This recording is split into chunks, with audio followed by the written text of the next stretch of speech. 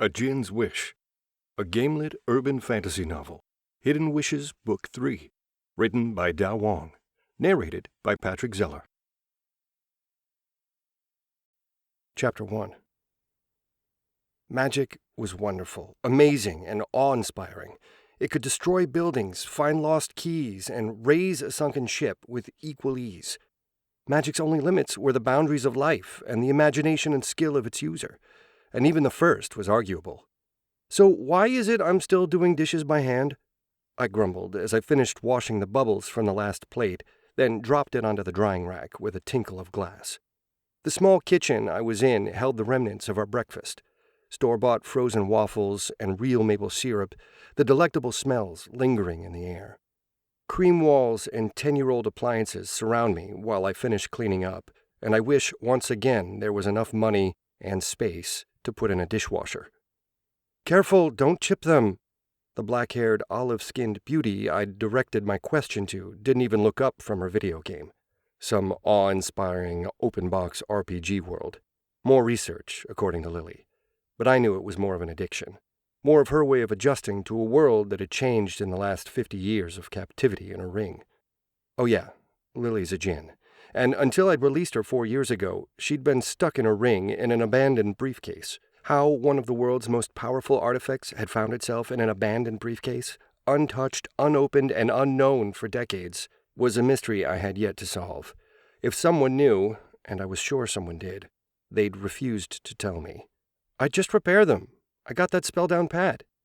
"Just because you can doesn't mean you should." Lily's tongue stuck out for a second as a stray lock of hair fell over an eye. She scrunched up her face as she focused on a platform hop between a swaying bridge and a cliff, releasing a breath of relief as she managed it. A quick flick of her finger put the game on hold. A glance showed her continuing to transition between hypergates on her other computer. "You've grown to rely on magic too much.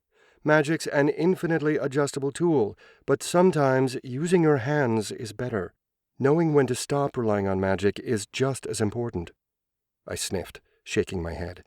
What's the point of having magic if you aren't using it? "To brush your teeth?" "I was working on my fine control." "Getting yourself a cup of water in the middle of the night?"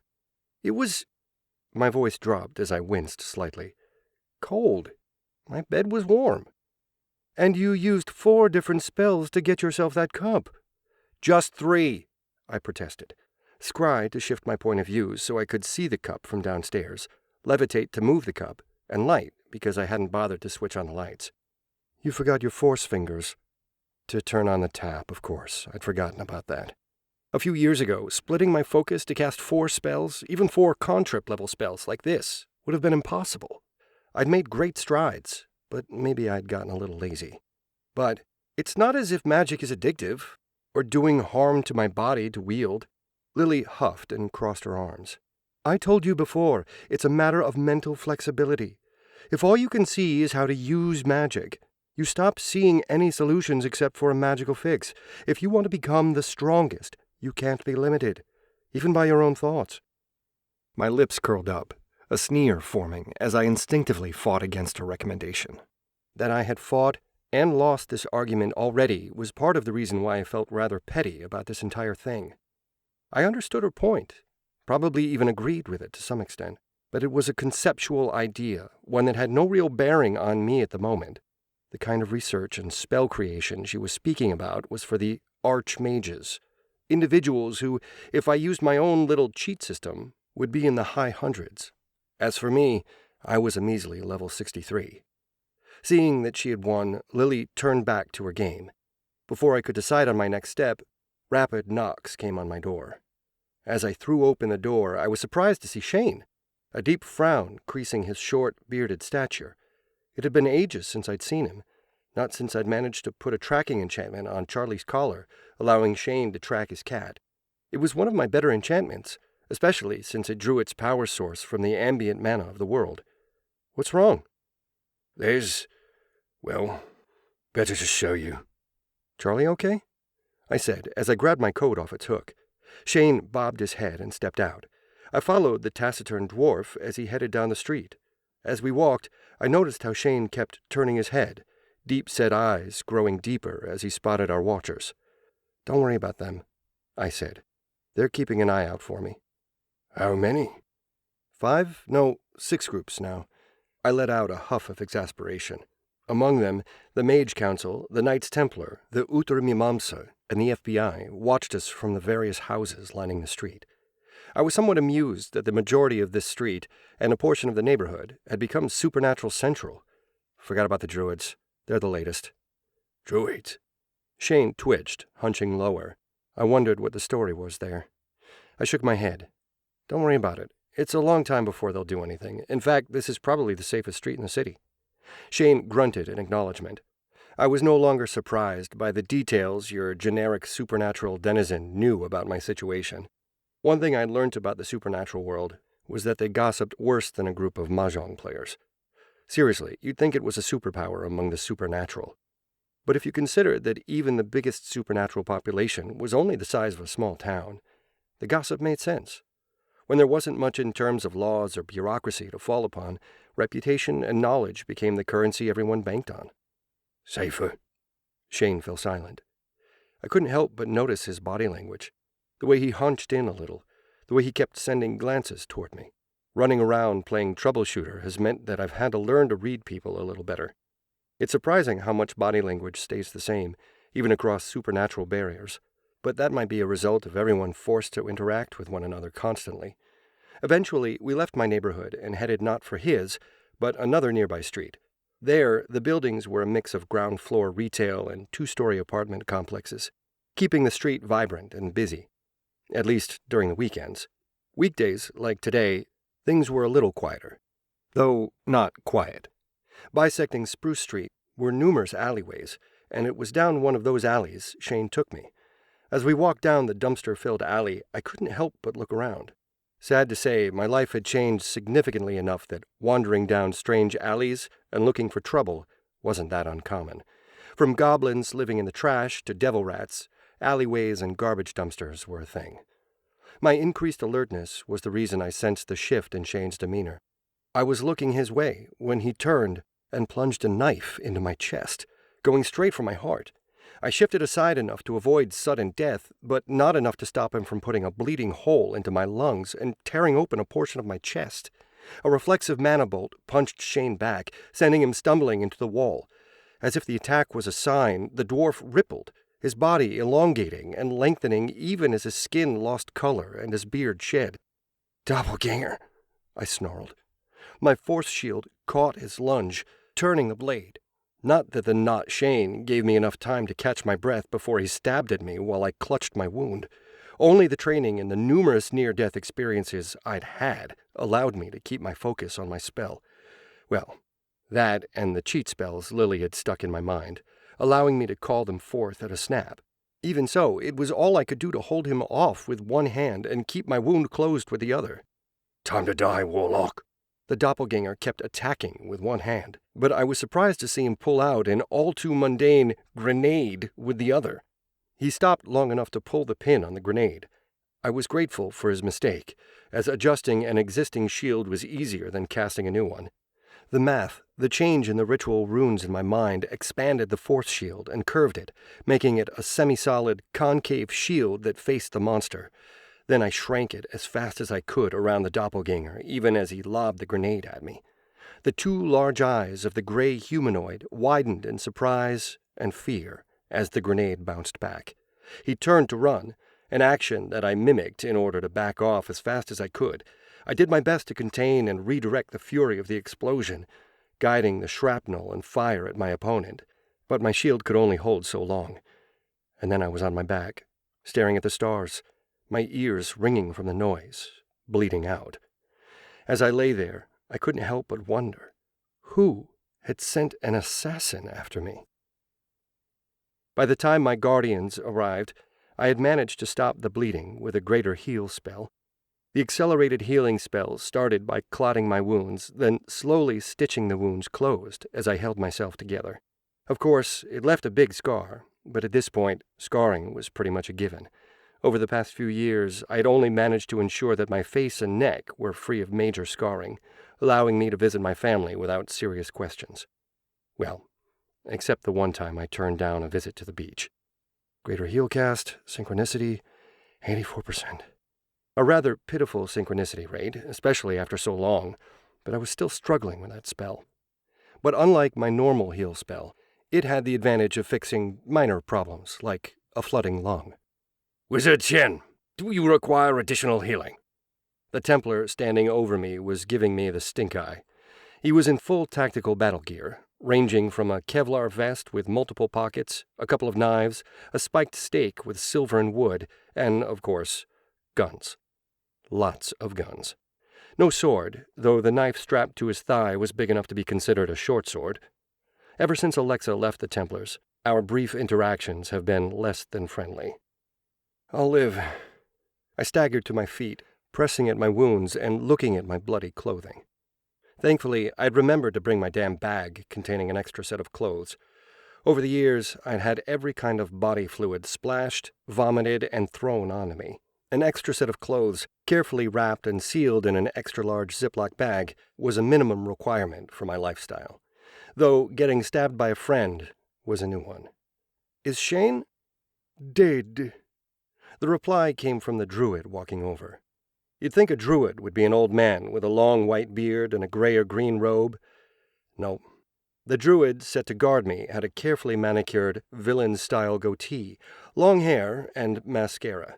Add the leather jacket with the many little spikes on it and the black t-shirt underneath, and he'd fit right in a heavy metal concert. Not the doppelganger, I said, shaking my head and refusing to look at the mangled remains a short distance away. The real Shane. Dead, the druid insisted. We put out a call for his spirit once your friend went boom. Got a return signal, all strong and angry. I swore, and, having felt my body settle down a little more, began another greater heal. My guardians ignored my casting, paying more attention to the corpse and muttering to one another. I would have been grumpy about that, but they didn't really care what state I was in when I reached level 100, and freed myself for my wish to Lily. It would probably be even better if I was a completely broken wreck, since they still needed to kill me, which, you can guess, was why I was a little concerned that they may have let the doppelganger in, on purpose. Did you sense him? The Templar muttered to the druid. No, our spirits were distracted. There was another attack. The druid gestured around, shaking his head. He only had a minor spirit watching the target. Heat signature was correct.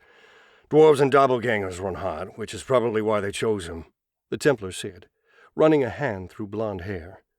No magical resonance because it was a doppelganger. Yes, we missed it too. Caleb Hahn, Magus of the Second Circle, and my mostly reluctant magic teacher, strode over, followed by 2 hangdog mages. I assumed those were the ones set to watch over me. Caleb turned, saw that I was done with my healing, and fixed me with a flat gaze. They tried to open a sealed gate in an abandoned shopping mall. Thus my lateness. I take it you've been having trouble? My words were somewhat muffled since I was peeling off my shirt, showing off my no longer completely pale and skinny body to everyone, due to the added training that 𝗏𝗏𝗄 had put me through. I was no longer the skinny gamer I'd been years ago. Call it a little bit of vanity, but I was proud of that. Of course, I'd be prouder if I didn't have a dozen alarming scars that needed hiding. No more than usual for this year, Caleb said, receiving glares from the other groups. While the Druids and Templars might not like each other, they were both clear about their dislike of the Mage Council. It had a lot to do with the fact that, of them all, Caleb had the best relationship with me, and the Council itself was warming to me. They'd begun to realize that a level 100 mage, fed spells and knowledge long considered lost, could be a boon to them. Already, Caleb had advanced a circle just from working with me. Watching the way I worked spells that had been lost to them, had improved Caleb's knowledge at a rate that left many of his peers behind. Even if he was forced to share his knowledge, because of his position, he was still leading the pack. As I finished pulling my new shirt over my body, I caught a glimpse of the shredded corpse. As the stench had been waiting, I caught a whiff of the body and gagged a little. If I could have backed off farther, I would have. Are you intending to deal with the body? No. The Templar was short and abrupt. He looked at the body once more before he stomped off, soon followed by the Druid. After stuffing my sodden shirt into my bag and covering up the blood on my jeans, I glanced at the body. Better to get rid of the evidence. As I readied myself to cast an acid dissolution spell on the body, Caleb pushed down my hand. What? The body will be dealt with by some of your Shire guardians, Caleb answered. Who? How? I frowned. I knew I had other watchers, but only the 3 I'd seen already had taken steps to actually talk to me. Repeated questions had, thus far, offered little additional knowledge. I am not sure, though I expect the FBI will win this argument, Caleb said. FBI? I yelped, eyes widening. Wait, X-Files? I do not believe they have an actual designation, Caleb said with a shrug. Nor am I sure if they are actual FBI agents. Then it is clear they are from the government, Caleb clarified. Seeing that I was standing, he walked out of the alleyway, forcing me to hurry after him, as did the lower mages. From a quick feel of their auras, I assumed they were around the 6th or so circle, not too close to graduating, but not green-nosed recruits. That they offered me jealous and unhappy looks wasn't unusual, but the looks were not particularly flattering on 30-year-old men. Repeated interactions with those in the lower ranks of the Mage Council had shown me that my name was Mud. A lot of it was due to jealousy. Not only did I get the personal tutelage of a second-circle magician, but I also had Lily inputting spells and knowledge that the mages had taken decades to learn. I'd managed to achieve in a few years what they'd struggled with for decades, scraping and testing, experimenting. Add in the fact that I had a wider variety of instant cast spells, and, well, Mud. Name. Clear? How was that clear? I growled by the time I caught up. Caleb didn't bother to answer my question. Your mana is low. You'll need to rest. We will cancel today's training, but you should be careful from now on. No, really? I should be careful about doppelgangers sticking knives in my stomach? I snorted. Caleb just turned aside when we neared his apartment, leaving me to walk the rest of the way back alone. Alone, grumpy, and just a little worried. Chapter 2. By the time I got back to my apartment, I'd calmed down enough to realize that I'd never asked a lot of the questions I should have. Among other things, who sent the doppelganger? While I knew that my reluctant guardians had been hard at work keeping me safe, I hadn't realized the level of enmity I had gained. However, someone sticking a knife in my chest was a rather pointed reminder that being ignorant might not be the safest option. On top of that, there was someone else I really needed to have a word with. By the time I opened the door, I was fuming a little. The front door slammed before I stomped up to the living room to see the placid gaze of my Jinn, my real guardian, my friend. "How come you didn't warn me?" I snapped. "Warn you? Was I supposed to do that?" Lily said innocently. "Lily," I pointed at my chest. "Stabbed." "I know," Lily said, her face sobering. She turned toward me, almond eyes fixing on my own mud-puddle brown eyes, and offered me a sad smile. "I know, but I'm bound by the rules I set up as much as you are. I couldn't tell you, because he was an appropriate threat. He didn't have a gun, he didn't have a magical weapon, just a knife." "Which nearly went into my heart," I snapped. Seeing Lily flinch made my anger cool, her words reminding me once again that the Jinn was bound by the magic of the ring. She could twist and turn, prod and edge the rules a little, but in the end, she was still caught. I flopped onto the couch and traced the new scar through my shirt. "I know, I'm sorry." Lily drew a deep breath. "I wanted to, but I couldn't. Can't. You have to be careful, have to watch out for threats of your level." Something in the way she said it, the way she wouldn't look at me, made me sit up. "Lily, I can't say any more," Lily said. "But you're in the inn." Silence filled the room, only broken by the hum of the taxed laptop fans. In the corner of my gaze, I noted her character being PK'd, left unattended in a hostile zone. That Lily didn't notice was perhaps the biggest clue as to how disturbed she was. I finally broke the tension by leaning forward and turning on the TV screen. "So, Ascend on Light 3 dropped last week. I never did get around to playing it." Lily perked up, eyes glowing with enthusiasm. "Ooh, I wonder if they fixed that long travel time bug yet. Everyone complained about it in the previous edition." That was how 𝗏𝗏𝗻 found us later in the day when she made it down. Ever since she'd lost her income as an initiate, 𝗏𝗏𝗻 had to find interesting and novel jobs. Since the majority of her skill set involved killing supernaturals, her first year had been tumultuous. That changed when she received a job offer at Atlantis, the hottest nightclub in town. She worked the VIP section there, keeping the various supernatural denizens in check. 𝗏𝗏𝗻 barely gave us a glance before she performed her afternoon ritual of bacon and lettuce sandwiches, coffee, stretches, and more coffee. When she flopped into a nearby chair, she only shot the game a quick glance. "Why is there a bag full of bloody clothing left to rot?" 𝗏𝗏𝗻's tone was less worried guardian and more weary roommate. "We talked about how blood sets if it's not soaked." "I think that shirt's a goner," I said. "What with the stab hole, I can't keep using shirts that you've sewed together and having people give me that look." "What look?" "The one that wonders why your shirt has a suspicious-looking sewed hole where your heart should be." "Heart?" 𝗏𝗏𝗻 sat up, brows drawing together. "This. Spill. Now." I sighed, hitting the pause button, to Lily's disapproval, and turned toward 𝗏𝗏𝗻 to explain my most recent near-death experience. The ex-initiate was a good listener, only interrupting twice to clarify certain points. "Both Lily and Caleb warned you to take extra care," 𝗏𝗏𝗻 confirmed. She waited long enough for me to nod before she drained her cup of coffee and walked upstairs without another word. "Alexa?" I called after her uncertainly. "Leave it. She'll be back," Lily said. "Can we at least finish this quest?" "I don't think so," I said as thumps and smacks drifted downstairs. "Bah!" Lily sighed, but saved the game before crossing her arms unhappily.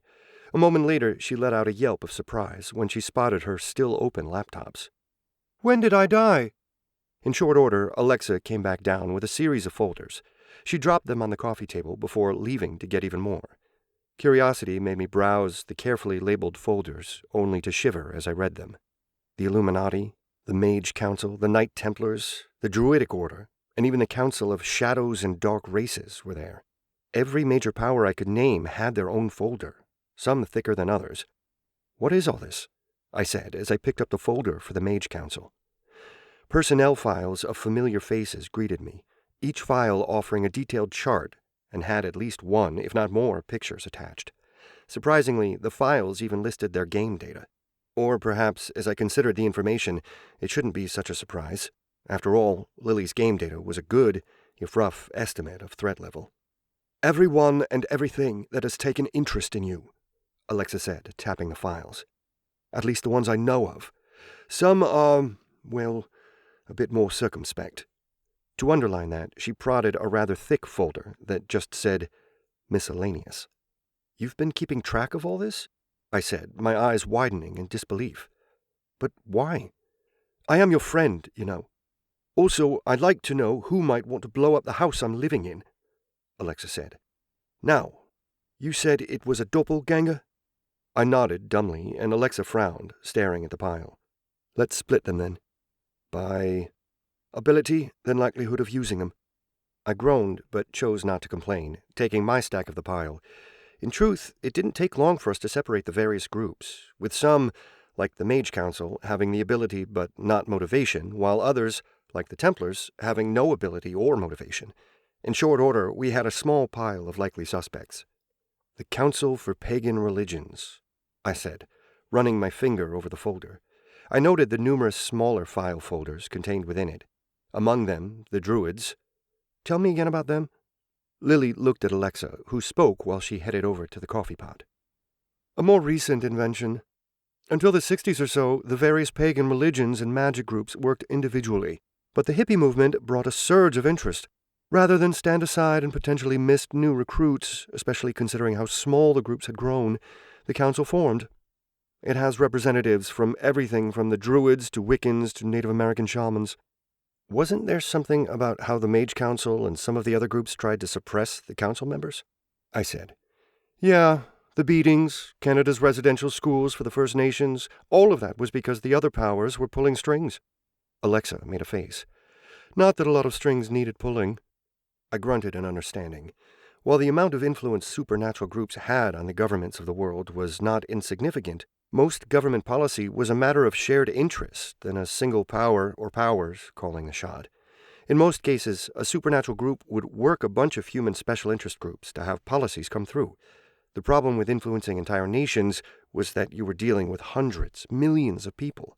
And if you'd ever tried to organize a large dinner party, you'd know just getting people to agree on pizza or nachos can be difficult. So the druids are their frontrunners for watching over me, but why do you have them in the potential pile? I said. I really wish you'd kept a sample of the doppelganger, 𝗏𝗏 said, shaking her head. Without one, it's impossible to narrow down what it was you saw. Was it a fetch? A demonic construct using a physical change? A 𝗴𝗏𝗂𝗁 that took Shane's body? Probably not the last, I said. The 𝗴𝗏𝗂𝗁 inhabit the corpse, so it wouldn't have changed. 𝗏𝗏 inclined her head in acknowledgement before continuing. It could even be a changeling. He was kind of ugly for a fae. Not all fae are pretty, 𝗏𝗏 said. In fact, many aren't and just cover it up with glamour. So what you're saying is, because the druids and the council have access to these other supernaturals, either from their business or membership, they're on the list? I said. Exactly, 𝗏𝗏 shrugged. Low, though, I'm more inclined to suspect the groups that haven't put someone to act as your guardian. Like your employers, the Dark Court. Also known as the Council of Shadows and Dark Races. Among their many members were vampires, werewolves, naga, 𝗏𝗏𝗏𝗀𝗏, and a swang. The council basically accepted any race or group that was inclined to feed on humanity and other supernaturals. Because of their liberal acceptance policy, they'd gained a rather bad reputation overall, even if they strove to police their own. Not the council itself, 𝗏𝗏 said. They voted already on the ring and weren't able to gain the majority they needed. Majority for what? Anything, 𝗏𝗏 said, shaking her head with amusement. A majority is required for any action. They voted to try to take the ring by force, to act as guardians, to watch you, to assassinate you, to bargain with you. The blonde counted each thing off with her finger. I think that's it. Anyway, there's a vote every month and nothing has come of it. So you're saying some of them might want to kill me? I said. And they obviously would have the contacts. 𝗏𝗏 nodded. Which is why we should probably talk to them. Great. I shake my head. Can we do it before the club opens? 𝗏𝗏 flashed me a sympathetic smile, knowing how much I hated those noisy, sweaty, alcohol-filled hellholes. Not that it had stopped me from trying them once or twice in a vain hope of getting laid. Of course, my expeditions had all ended in failure and an empty wallet. I'd admit that was probably as much a failure of my technique as anything else. But the added layer of danger from a supernatural hotspot did nothing for my desire to visit Atlantis again. Right, so we visit the Dark Court and ask questions. Who else do we have? I said, turning my thoughts away from those depressing memories and my rather long dry spell. Look, try living with two gorgeous women for 2 years while getting burnt, stabbed, and bitten regularly, and you'll realize how morose a man can get. Well, because 𝗏𝗏 gets banished if you die, we can ignore the majority of the dark cults, 𝗏𝗏 said, pointing at the second and rather large pile of individuals with the ability, but not necessarily the motivation. After all, long-term planning wasn't their mainstay, and the desire to own the ring was their greatest motivation. We're mostly looking at people who don't want 𝗏𝗏 free, or in the hands of Mage Council or one of the others. 𝗏𝗏, glancing up from her computers, made a face, showing her distaste at the thought of falling into one of those groups' hands again. I nodded. Which leaves us with the Oddfellows, the Alpha, the Cabba, the 9 unknown men, the White Lotus, and Blue Shirts. 𝗏𝗏 read down the list. I winced with each new name. Some I only knew from reputation, secret societies like the 9 unknown men, while others were powerful immortal groups. In a few cases, the names were individuals who had gained so much power, like 𝗏𝗏𝗏𝗏𝗏, that they warranted their own folder. You know, when you say it like that, it seems like more people want me dead than alive, I muttered. Oh, they all want you dead. Just when? 𝗏𝗏 said, frustration evident as we rehashed an old argument. Yeah, but not right now. This sounds like most people want me dead, I said. There's only one ring, and thus only one owner, 𝗏𝗏 said. One winner, a lot of losers. And while most people who owned 𝗏𝗏 were content to just use her for personal gain, now, a shake of her head, now people understand how much she can do. and fear what she will be forced to do. I'm not that powerful. I mean, 𝗏 and 𝗪 would counteract major changes, Lily muttered. You're not helping your case by name-dropping them. Alexa drew a deep breath, probably pushing aside her irritation. I've told you before, Henry, that ring is a weapon, one that no one is going to be happy is being used. The fact that you have a single wish left unnerves a lot of people. And also safeguards him, Lily interrupted, and protects you. But if they can remove the ring from play, they will. Alexa stabbed a finger at me. Just because you want to ignore the problem doesn't mean it's going away. And what can worrying about it change? I snap at the blonde, crossing my arms. You think I don't know people want me dead? That once I hit level 100, when the wish is over, I'll be forced to fight a battle royale? But what can I do? I can't give Lily away. I'm not going to let her be traded around, used, or stored away because people are too scared. I can't train too hard because that'll raise my level. I can't get new equipment because they'll know what I'm getting. All I can do is wait. You could spend some time learning about your opponents. Alexa stabbed the documents. You could pay attention. I growled, shaking my head. Even if I did, how confident was she of the veracity of her information? And even if I wasn't studying her books, I was certainly learning at my various assignments. But even as I did it matter? Many of these organizations were hundreds of members large. The people they sent weren't going to be the ones we knew. When they came, they'd have the information and tempo advantage. It's not enough. It'll never be enough. Alexa opened her mouth to protest, only to be interrupted by the beeping of a watch. We both looked at the watch Lily was shutting. And you're done. You've been at it for 3 minutes. Alexa pursed her lips, staring at the watch before letting out a huff and ending the argument. I offered Lily a smile of gratitude, only to receive a worried look in return. Even if Lily, playing mediator, had given us our time out, it was not an argument that was going away. It had gotten so bad that we had ended up with this compromise tactic to vent. But, in the end, I found myself looking away from her, too. Maybe I was avoiding the topic because I didn't want to think about my death. But no matter how many times we argued, neither Alexa nor Lily had offered a better solution. If there was one that didn't involve magically wishing away our enemies, we hadn't come across it. After everyone had calmed down, we returned to our conversation about those who might want me dead.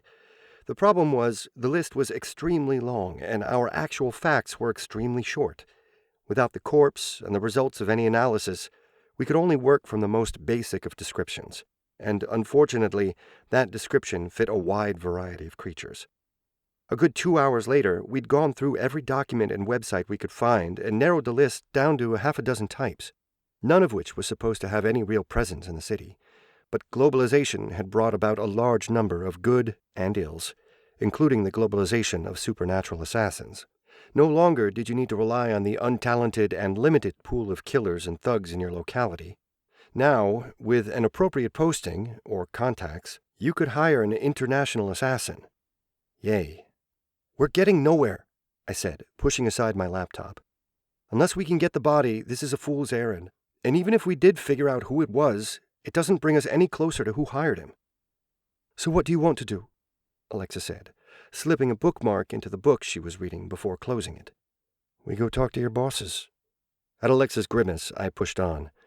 A good portion of our potentials are part of the council. If someone came in, they should know, or at least be able to find out. I don't know. I do, I said. They aren't our only clue, but they are our best bet. Let's go. Rather than wait for Alexa to respond, I strode up the stairs, grabbing my bag on the way.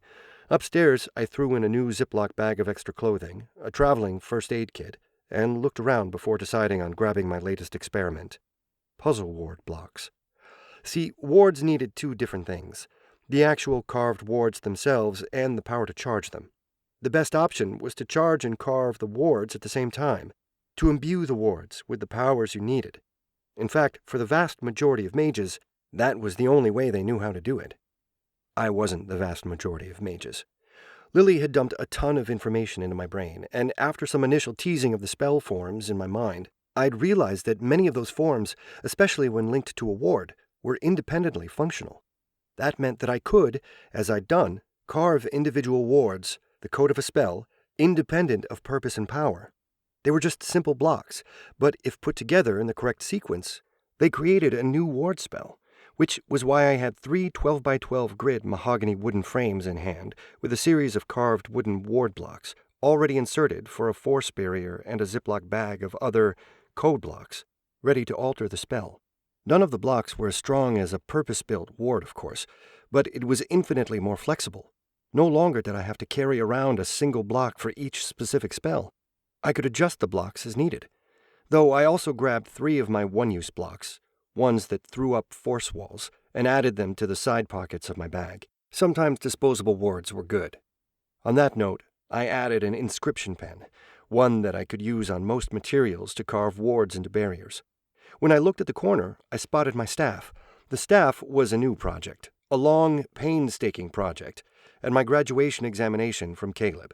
Once I finished carving it, I was to pass it to Caleb and the rest of the Mage examination committee, who, if they were satisfied, would graduate me into a full apprentice of the council. Lily found the idea of a graduation amusing and insulting at the same time, noting that in many ways I was well past any apprentice mage, though even the Jinn would agree that I still lacked a bit in the theoretical side. My theoretical knowledge was patchy due to the way information was passed to me by Lily. In either case, the staff wasn't complete. I'd added a bunch of force and elemental multipliers throughout the staff, making any spell of that form that I cast through it much more powerful. There was also space for a mana battery, though I'd yet to find a mana source I wanted to add to the staff, or, well, a mana battery that I could afford. On top of that, there was the usual array of link and scry spells to ensure that no one could steal the staff and get away with it. But major spells were still on hold, partly till I was confident enough to carve them in. Anyway, I don't need the extra firepower, I muttered as I glanced at my hands. I could cast any spell I knew far faster than any appropriately leveled mage that I knew. Speed was my advantage, which was why the staff was geared toward offering power. And unless I was intent on blowing up a building, I didn't need the staff. Once I'd mentally confirmed that I wasn't going to blow up a building, the only other thing to do was grab defensive equipment. I had 2 major methods of defense. First was my warded jacket. Of course, I'd been stabbed in the chest while wearing it, but that was as much because I hadn't zipped it up as any fault of the jacket. And second was, "This still seems a little girly," I said, looking at the corded bracelet I'd beaded and woven before I slipped it on. Looking like a cross between a 5th grader's friendship bracelet, with its bright colors and pretty beads, and a cheap tourist knick-knack. The spelled and warded bracelet allowed me to conjure a temporary full-body ward. The hand-woven portion had allowed me to imbue my aura into the bracelet itself, while the individually engraved colored and metallic beads directed the forced ward. It was the most powerful enchanted equipment I'd ever made, and it showed. I just wished it wasn't that colorful. Geared and dressed, I walked downstairs to find 𝗲𝗻𝗄 ready. The woman looked no different than she usually did in her work clothes. An exercise shirt cum bra, both lifted and compressed while keeping the chafing from her thin Kevlar and chainmail combination to a minimum. A dark blue shirt, untucked to hide the gun she carried at the small of her back, and the enchanted bracers completed her ensemble on the top. Blousey pants hid space for knives in her boots and padded workout bottoms, while also offering comfort, just like her flat, arched boots. "Ready?" I said. "Yeah," 𝗲𝗻𝗄 said as she lifted her gym bag. A gym bag that contained a variety of other pointy and bangy toys. Of course, a simple ward on the top of the bag made sure that even if we were pulled over, no law enforcement officer would ever pay attention to it. "Let's go. See you, Lily." I waved goodbye to the Jinn, who offered one too. Chapter 3. In the end, we went to the only people who might know who'd hired someone to kill me. The Dark Court, or the Council of Shadows and Dark Races, as it was officially known. With that kind of name, you'd think they would be dangerous. And some were. There was only so much you could say when you needed to drink blood or eat bodies to survive. Even if they played by the rules, taking donations, hanging out in goth clubs, or running mortuaries, members did slip up. And when they did, bad things happened. Mostly to other people, until someone, like the court's enforcers, or the Templars, caught them. Locally, the court was one of our moderate-sized powers. Most of their members tended to live in big cities, finding the gaps which humanity fell through perfect for them. Large cities let them build subcultures and groups that rarely, if ever, interacted with the rest of society. Smaller cities made it harder, and villages, well, let's just say there was a reason their numbers had declined significantly until the recent population boom. Even now, the number of vampires, ghouls, penangelen, and even more were on the lower end. Hopping out of Alexa's tiny blue car with its impressive trunk space, I craned my neck to stare at the back of the club. We'd parked in an open parking lot next to the club, behind the fenced-off area reserved for staff.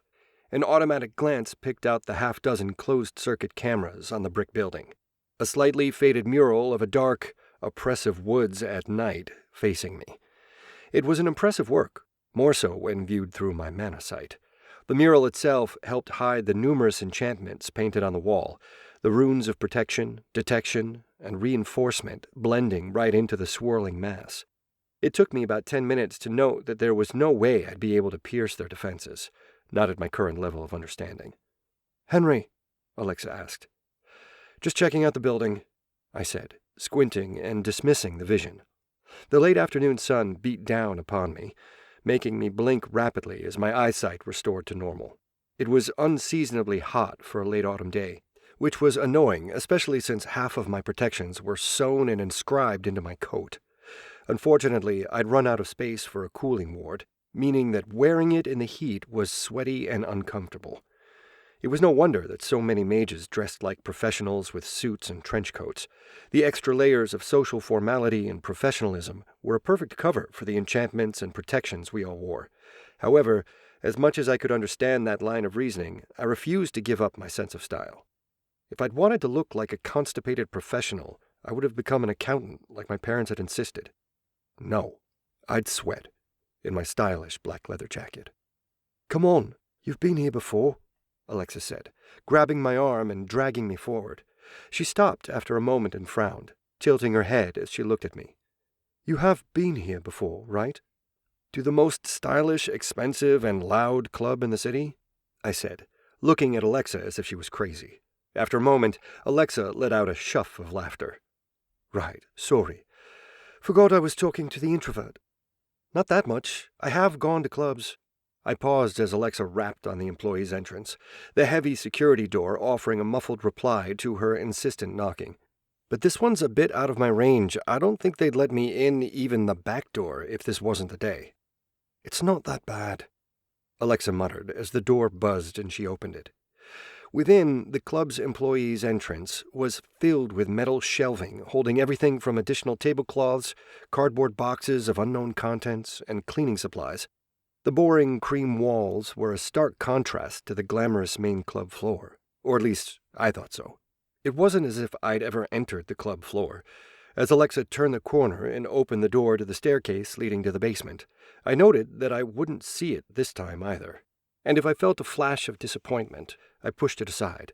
It was only a minor disappointment, one born from having been kept out of places like this due to my class and lack of funds. Down, down we went. We passed the mundane basement that contained all the wine, beer, stage equipment, and other goods required to keep a club of this size running. We did not stop. But to keep heading down, we had to be buzzed through the heavy security door, and then again through another entrance at the bottom of the staircase. Behind the second security door was a small anteroom filled by a trio of Cyclops. For once, I was amused to note that the Cyclops did not disappoint my old gamer-geek instincts. Each of the Cyclops was bald, mostly by choice, true, but bald nonetheless, singular of ocular persuasion, and muscled like a heavyweight bodybuilder. The only major disruption from my geek fantasy was the pair of shotguns pointed at me. At least the leader carried a club. An enchanted asp, but it did nothing to stop the sudden outbreak of cold sweat across my back. "Alexa, the warlock Tsien, you're expected. But I fear we must check you both," the lead Cyclops said, walking forward while he held his hand down by his side. "Sure, Nikos," Alexa said, stepping forward only for me to pull her back. "No, we'll see the council without a search," I said, my voice flat. "We won't let you subject us to such an indignity." "Henry, it's fine. That's the way we do things here, Alexa said, looking affronted at my sudden bout of stubbornness. And Nikos won't do anything. It'll just take a minute. When you're working for them, that's fine, but we're here on my business, I said, eyes narrowing at Nikos, who had stopped and was no longer moving forward. And as such, I expect us to be treated like the powers we are. Powers, Nikos said, his single eye dripping with as much condescension as his voice. Ex-Templar initiate Alexa Dumont and Mage Henry Tsien. Individuals with the strength to break all three of you without breaking a sweat, I said, stepping aside from Alexa and offering the trio a cold smile. And while I can't guarantee I could take your counsel, they can't touch us either, as they know. Nikos' lips pursed in anger, but I heard a voice chirp in his ear. I saw the change in his demeanor as orders were passed over the guard's earpiece, and the Cyclops stepped back. A jerk of Nikos' head indicated we could pass even as the door out of the anteroom opened. Behind the door was a new sight. The creature was dressed in a butler's traditional costume, but that did little to hide the lines of stitching that held its body together. Its skin was patchy, portions of different-colored skin stitched together to keep the creature in one piece, giving it a patchwork and pallid countenance. As I stepped past the creature, my nose wrinkled as I caught the scent of formaldehyde and rot. The stench brought back memories of my grandfather's funeral, of his once strong, lively body laid out for the wake. The smell was only lacking incense smoke to complete the triumvirate. "Welcome, Mage Tsien," the creature said, affecting a clean mid-Atlantic accent, spoiled only by the slightest lisp. "Thank you," I said, stepping aside to let the sulking Alexa stomp in. I winced, knowing I'd have to deal with her later. Showing her up and putting her in an awkward position in her place of work would cost me, probably about 3 ice cream sundaes. But for now, I had more important things to watch for, like, "You're a Frankenstein, aren't you?" "Yes," the creature said. "Bronislav, at your service." "Good to meet you, Bronislav," I said. "I'm surprised the council has you. No offense meant, just that, well..." "Most of my brothers and sisters have perished, yes," Bronislav said. "And few are created now. At least, not by traditional methods." "Oh," I raised an eyebrow. "There are more experiments?" "Always," Bronislav said. "But the new ones, they are not Frankensteins, you know." "I think I do," I said, as I recalled one pizza-filled late night when Lily had waxed eloquent on the different types of magical reincarnations. Alexa had her head canted to the side, listening a little to our discussion. The Frankensteins were their very own kind, distinct from zombies, ghouls, vampires, and other magical undead. They were not empty husks given locomotion, or spirits who were drawn back into rotting bodies to keep them in motion. Instead, the Frankensteins were a new form of life, given life itself in the throes of magic and science mixing, spontaneously formed through the doctor's alchemical mixture and the combination of lightning. Newer methods of extending life via reincarnating the dead sought to bring back the dead. Unfortunately, more recent successes were but improvements upon the older forms of magic, spirits housed in less rotting bodies, or in some cases, bodies jump-started and patched together to allow the spirits to survive. Revenants in bodies held together only by magic, but they were not new life. What the doctor did was, as Lily waxed eloquent, a matter of chance and genius. Since then, spirits were drawn in, combinations of alchemical potions used, but to no avail. Life, like the Frankensteins, refused to return, refused to be born again, but knowing that it was possible, always did others seek to replicate the doctor's methods. "This way," Bronislav walked us down the lounge. Now that I was not looking at the Frankenstein, I could take in the room properly. The basement was more cigar lounge than hip-hop dance floor, with plush leather chairs, small coffee tables, and dark chrome everywhere. That there were few residents within was no surprise. Like their namesakes, most of the members of the Dark Council were nocturnal by nature. In short order, we passed the bar and lounge and entered another hallway. this one more opulently done with red-cushioned walls and dim lighting, to be led to a smaller room. This room, unlike the previous ones, was a bare room, lit with fluorescent tubes and consisting of a single long conference table, behind which the council sat. That there were no chairs for us was a reminder that we were appellants.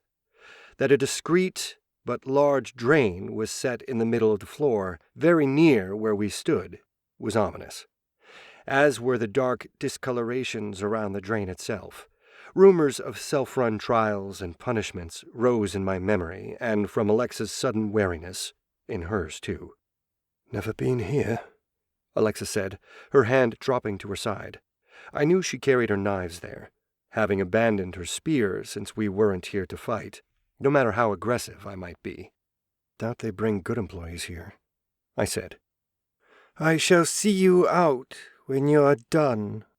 Bronislav bows to me and steps aside, leaving us to stare at the silhouettes seated behind the table. As the Frankenstein begins to walk away, he stops and adds, "And Mage Tsien, "Yes?" you are always welcome to visit the actual club. "The bouncers will let you in, though we do hope you dress appropriately," Bronislav said as he backed off, leaving us to deal with the council. 3 figures sat behind the table, the chairman and 2 others. The chair I actually knew from having lit one of his family's weddings early on in my career. 11th wedding, and of that, a half-dozen of those were to the same person. Vampires had altered the entire death do us part section of their vows, going instead for till half a century has passed. After all, when you theoretically could live for eternity and were undead, a lifelong commitment became challenging. And so marriages, or remarriages, were a big thing among them. Having a mage create the effect of daylight without the burning and searing and death was a mark of status. Status, but not a lot of payment. Truth be told, I hadn't realized exactly how important it was back then and was taken for a ride. Paid a pittance for what we did, but you lived and learned. In either case, the chair was a known quantity, the oldest vampire in the city. Due to his age and wisdom and, yes, wealth, he ran the council, but was known to be mostly diplomatic about matters. The other 2 were unknown. One was a Native American, his skin the color of dark clay, eyes with a weight of blackest marble, hair that fell just below his shoulders, was held back by a simple stone hairband, and beside him a cane sat. Beside the almost normal-looking Native American was a full-blown green troll, a creature you could never see in normal daylight without a glamour. Green skin, at least 9 feet tall, warts and big teeth were all present, as was a simple set of dark robes and a pair of glasses perched on its bulbous nose. "Mage Tsien, Alexa." The chair, Roland said neutrally, greeting us as we approached and stood under the lights. Now that we were in position, the trio lit up properly. If it wasn't for the fact that I could see the flow of power, the way mana and light were manipulated to first put them in shadow and now make us squint while revealing them fully, I'd be a little more impressed. Same with the way their words seemed to echo through the chamber. Tricks. But effective tricks, if you didn't see the enchanted wards and runes in the chamber. Nothing overt, just minor things to unsettle and unnerve. "You come before the council. What do you seek of us?" I narrowed my eyes at the chair's wording. Damn power plays. I knew this was going to happen the moment we walked in, which was why I refused to let them check me.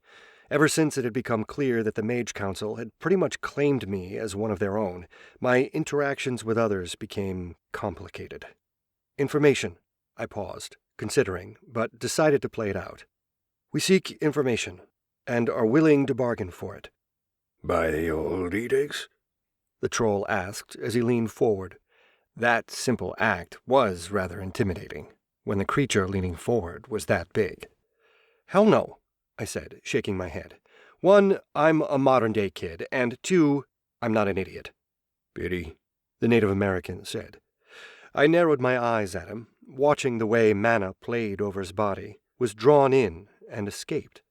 The creature's aura was powerful, strong, but it was also harmonious with the mana it drew in, and so very much not human. There was too much earth in his aura, even for a shaman, which I was sure the creature was too. "Not from my viewpoint," I said. "A changeling attacked me, a skinwalker of some form. We couldn't get much from it before the mages swooped in, but if anyone would know of a creature like that working in the city—" "It would be us," Roland sniffed. "Just because such creatures are under our purview does not mean we control them." "No, but you've got your ear to the ground." I swept my gaze over the trio, trying to get a read if the news of my attack elicited any reaction. Unfortunately, none of them offered any obvious tells. Not that I would have trusted any such tells. You can find out who hired it. I don't care about the creature as much as its employer. "We can ask around. But what does the mage offer?" Roland said, tapping a moleskin notebook in front of him with one manicured nail. Manicured or not, the slight unevenness and worn nature of his hands was a testament to Roland's background. "Money? Or a service?" I said, raising a finger. "By the new rules." "We'll take the money," the troll said. "Medium-sized favor. Current rate is—" He frowned, big eyebrows drawing close in puzzled thought. $10,318 on the exchange, the normal-looking one said. My instincts thrummed every single time he opened his mouth, warning me that of the three, he was the most dangerous. I frowned, cudgeling my brain before finally I realized what the long-haired gentleman was. A Nunyunui. That's why he was so powerful. In fact, medium. I winced again. "You guys do payment plans?" "No." I sighed, reaching into my jacket and finding the envelope I'd kept my money in. A quick sorting of funds and exchange, and I passed it over. Funny thing about working with supernaturals, most didn't take checks, so keeping large stashes of cash, in this case the majority of my savings, at home was common. Since so many of us lived in a gray market economy, a lot of money exchanged hands in that gray space too. I floated the envelope over, letting it drop onto the table with a thump. "Thank you. You'll be informed when we know something," Roland said. None of them even looked at the envelope. I knew they'd check it once I was gone, but trust and reputation meant they wouldn't look. Not until later. But now, at least, we would have an answer. Maybe. Because what I was paying for wasn't guaranteed, just for them to ask. But it was better than nothing, I thought. Outside, Alexa stayed silent until we were in the car and a block away from the club. Then she slowed the car down, pulled over, and glared at me. "Why didn't you tell me what you planned?" "I didn't think about it. I mean, I thought you knew that we'd be going in as, well, us, and not Alexa the employee." "So it's my fault," Alexa said dangerously. I winced, knowing that tone. After living in the same house with the two women for so many years, I'd picked out a few things, one of which was compromise. Sometimes it was better to say I was wrong than to fight to the end over something that might be arguable. And I did forget to mention it, or prepare Alexa for the problem, even if she was, technically, the more experienced of the two of us. Sort of. "Sorry," I said. Alexa stayed silent for a second before offering a nod, then flashing me a smile. "I am too. It's just going to be awkward now. And they'd only just started seeing me as one of them, you know?" "I do," I said. While I and Lily might be loners by nature, Alexa was more of a people's person. She'd grown up with an organization, an entire orphanage full of people to rely on, to talk to. She had a family, a support system, and a faith she'd walked away from. Well, except the faith. That I knew she still held. It was just different. "It'll be fine." Alexa shook her head as she hit the button to open the car doors, only to pause as I was interrupted by a phone call. I frowned, a small curl of dread flashing through my stomach when I saw the name on the caller display. Chapter 4. "Wei?" I said into the phone, offering a traditional greeting and inquiry at the same time. "Oi! You! Call Mom! You've not called in a month, you know!" My sister's shrill voice came over the phone. Elder sisters were the same the world over, I thought. Bossy and always right. Has it been a month already? I winced. I wished I could say I'd been dodging calls, but the way of Chinese parents the world over was they expected me to call them, not the other way around. It was my duty, which, as usual, I failed at. I really was not a good son. Sorry, I'll do it tomorrow. You know what? We're doing dinner, now. What? Dinner, at the usual place. As if to entice me to come after berating me, she added, I'm buying. Fine, I said, wincing. It had been months since I'd seen her, not since the last family gathering I'd managed to make. Sometimes it was strange that I could live so close to my family and yet never really see them. I liked my family, in the abstract. In the flesh, my family was grumpy, insistent, and prone to a lot of guilt-tripping. Even if I did deserve it most of the time, I didn't want to be subjected to that kind of environment. Of course, there were advantages to showing up at family dinners, including my mother's cooking. Once I'd explained the matter to 𝗏𝗏𝗏, she insisted on dropping me off at our designated meeting place, the only decent Hong Kong dessert shop in the city. There were others around, but this was the only one that did desserts right. Whether it was because the store was owned by a family or because we had grown up eating similar desserts, my sister and I agreed there just wasn't another place that compared. Proper, pressed soybean drinks, hot tofu pudding with just the right amount of cane sugar, crispy pancakes with drizzled condensed milk. My mouth watered at the thought. Once again, I wondered why it had taken me so long to come back. As I stepped out of the car, stretching from the long ride over, I held the door open to speak with my friend. You sure you don't want to come? It's a family meeting, 𝗏𝗏𝗏 said, shaking her head. And your sis can get you home just as well as I can. Make sure to bring some snacks back for us. As if Lily would let me forget, I snorted. 𝗏𝗏𝗏 chuckled as we regarded the quest that had appeared in our joint eyesight. Quest received. Bribe the GM. Bring back delectable snacks for the GM. Rewards variable depending on satisfactory levels of bribes. Of course, we both knew that this particular quest wouldn't provide much in terms of experience, but bribing the GM was a long-time tradition in tabletop games, so it was allowed, according to Lily. I still thought she was stretching the wish a little, but since it was in my favor, I wouldn't complain. Closing the door on the car, I waved 𝗏𝗏𝗏 off before turning around. The dessert cafe was bracketed by large storefront windows that showed the fluorescent lit interior. Within, multiple square tables lined the cream-colored wall before a single counter blocked off the dessert display and the kitchen behind. A pair of waitresses in casual clothing worked the counter and the floor.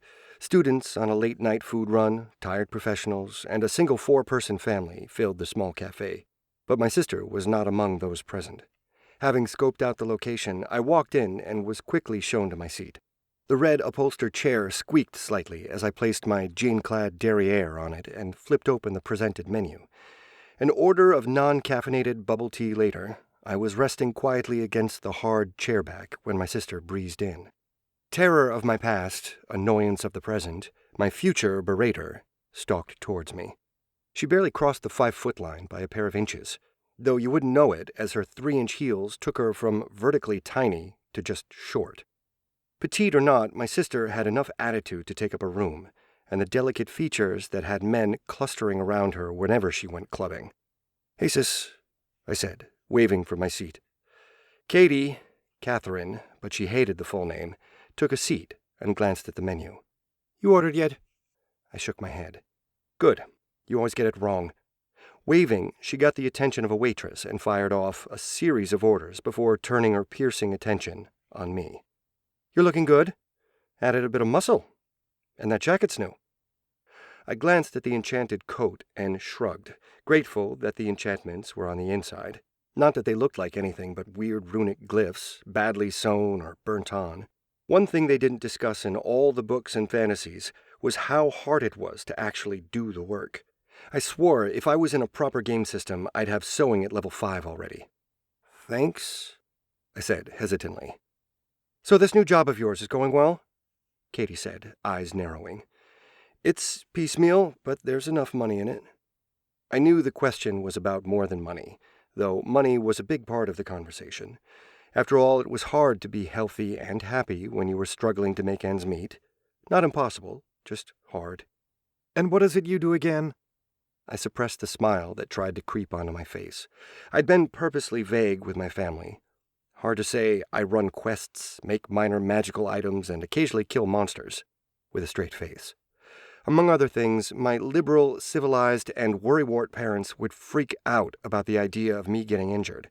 Even if I did have magically gifted healing, it was just a sped-up system, not a hand-wavy fix. Arts and crafts, I said. I make things and sell them to people. That answer wasn't much better, not for an Asian family, but we make do. And run errands for some of my richer clients. You know what Mama and Papa would say, right? Katie said, eyes narrowing. Why do you think I stay away? Avoiding the argument won't change their views, Katie said. In fact, it makes you look like a child trying to hide a smoke. But talking to them won't change their minds. You know them. Have you ever won an argument? I countered, shaking my head. Easier to just keep them in the dark. And at arm's length. Katie opened her mouth to berate me further, but was interrupted as the food arrived.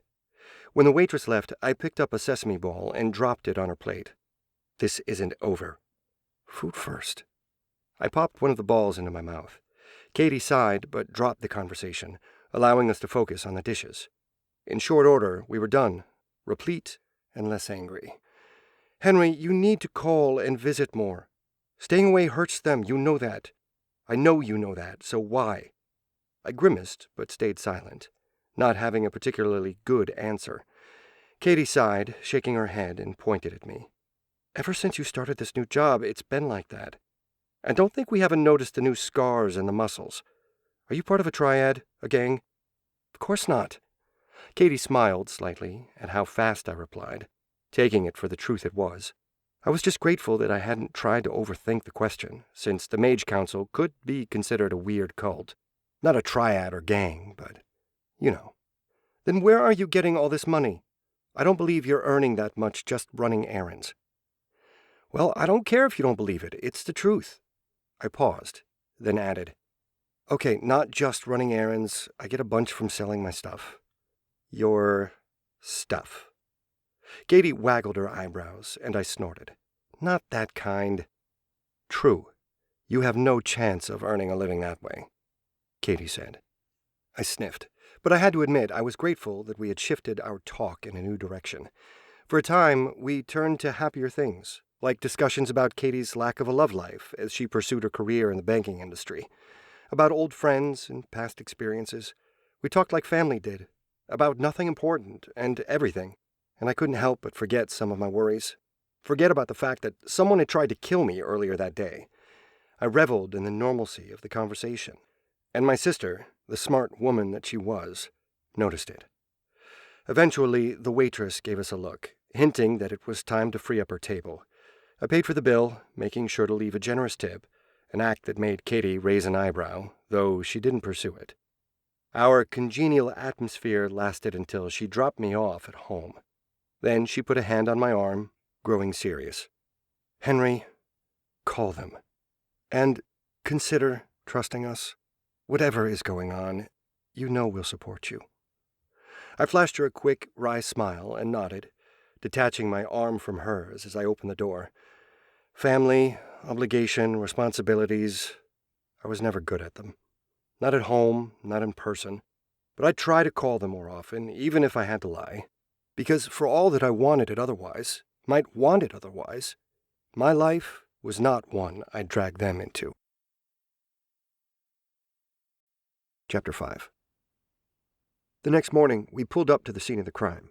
Not mine, since that one was still blocked off by government representatives and my guardians. No, the original crime, Shane's murder. Of course, I didn't know exactly where he had been killed, but his home was our best bet. We approached the apartment, having parked Alexa's car a distance away.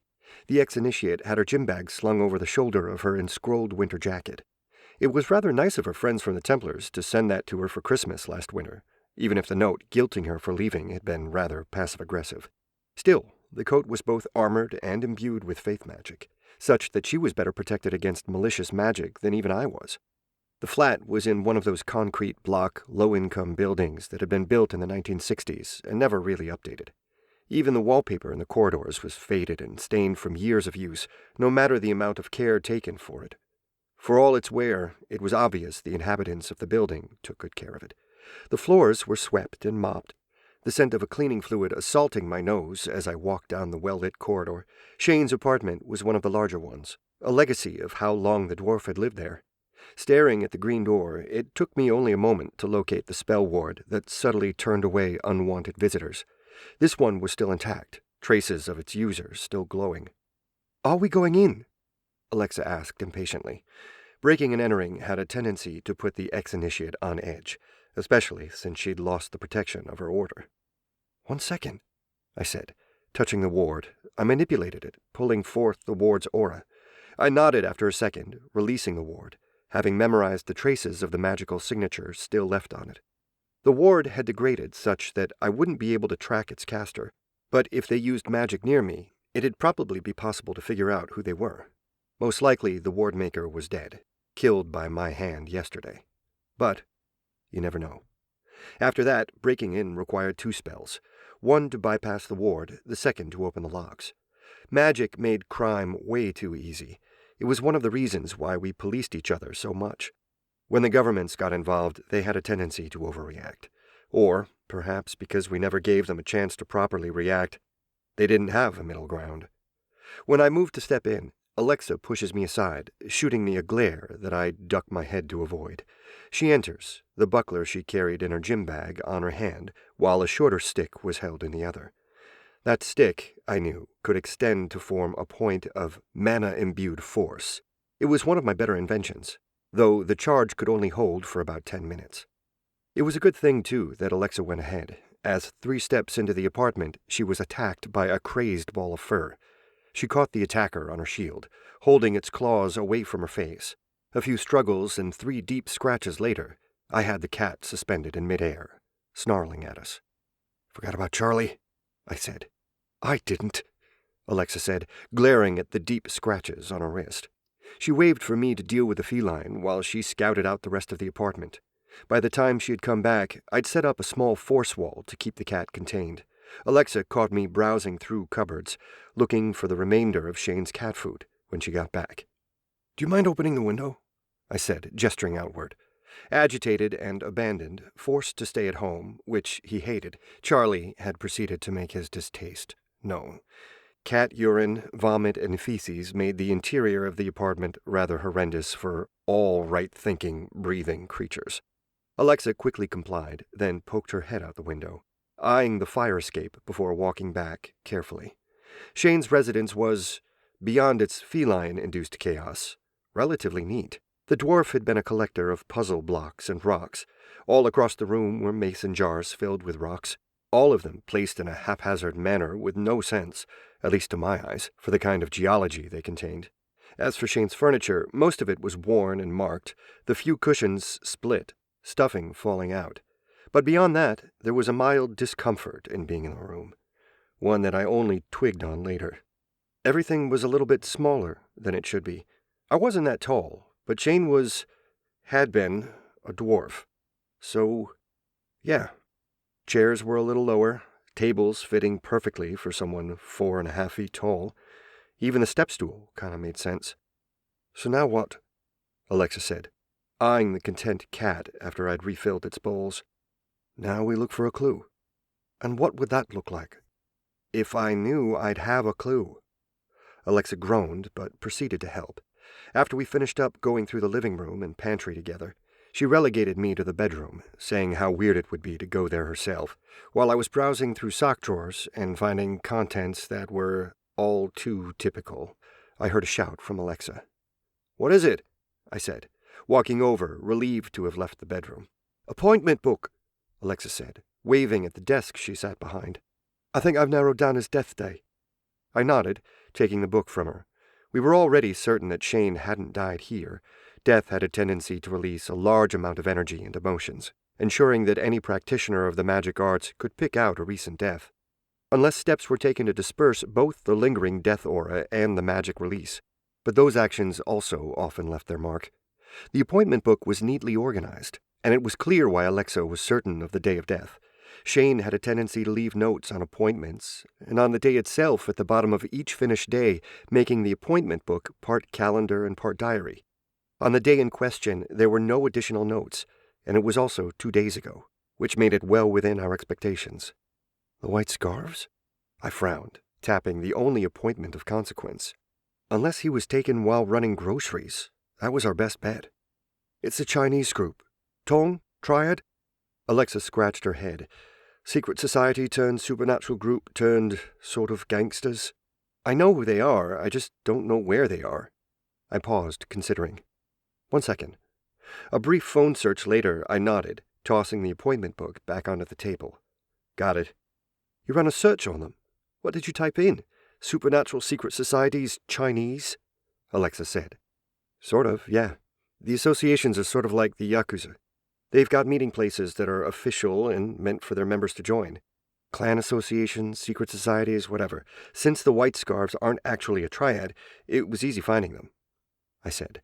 We should probably finish up here, but that seems like our best option. 𝗏𝗏𝗻𝗀 nodded, turning back to looking around the office for further clues. As for myself, I went back to poking around the bedroom, checking under the bed, looking for the other telltale problems.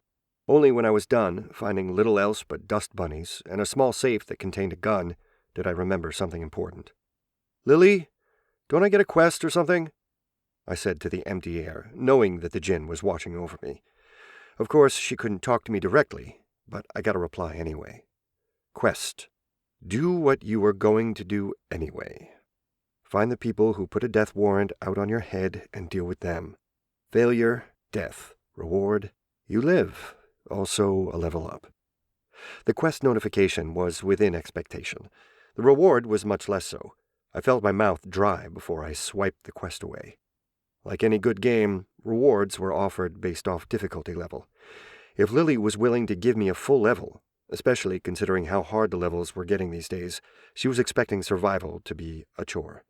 Why do I have a quest telling me to keep you alive? 𝗏𝗏𝗻𝗀 said, catching me staring into midair as I pondered this new information. Sorry, Lily, do we... I licked my lips and paused. Are you sure you want to do this? Do what? Stick with me? You don't have to... I trailed off as 𝗏𝗏𝗻𝗀 glared at me. You're free, you know. And run off when my friend needs me. The devil take that, 𝗏𝗏𝗻𝗀 snorted. Even if the Templars don't think I'm suitable anymore, the Oracle meant for me to be here. And here I'll be. I blinked, recalling what 𝗏𝗏𝗻𝗀 said, and realizing that for all the time we'd been together, she hadn't brought up that reason why she had first come into my life. And yet, even if she wasn't an initiate, even if she was no longer a Templar-to-be, her faith in both the Oracle and what she was meant to do was unshaken. Thank you, I said, offering her a half-smile. I hoped she was choosing right. We stayed silent until I got out of the bedroom and spotted Charlie, curled up in the corner and looking content. The cat had gorged himself on the food and water and now slept peacefully. What do we do about Charlie? 𝗏𝗏𝗻𝗀 frowned. Did Shane have friends? Someone who could take care of him? Family? I shook my head, glancing at the mantel. There were pictures of his departed mother. Outside of that, he had no other pictures, no brothers or sisters. His clan? 𝗏𝗏𝗻𝗀 slowly nodded. We should check. Yeah. Resolved, and somehow sadder than ever, we scooted out of the late dwarf's apartment. It was a sad thing, to die and have no one to take care of your pets, or belongings, or... Hey, I called, stopping 𝗏𝗏𝗻𝗀 as we walked to the elevator. I'll be right back. What? I waved away 𝗏𝗏𝗻𝗀's question while trying to recall if the kitchen had any garbage bags. Then I headed back to Shane's bedroom and sock cupboard. Some things, well, it was the right thing to do. Chapter 6. We pulled up across the street from the White Scarves meeting place, a nondescript double-story retail building with shuttered windows and a single wooden door on the outskirts of our 2-block Chinatown. The building had a small, almost hidden sign reading, White Scarf Chinese Cultural Association, the only thing denoting what lay within. Officially, Chinatown started a block away, though, like most communities, the official Chinatown was really only comprised of overpriced restaurants, tourist shops, and a few grocery stores. We sat and watched the building for a few minutes after 𝗏𝗏𝗧 parked, eyeballing the location and its various wards. Magic itself was like mathematics. Even if the symbols used to indicate the formula were unknown, they all had the same logic underlying the symbology. While it took me a bit of time to figure out the symbols, I worked them out. "Nothing too unusual," I said. "Wards of reinforcement, pest control, ignorance. There's also an attack ward, but I can't tell what it does. Lots of lightning, though." 𝗏𝗏𝗧 grimaced, but finally opened the door. Together, we exited the car and headed for the building. After we knocked on the door for a bit, it was finally opened. "Members only." The portly, mustached man inside snapped at us before he started closing the door. "I'm here to speak with the Whitescarves," I said, putting a hand on the door. Unfortunately, my actions did nothing to stop the door from continuing to swing close. No. When the door was nearly closed, 𝗏𝗏𝗧 slapped her palm against it with a thump, putting the closing to a halt. She pushed, sending the man stumbling back. "The mage wants to speak with your people." So saying, she scooted past me and strode in, before freezing 3 steps in. "𝗏𝗏𝗧?" I blinked as she stood frozen, and I managed to squeeze past her, only to see what had stopped her. Oh.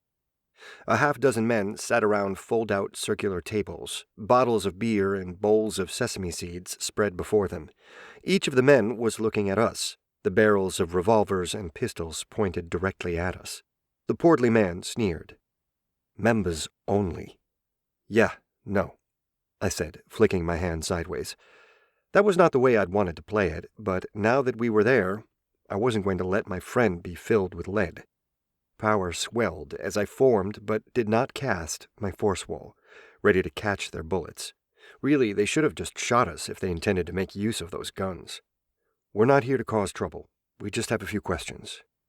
"Members only." I got it. "Look, you aren't going to shoot us, especially not when your silencing wards are down."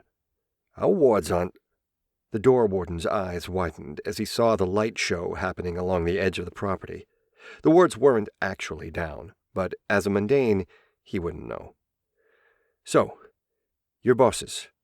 Or we can just stand around all day," I said. The door warden's lip curled up, and he walked to the staircase and ascended. He was gone for long minutes that we spent under the barrels of guns. Of course, I didn't waste that time, edging my body sideways so they couldn't see my fingers as I manipulated the spell forces, burning new linked wards around the building and beneath the concrete under our feet. Force ward cast, synchronicity 86%, disruptive ward cast, synchronicity 37%. Spell after spell, I layered defenses around their defenses, layering protection around us, just in case things went bad. It was how smart magicians worked, taking the time to set up a scenario they could win.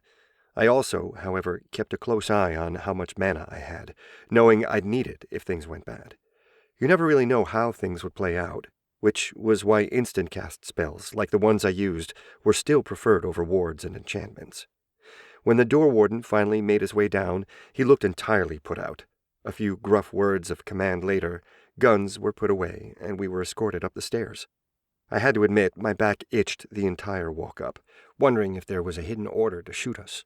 It was only as I was nearly at the top of the staircase that one of the heretofore silent men below spoke. "Damn banana." I stiffened, and 𝗏𝗏𝗧, somehow sensing the change in my movement, looked back. I shook my head, dismissing her concerned look as I refocused on what was important, like our coming meeting. A simple reception area greets us when we make our way up, and then we're led past a boardroom to an office. Behind a brown desk featuring a monitor and one of those underpowered, overpriced mini desktops sat a 50-something Chinese man, his half-balding head of hair combed back where traces of gray appeared. He looked up from his keyboard, hidden behind paper and a trio of photograph stands. Beside him stood another Chinese man. Unlike his office mate, he was larger, a man who obviously saw the inside of a gym on a semi-regular basis. Muscular, but with a layer of fat that appeared when one got older and lazier. The T-shirt, denoting a boy band concert of some form, stood in stark contrast to his large, intimidating demeanor. Powerful, in a mundane way. But mundane or not, he was armed with the highest variety and quality of enchanted equipment I'd seen. Everything from the bracers on his wrists and ankles to his necklace and hairband were enchanted. The knife in his boot and the gun on his hip were all powered too, and the shining pair of rectangles in his pockets told me he'd probably enchanted the individual bullets in the gun. "Mage Tsien, you came into our house," the man answers. "Why?" The seated man looked directly at me, then flicked a dismissive glance at 𝗏𝗏𝗏, who had stepped away to regard the enforcer. "I'd be happy to answer your questions, but I'd also like to know who I'm talking to," I said. "You can call me Manager Kim, and this is Brother Lou," Kim said. "Okay, firstly, thank you. I'm sorry we pushed in when we weren't meant to. We just have a question about Shane Travertine. He was supposed to visit you a few days ago." "We heard of the attack on you, and his death. You think we had something to do with it?" Lou asked, his voice accusatory. "No, I just need to know why he came," I said, "and what time he left." "None of your business," Lou said. 𝗏𝗏𝗏 shifted at his words, but I held up a hand, stopping her from moving. "Look, I know it's none of our business what he did here, but you know he died, right?" When I received a nod from Kim, I continued. "Well, I want to find out why he died. Surely you don't begrudge him that?" "He's dead. Doesn't matter to him." "I bet his ghost wouldn't say that," I said. The pair exchanged glances, looking slightly worried. I wasn't surprised they were concerned. After all, ghosts were annoying. Few of them had the strength to do any real damage, but having one haunt you could be frustrating, and potentially dangerous if you had a newborn. The reflection in the window that Lou sat with his back to showed the pictures of his new, happy family. "He never seemed like one to haunt, and his clan will deal with him," Lou said. But I heard his trace of uncertainty. "I just need a confirmation he arrived and when he left," I wheedled. 2 p.m., Kim said, shaking his head. When I moved to thank him and leave, he held up a hand, stopping me. "Why did you betray your people?" "What?" "You've chosen to be a mage." Kim almost spat the word, shaking his head. "Aligning yourself with the Western imperialists." "Why? What are we, in a bad 90s Hong Kong film?" My words made the pair glare. 𝗏𝗏𝗏 looked stern to anyone who didn't know her, but I saw her slight amusement at my words. "You joke, but you betrayed your people, learning rubbish magic from those who destroyed our very foundations. Why did you not join us?" Kim slapped his hand on the table. "Do you not care that they destroyed our people?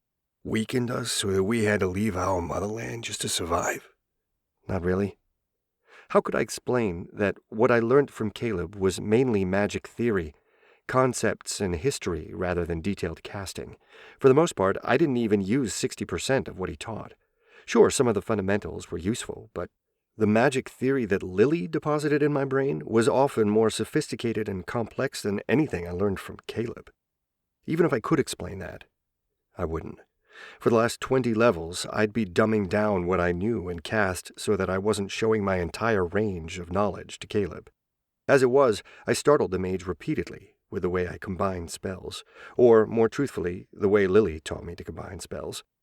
"I joined the mages because they came to me and are teaching me," I said. "They offered protection and lessons. If you all came, well, I might have chosen to learn from you. But I didn't even know you guys were here till now," I said flatly. "Which kind of tells me you aren't much of a power. In this city, at least." Lou shifted, a hand drifting toward the butt of his pistol. 𝗏𝗏𝗏's eyes narrowed, though Lou's motion looked more an unconscious threat than a conscious one. Still, unconscious or not, it was a threat. "We might not have much of a presence in this city, but we are still strong in Asia. You would do well not to underestimate us," Lou said. "I'm not. Just stating a fact." And I meant it. It had taken 𝗏𝗏𝗏 a bit to figure out how to classify Lou, but he was within range to be a threat for me.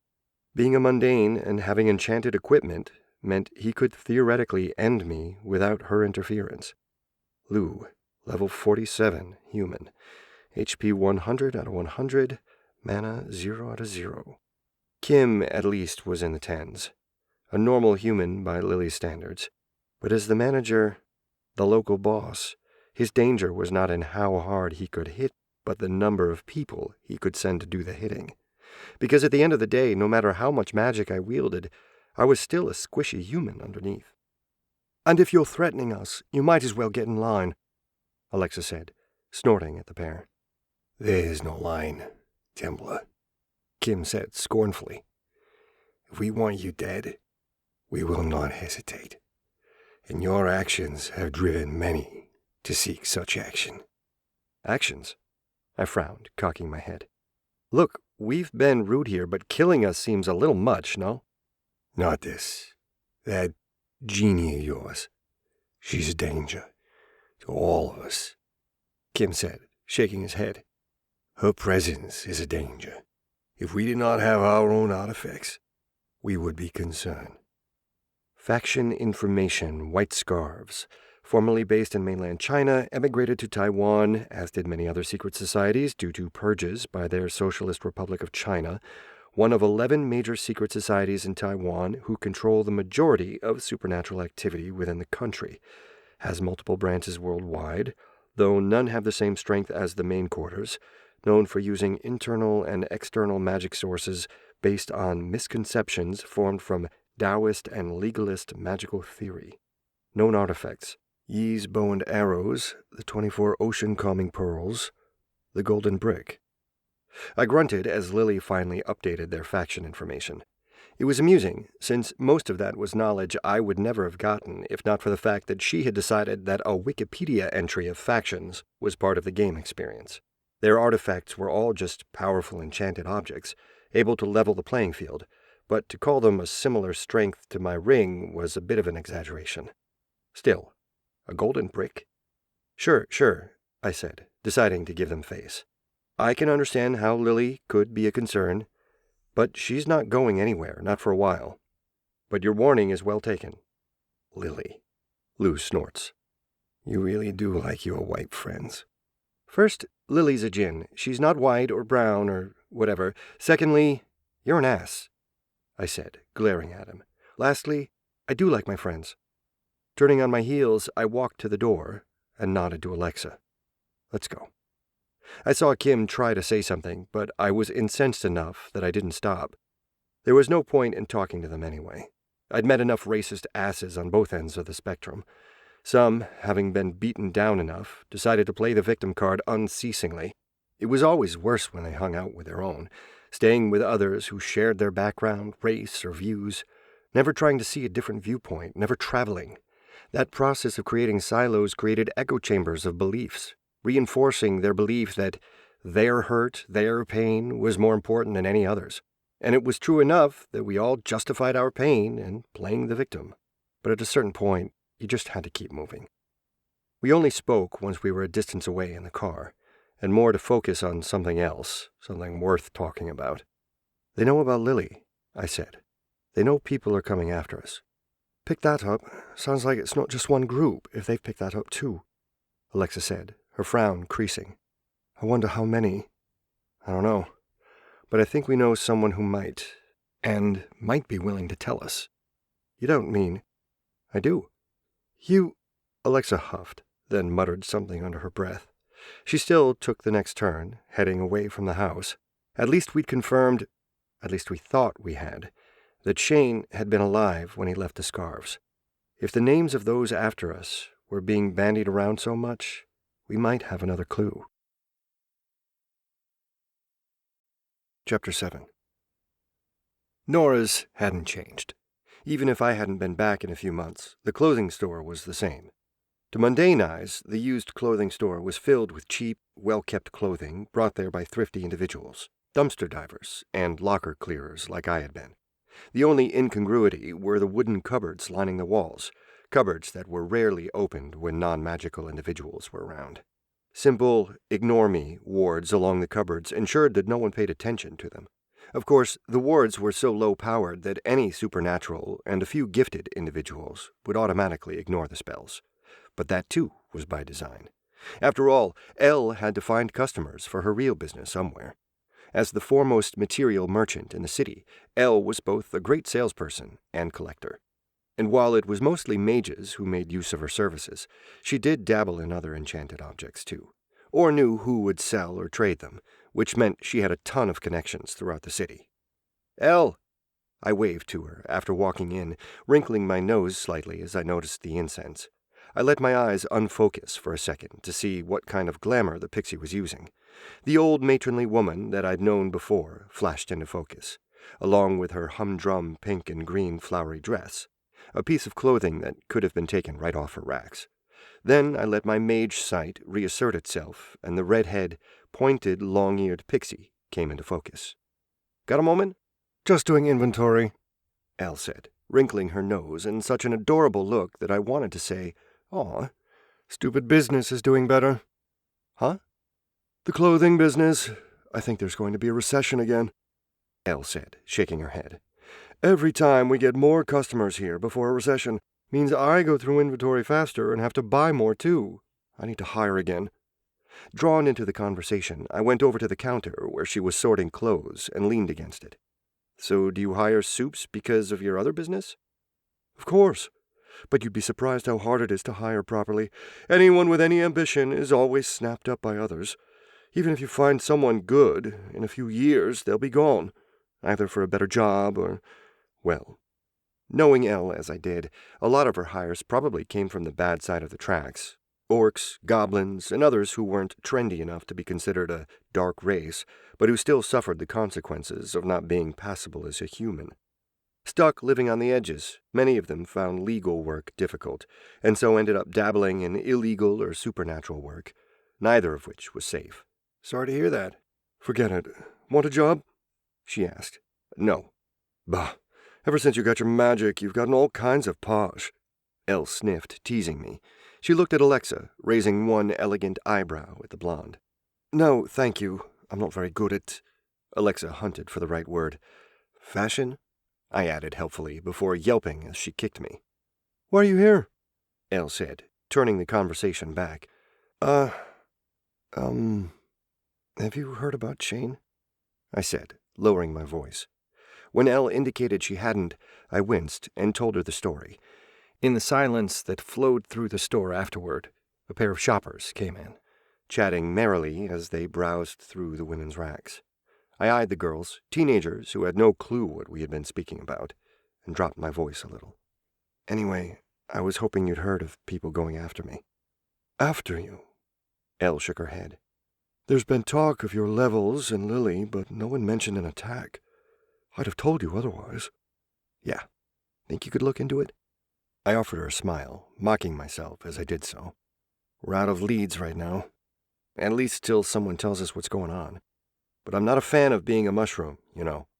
𝗨 nodded, then straightened. Oh, hell. I gotta go deal with them. Stomping off, the little pixie headed toward the pair of shoppers, who'd gone extremely quiet. I cocked my head to the side, only to have my arm grabbed and myself pulled away. What? Shoplifters. Oh. I sighed, and let 𝗨 deal with them. Outside, Alex and I stared at one another, debating what next to do. It wasn't as if I had a clue. As my stomach rumbled and the evening light slowly darkened, I sighed. Let's go eat. One of the advantages of visiting 𝗨 was that we managed to swing by my favorite Greek restaurant, a place where they served both quantity and quality. The lamb shoulder was fall-off-the-bone succulent, and the rice was cooked just right, herbed and soaked in butter and the lamb juices by the time we made it home.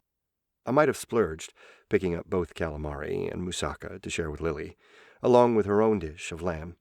𝗨𝗮 got a large Greek salad, which she'd eat before stealing much more delicious food from the two of us. What could I say? We'd corrupted the woman. Dinner was good, if subdued. As much as I liked to think I'd gotten people wanting me dead, having them actually act on it was another thing entirely. I'd mostly been putting the danger out of mind, figuring I'd seriously think about it when I hit level 80 or so before. But it could be that my continued progression had triggered concerns about exactly how powerful I would be at level 100. I was packing up the leftovers when I asked the question that had been on all our minds. What now? There was a deep and uncomfortable silence that stretched and stretched. No one had anything to offer. Should we just go back to normal? Should we keep knocking on doors, hoping something will give? Should I ask Caleb, our only source into our guardians, and hope he'd deign to tell us something? Well, we could... Alexa opened her mouth, then seemed to change her mind. I could ask my friends in the Order. Are they still talking to you? I said, eyebrow rising. A few, but they're not really connected to this. Most are still training. Right, that made sense. Her friends would be initiates, like her, people she might have grown up with, which meant they'd probably not know much, if anything. No, not yet. I mean, they're unlikely to know anything, right? Alexa nodded. Let's table that for now. I'll bug Caleb tomorrow. I paused, a sense of pressure coming from the door. I was alerted before the door was knocked upon, the individual behind it, so strong that his aura was like a physical thing. When I looked at Lily, she smiled. Don't worry, well out of your level. I couldn't help but nod in gratitude. If she hadn't been smart enough to block off individuals of power from interacting with me directly, I'd have lost the ring, or my life, a long time ago. Even so, people had been finding ways around the entire thing, especially lately. When I opened the door, staring back at me was a trio, each of which were as powerful, if not more so, than Caleb. The first was a small woman with graying, long brown hair, a flowery dress covering a bony body. She absently picked at the fraying edges of her dress's long sleeves when I opened the door, ignoring me entirely. She could be someone's mother, if not for my magic senses. On the other hand, the big man standing at the forefront, presumably the one who had knocked on the door, could have just walked off a lumber yard. Red and black plaid shirt, big bushy beard, and thick steel-toed shoes completed the ensemble as he glowered at me from nearly a foot over my head. I had to admit, I stepped back just from the suffocating physical presence he exuded. As the last member of the trio, the Native American man looked the most normal. Clad in a simple shirt and jean ensemble, he had a green windbreaker over his torso and hands stuck in his pockets. But as an indicator of his strength, the glow of the fetish around his neck was powerful enough to make me dial down my sensitivity. It was kind of like looking at a third circle mage's staff in action, just a little too much for a casual evening. Mr. Tsien, may we come in? The man in front spoke, not giving me more time to review the group. Who are you? Not that I couldn't guess, not with all the hints, but always good to ask. I'm Druid Ocean Carr. This is Witch Millie Cook and Dr. Chunta David. We're part of a group of concerned individuals. Ocean said. Doctor? I frowned, looking at Chunta. Medical. I prefer to go by that. Chunta clarified. Well, I would too if I'd spent $500,000 for an education. Then again, he was old enough that maybe he'd had it cheaper, if not easier. Yeah, I guess. I stepped back and waved them in while Lily moved her computers out of the way. As each of them passed through my wards, they set off a small light display, their sheer presence affecting my wards and straining them. My wards weren't badly made. They weren't great, but they weren't horrendous. But each one of the visitors was the magical equivalent of a nuke. The sheer amount of energy they output, just by being, was enough to make my wards react. This is the Jinn, is it? Millie said, as she walked into the living room, staring at Lily. While the others might be taking in the room, or our notes, or Alexa casually leaning against the wall and her spear, Millie was solely focused on Lily. She stared at Lily with an intensity that she had not showcased before, and was unconsciously stirring the ambient mana and spiritual realms. I saw how my wards reacted as the spirits and ghosts the witch, and probably seer, interacted with rose to do her unconscious bidding, and were blocked. Yes. Lily tilted her head. Suddenly, the light show around my wards stopped. The wards themselves were protected as Lily sent the spirits and ghosts running away. There was no ripple of power, no magical warning. She just looked, and they ran. You're the one, aren't you? Millie said, nodding, then walking over to the most comfortable seat in the house, mine, and flopping down. Do we get tea? I like tea, but none of that flowery stuff, real tea. I was a bit whipsawed by the change as both of the other extremely powerful personages took seats on my lounge. giving me drink orders. Rather than fight it, I got out the cookies, Cheetos, and other snacks from our last gaming day and drinks. 𝗏𝗏 was a cola drinker, while 𝗏𝗏𝗏𝗁 had a beer. He wrinkled his nose a bit at the beer we handed him, muttering something about worse than water, but I was more than content to ignore him, as if I could have afforded craft beer. "So, what are the 3 founding members of the pagan circle doing in my living room?" I said when I was finally seated. "Just 2, Millie said, offering me a half-smile. I was a latecomer. Right, but "We'd like to speak with you, and your Jinn," Ossian said, leaning forward and taking our attention with that small movement. "The attack on you was well coordinated. The follow-up nearly took us by surprise as well." "Follow-up?" I squeaked. "Yes.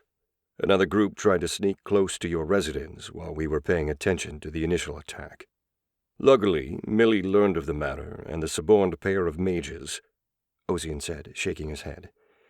"We managed to deal with the matter, but it seems your enemies have grown more persistent."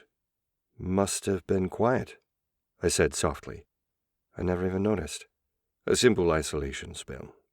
Except there was nothing simple about a spell that could conceal the equivalent of a magic battle right outside my door, no matter what Ossian said. Even if it was possible, there was nothing simple about it. "But that, or our losses, was not what we came to talk to you about." "Then what is?" I said, tilting my head. "We are here to talk about your future," Ossian said. "We assumed that when you level up, you would be independent, a free agent. You've shown, in the past, disdain toward authority and organizations, but recently you and the Mage Council have been flouting your relationship." I frowned. "Caleb's teaching me." "And your upcoming graduation," Ossian added. "Do you intend to join them?"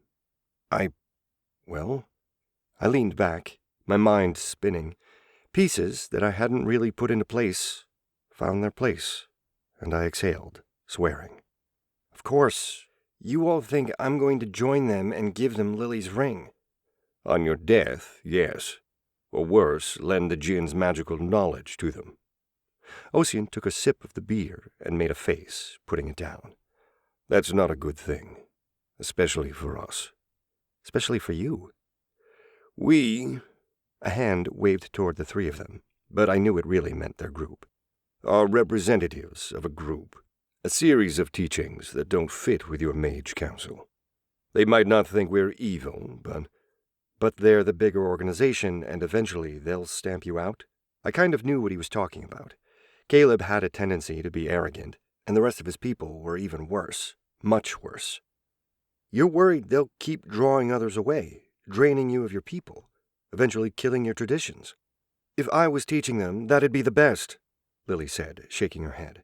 "Your magics, all of it, are so damn inefficient." "Lily." "No, let the Jinn speak," 𝗏𝗏𝗏𝗁 said, fixing Lily with his gaze. "Let her tell us how we are failing."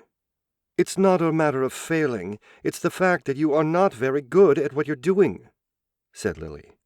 "Oh, you might have picked up a few new tricks and maybe even made some progress, but the way you handle power is so inefficient.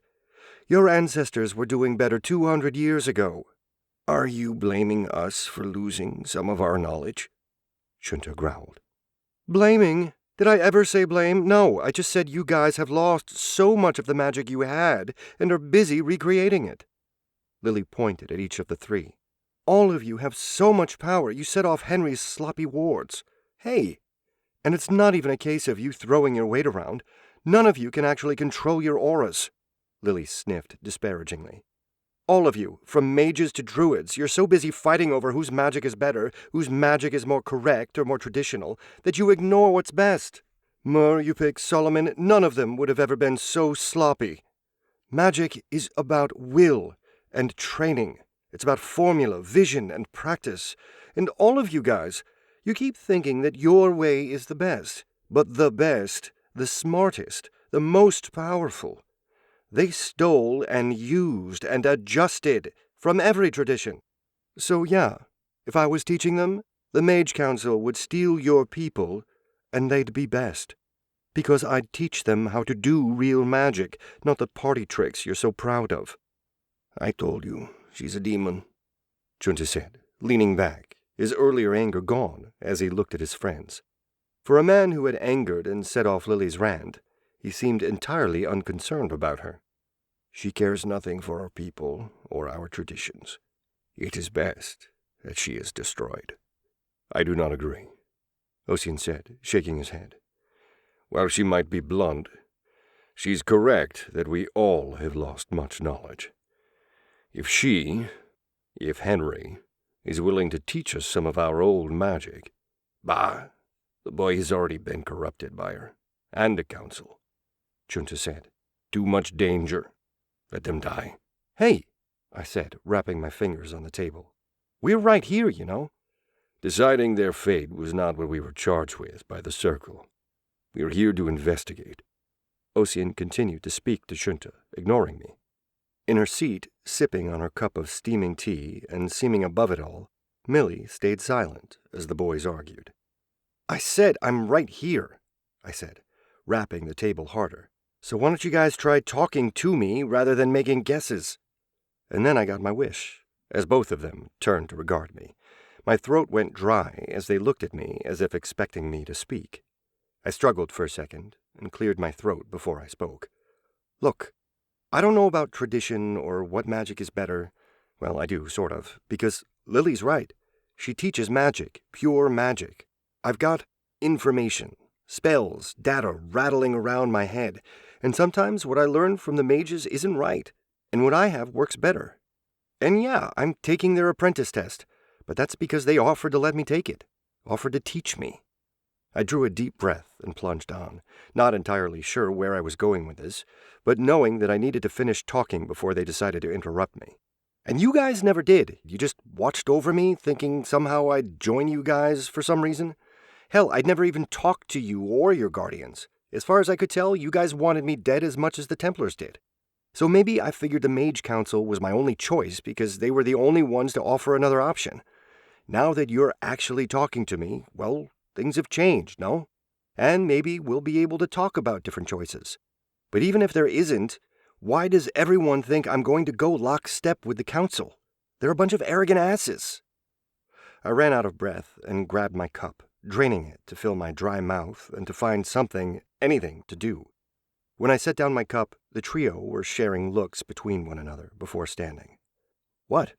I said. I believe we've learned all we needed to, Ossian said. 𝗀𝗻 snorted at me, striding to the door, not even waiting for his companions to catch up. 𝗏𝗏 watched over the group as they left, a little more politely in the other two's cases, but just as quickly. In short order, the three of us were alone once again.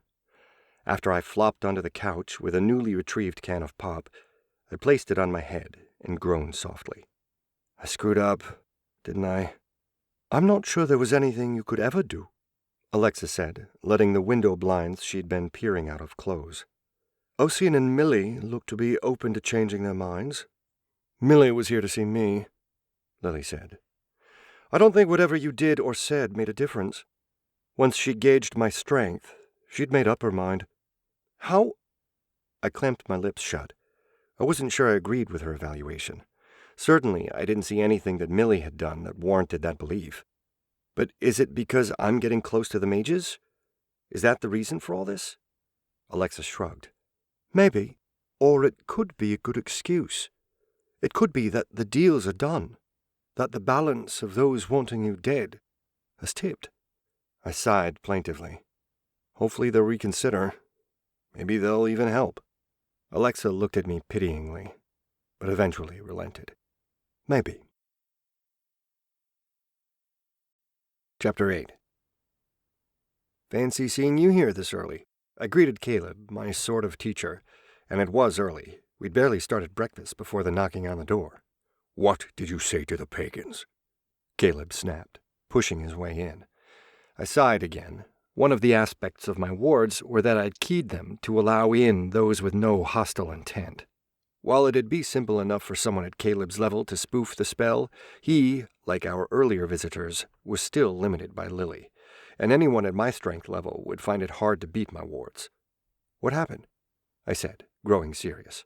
I saw how agitated the mage was in the way he looked at me, and the way he stomped past me, barely even glancing at Lily or Alexa in their morning clothes, which was a bit of a sight since Lily was in a pink bunny onesie and Alexa was already dressed for her morning exercises. "They withdrew their support this morning," Caleb said, lips pursing. "As did 2/3 of those watching over you. Even the Templars have indicated that the orders are in discussion if they should continue to support us." Wait, what? I thought they wanted the ring. I looked at Alexa. I wasn't entirely sure why they wanted the ring. They'd never really explained it. At my look, Alexa shrugged. "They did, but they're not as large as they used to be, and there are concerns that losing more people to protect, well, you isn't worth it." Caleb's eyes narrowed as he continued. "I've been called back to speak to the council itself on the same topic." My jaw dropped. Are you guys abandoning me too?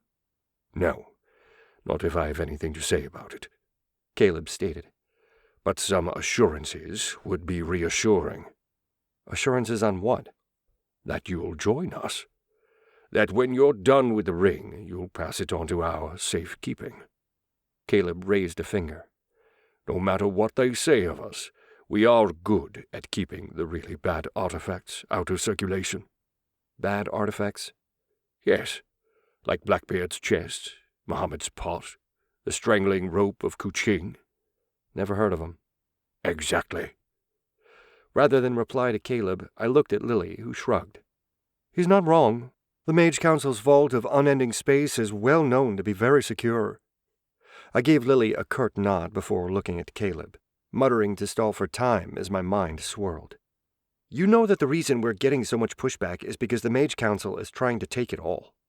Everyone's worried that I'm tilting too much in your favor, that it isn't going to be a fair competition in the end, and you guys are all going to pile on. Caleb shrugged. "Lily's knowledge is certainly a draw for us, as is the ring and the powers it holds.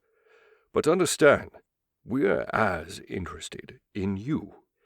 Despite your unorthodox introduction to our world, you've adapted well.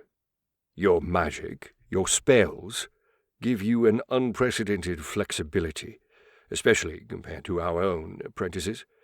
Already we're adjusting the lessons we provide from our report. I expect great things from you, as do many on the council."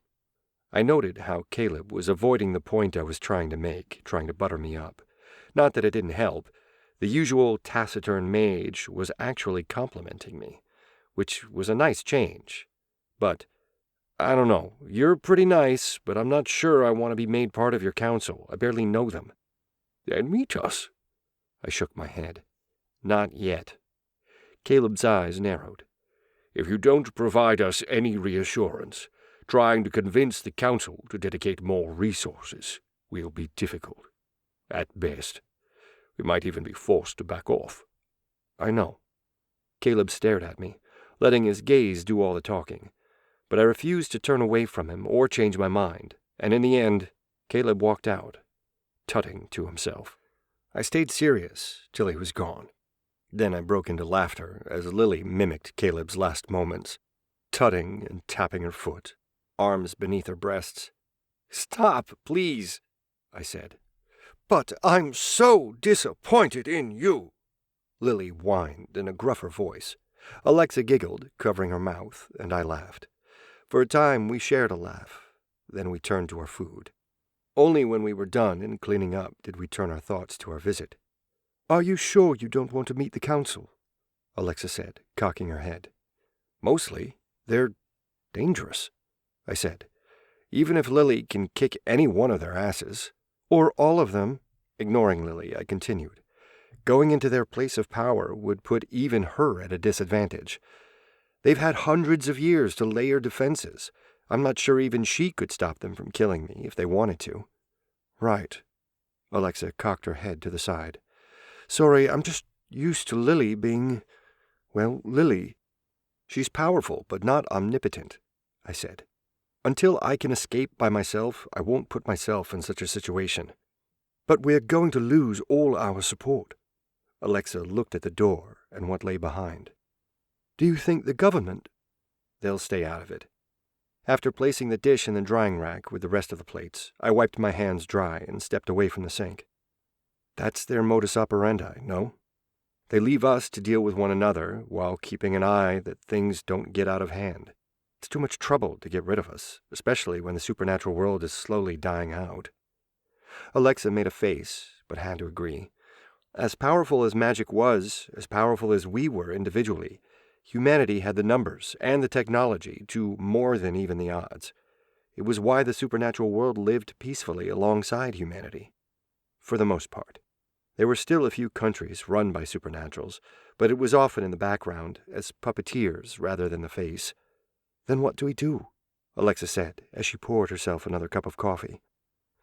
Well, the mages and the order haven't left yet, so I figure we should look at what we can do to upgrade our defenses, I said, looking around our house, eyeing the now quiet wards. To make sure we didn't have to pay the damage deposit when I created the wards, I'd actually painted them on, using a metallic paint.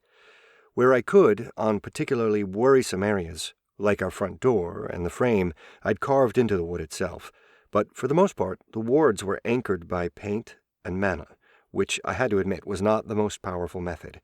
For that, we'll need more money, Alexa nodded. I'll go find some quests then. I nodded, walking over to my computer. Time to check the good old job board. It was interesting how more and more work had transferred over to the job board in the last couple of years. At first, only edge cases and those desperate for trivial help posted on the board, but as people got used to it, more and more jobs were posted. It helped that Bast, the board owner, had upgraded functionality, and now everyone who used the board had their own profile. Jobs were graded according to their difficulty, and those looking to take the jobs were also graded on their profile as they completed each job publicly. To keep up with the growth of the job postings, Bast had even taken to outsourcing the work, which each local region, having their own moderators who reviewed profiles, made sure no one doubled up on profiles, and that all jobs were appropriately categorized. The last was probably the biggest concern, since a badly categorized job could lead to harm or a failure due to no fault of the job taker. It was why ratings had been created for both sides. The last reason the job board was popular was due to the fact that all higher-tier jobs were verified by Bast herself, which made taking those jobs much less risky. Of course, to get the right to do those jobs, or post them, the various groups had to work themselves up, ensuring a high, clear rate on the board. All of which meant I had a chance to view the wide variety of jobs now available for someone like me. It was part of why Elle didn't see me that much anymore, since I was rather busy. This time around, though, I changed my filter settings. Normally, I filtered for complex, decently paying jobs with no violence involved. Since I wasn't a traditional RPG character, I didn't need to kill things to level up. And while combat would increase my level, it was only because I was getting better at casting spells under duress, combining knowledge that had been inserted into my brain with the knowledge that I'd learned and teased apart in my studies. It wasn't because I was getting some weird experience from fighting. As such, I generally avoided violent missions. Of course, as one of the stronger supernaturals in town, at least stronger freelancing supernaturals, I often ended up dealing with the really nasty problems anyway, but most of those were by personal request rather than choice. Today was different. Today, I looked for jobs that were high-paying and could be completed in a day or less, which obviously meant no gathering jobs, no ward reinforcement or enchantment fixing, no alchemical potions needing to be brewed or artists' show being developed. No, it meant dealing with the kind of things that the sane didn't want to deal with. A supernatural fungal infestation in an alchemist warehouse that had grown semi-sentient and carnivorous. An escaped chimera. A new gang of redcaps making their presence known in the Southwest, mostly preying on teenagers by selling the latest drug. Reports of a shadow creature moving in and out of bedrooms in a local neighborhood, leaving behind the occasional smothered corpse and a lot of nightmares. There were other reports, but these were the best paying. Over the next few hours, I reviewed information about each job. Just because a job was generally correct in its initial description did not mean that the details didn't paint a different picture. The fungal infestation post had been up for 3 months, with 2 others having attempted to clear the infection. Initially, the in-house alchemist had come up with a potion to destroy the fungus, and it had worked, except for a small, unnoticed portion that had escaped the cleansing. When the fungus came back, it was resistant to the alchemical potion, and the 2 other potions the in-house alchemist came up with. By that point, the warehouse had to be abandoned, and the job put up. The first applicant to try to cleanse the warehouse was a shaman, who'd brought numerous spirits to play, destroying the spiritual nexus of the fungus. Of course, that didn't work that well. For one thing, the spiritual body of a fungus was both nearly non-existent by nature and also quite hardy. The fungus had, once again, managed to escape total destruction. The next job seeker was actually a group of sentient slimes who'd scoured the entire location, until the fungus, having mutated again, drove the slimes away by destroying half of them. So, carnivorous, semi-sentient, able to fight off slimes. And the job is rated a high C. I snorted in amusement. It might have started as a simple D-rank problem, but by now the job was approaching Bast level of attention. Not touching this one with a 10-foot pole, especially since the damn company still wants their goods intact. Next up was the Redcaps.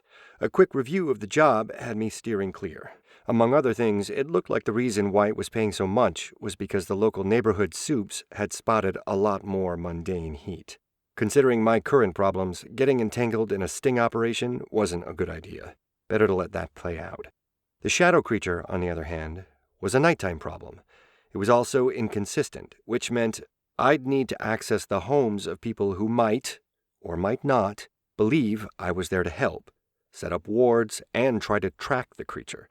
If I was lucky, there was enough of a signature for that to happen. More likely, I'd be forced to set up large-scale tracking wards and hope to catch it. Either way, not a quick solution, which meant it shouldn't have been categorized as a quick job. The joy of job hunting. No one ever categorized things properly. That left the most dangerous, a solid C+ bordering on B quest, killing the Chimera. The good news was, it had everything I needed. Its lair was known, the payment was in an escrow account already, and I only needed to kill it because the Chimera had gone feral. The bad news was that it was a Chimera, which meant my magic would be less than useful due to its natural resistances. Alexa, Chimera? The blonde blinked, absently drying her hair after a shower. Are you asking what they are, or if we should fight one? Fight. There's a quest for it. I'll have to do most of the work. Alexa grinned. Like usual. Funny. Let's get ready. And bring your net. The Chimera had gone to ground, close by where it had escaped, in High Park, a small oasis of greenery in our urban jungle. The park was popular among joggers and hikers since it consisted of a trio of rolling hills, with a jogging track circling the lower areas of the hills and rising over them occasionally. It was a good 3-mile workout if you ran the entire park, and I'd been there a couple of times during the summer months with Alexa. Inside the park, off the main path, were dirt trails, kept in condition for those looking for more of a challenge and a greener run. I had to admit, I much preferred jogging on the paths. The lack of tripping hazards and cobwebs to the face made me happy.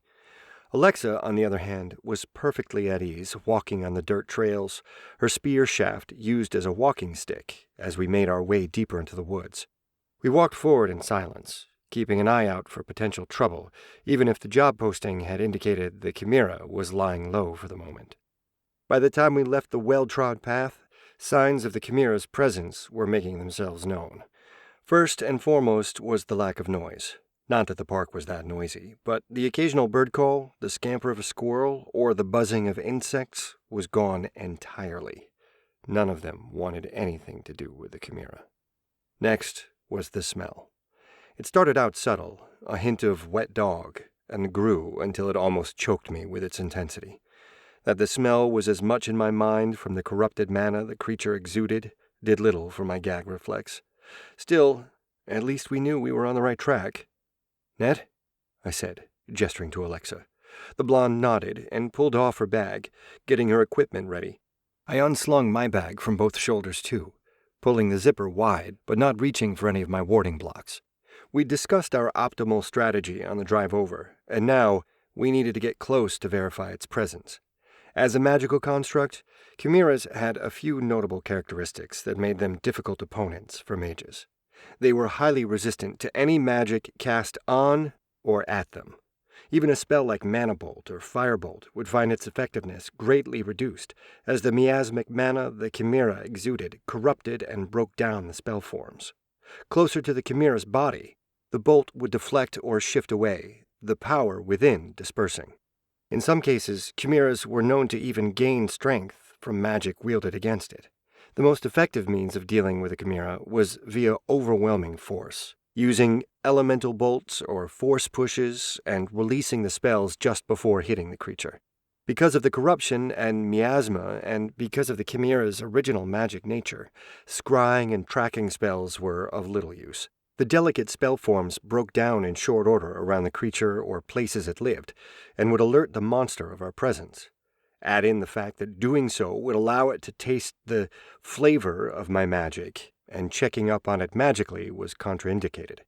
The other aspect of chimeras that made them difficult to deal with were the sheer variety. The common image of a lion, goat, and dragon-headed creature was not wrong, just incomplete. Chimeras were magical constructs, formed from multiple creatures smushed together. The results were as varied as the insane mages and scientists who put them together.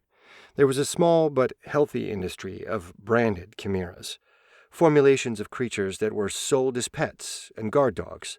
In this case, we were facing one of the latter, its control spells damaged beyond repair after an incident. No, I didn't know what the incident was, and I hadn't asked. Once 𝗏𝗏𝗏 was ready, wearing her armored coat and a scale mail skirt that ended just above her armored knees, we crept closer. The ex-initiate had screwed on her spearhead and carried the weighted net in hand, gently pushing aside foliage with the tip of her spear. As I ducked under a branch and grimaced as an unseen cobweb swept over my face, I spotted the hole the chimera had made its lair. A small mound of dirt fronted the hole that went under a fallen tree, the insides of the lair dark and uninviting. I held up my hand and pointed at 𝗏𝗏𝗏, who nodded, both of us crouching a little to stay hidden. Seeing no movement, I frowned, debating our options. If the chimera had left its lair, placing wards was a waste of time and could allow it to catch us. On the other hand, if it was in there, a series of wards were the safest way to capture it.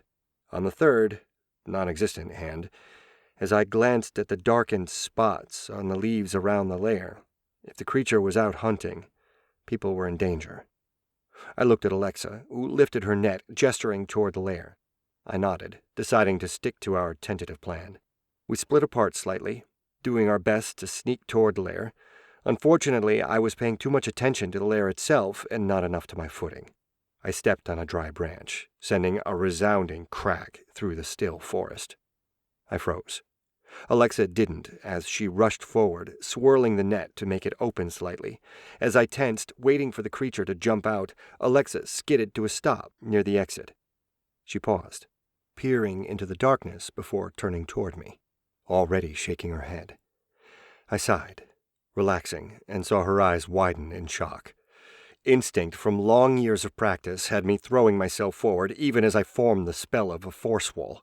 But as the spell formula rose in my mind, it felt slippery, twisty, refusing to come together with the same fluidity I was used to.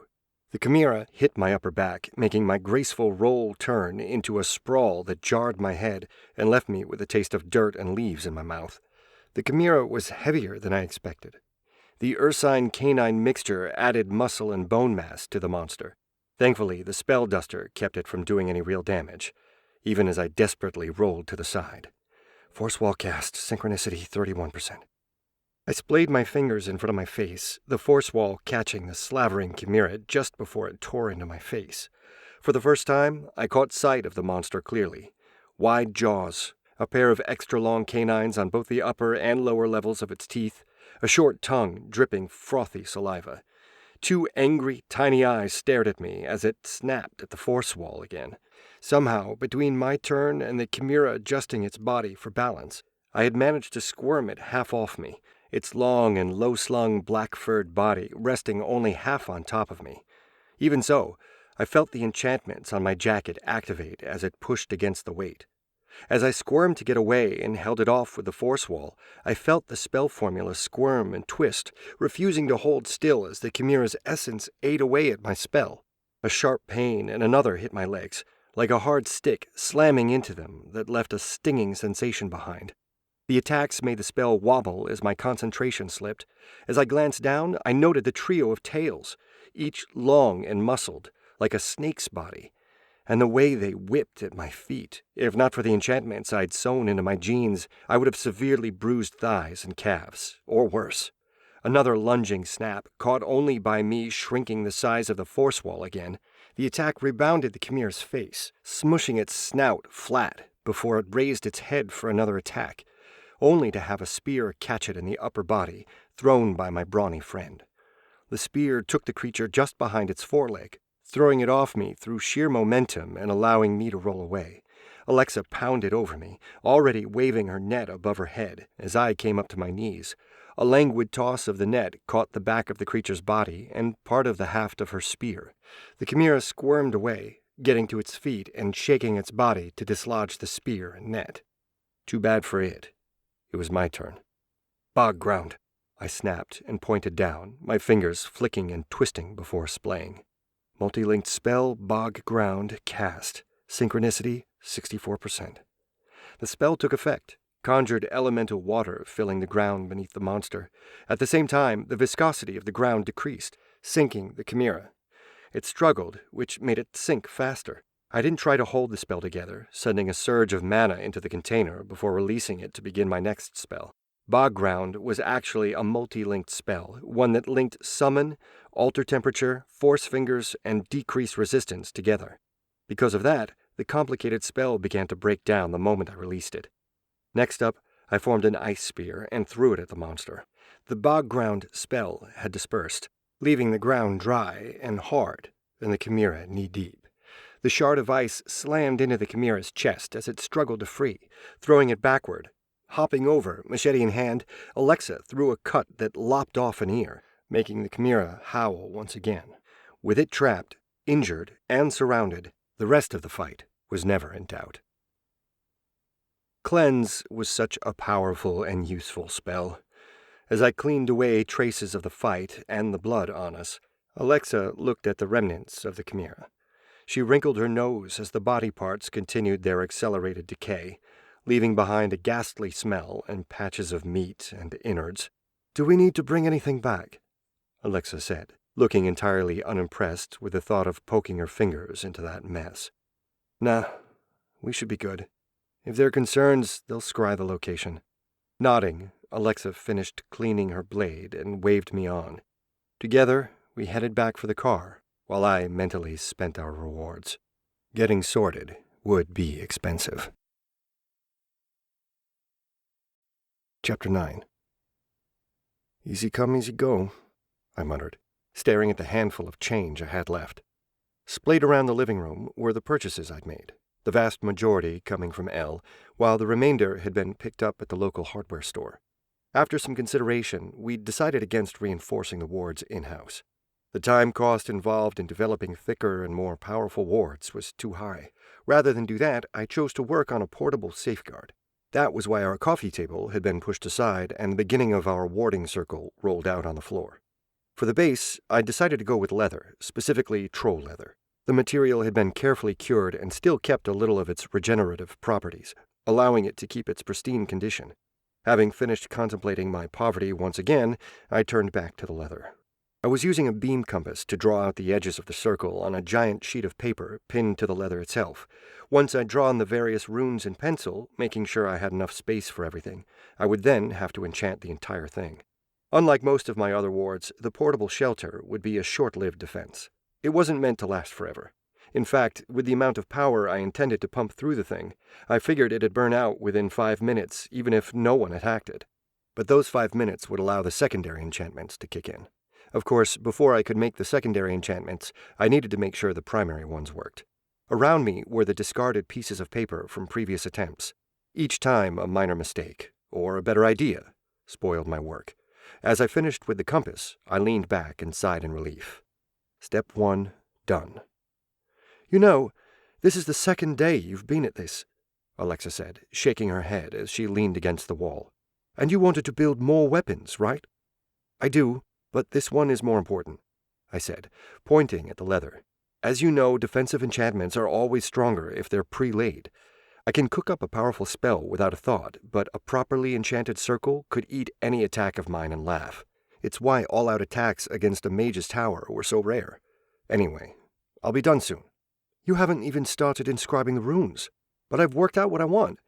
Did you get the rest of my stuff? Yes. Crushed deathwatch beetles, the extracted poison of a naga, and the lymph glands of a chupacabra, 𝗏𝗏 said, wrinkling her nose. Great. I wrote the instructions somewhere. I cast around, moving papers till I found the necessary document and waved it at the blonde. Here, follow instructions. Lily! I waited for the Jinn to acknowledge my call before going on. Can you watch 𝗏𝗏 and warn her if she does something wrong? Lily made her way down the stairs, her face furrowed with concentration. I waited while she tested the restrictions on her ring and the wish before she grimaced. Yeah, I think so. See? Easy, I cheerfully exclaimed to 𝗏𝗏, who made a face at me. I laughed, having passed on the most time-consuming and smelly job. Of course, I could do it myself, and often did, but as 𝗏𝗏 had pointed out, we were short on time. Better to finish this now than to wait. Staring at the slowly drying piece of enchanted leather, I eyed the magic circle critically in the waning light of evening. Not that the living room was dark. In fact, it was brighter than any day with all the lights I had turned on. The various enchanted materials we'd mixed had been added to gold and silver dust before I had taken the time to carefully inscribe the entire thing. Rather than waste time painting it on, I'd used magic to keep the mixture melted and stirred while force fingers carefully guided the slow-flowing mixture in the correct paths. All the while, I infused the mixture with my mana and inscribed the runes with the spell formula. The process had drained me more than any other enchantment I'd ever done, and had taken the better part of 4 painstaking hours. The final result, to my eye, was perfect. Unfortunately, to the Jinn's exacting nature, it was less so. Inscribed runic portable abode cast. Spell fidelity, 87.4%. Enchantment durability, 34%. Max duration, 6.7 minutes. Portable abode. This portable abode is a travesty of magic and intent. Rather than building a permanent safe location, this abode focuses on thickening the defensive walls of the abode, ensuring that it can withstand a strike even by an archmage. Or so the creator thinks. Currently, this is an incomplete enchantment with a loss of 5.8 efficiency due to unfinished connections in the center. Creates a 5x5x8 protected location when triggered. Harsh, I said, eyeing Lily. But fair. Lily shook her head. I would have preferred something more traditional, but I understand your thinking. I nodded. The second enchantment, the one I'd yet to complete, was a teleportation enchantment. It was basically a linked enchantment with a spatial component. The goal was simple. You stepped into the circle, triggered the abode, and the protective walls came up. In the meantime, the teleportation enchantment made the connection to your teleportation location before sending you over. The reason why I'd built it to last 5 minutes, rather than just a simple teleportation circle, was because teleportation was an incredibly complex spell. In fact, it was so complex that I couldn't actually do it. Not real teleportation. So instead, I was going to cheat. The plan was to use link, anchor, and summon spells to sidestep the concept of teleportation. Rather, I'd summon us to the new location, with the individuals within the circle taking a short ride through another dimension. Much, much safer than an actual teleportation spell. Still insanely dangerous, but much safer. Now that you've completed that perversion, what's your next plan? Lily said, looking at the trio of plastic tubes I had resting to one side. Oh, those. One-off use ones, I said, grinning.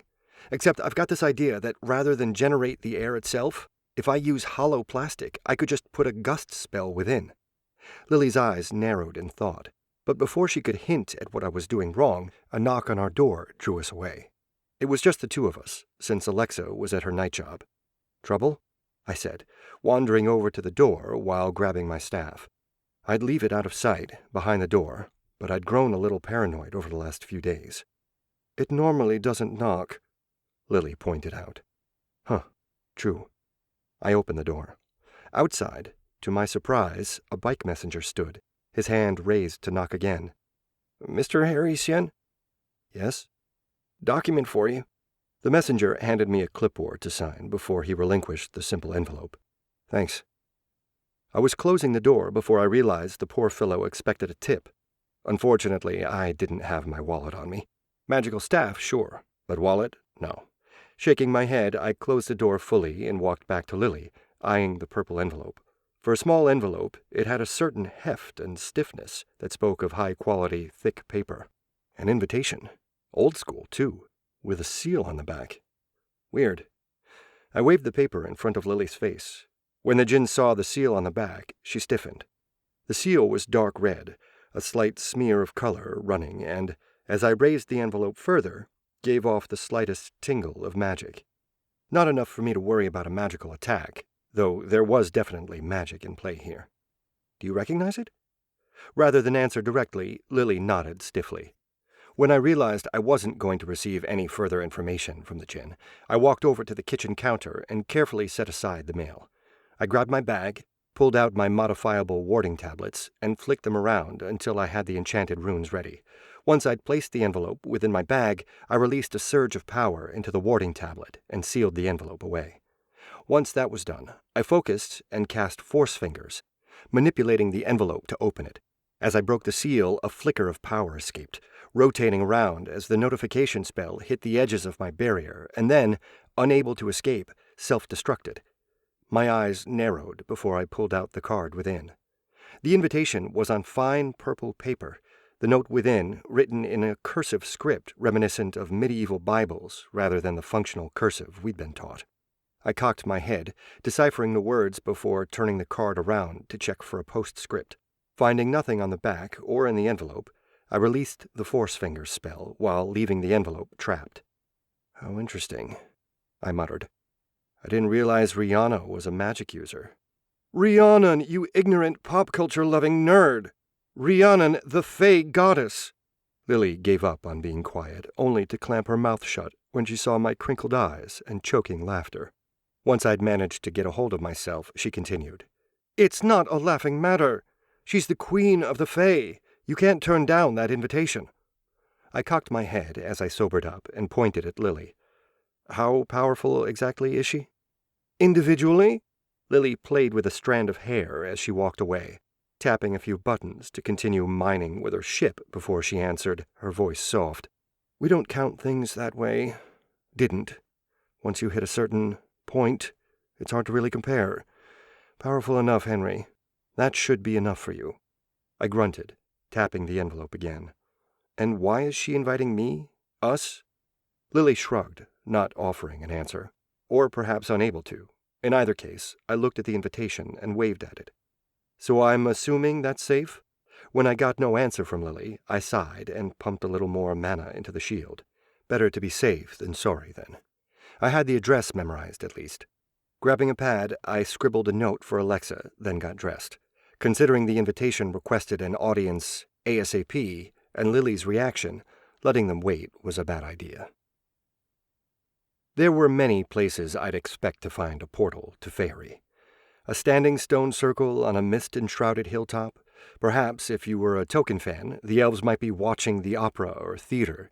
You know, refined and snooty. I would even accept a park or a secure warehouse, one that allowed large movements of people without issue, especially if they lay in a confluence of ley lines. What I did not expect was for it to be inside a comedy club. Getting in was easy. All I had to do was pay the very reasonable door charge. That I was getting in toward the last half of the show meant that the door person was willing to give me a discount, too. Inside, I headed to the bar opposite the stage. Eyeing the dimly lit, half-filled room, I wrinkled my nose slightly as the smell of stale popcorn and alcohol mixed with the raucous laughter. I ordered a beer and leaned against the bar. So, this was the address, and I assumed if I flashed the invitation, I'd have been led where I needed to go. But without it, I needed to work out myself where I had to go. As I chuckled appreciatively at a joke about a chicken, a boat, and a college party, I let my mana sight activate. It was always in play, to some extent. A mage's ability to cut through most glamours, to sense mana, was always on. But there was a difference between looking and seeing, a shift of perception and attention. I stopped just looking and actually saw, letting the swirl of ambient mana register in my consciousness. In short order, I chugged down half the bottle, fortifying myself with some alcoholic courage, and headed for the washroom. Pity I'd missed the rest of the act, but needs must when the Fae called. I made it most of the way down the corridor, bypassing the washrooms and heading for the employee-only entrance before I was caught. The bouncer seemed to materialize from nowhere, his 7-foot linebacker body form drawing my attention only when he leaned forward and put a meaty paw in my way. "Employees only," he growled, his voice resounding in my chest like a rising drum roll. Now that he'd moved, I could see him properly for what he was. A troll. A Fae troll, not the German ones, which are called the same but are an entirely different species. These guys are big-eared and nosed, with magic in their blood and the strength of the mountains in their bones. In other words, he could have squashed me if he'd grabbed me. "I'm invited," I said, and held up a hand, letting a light spell form around my hand. The troll watched my hand.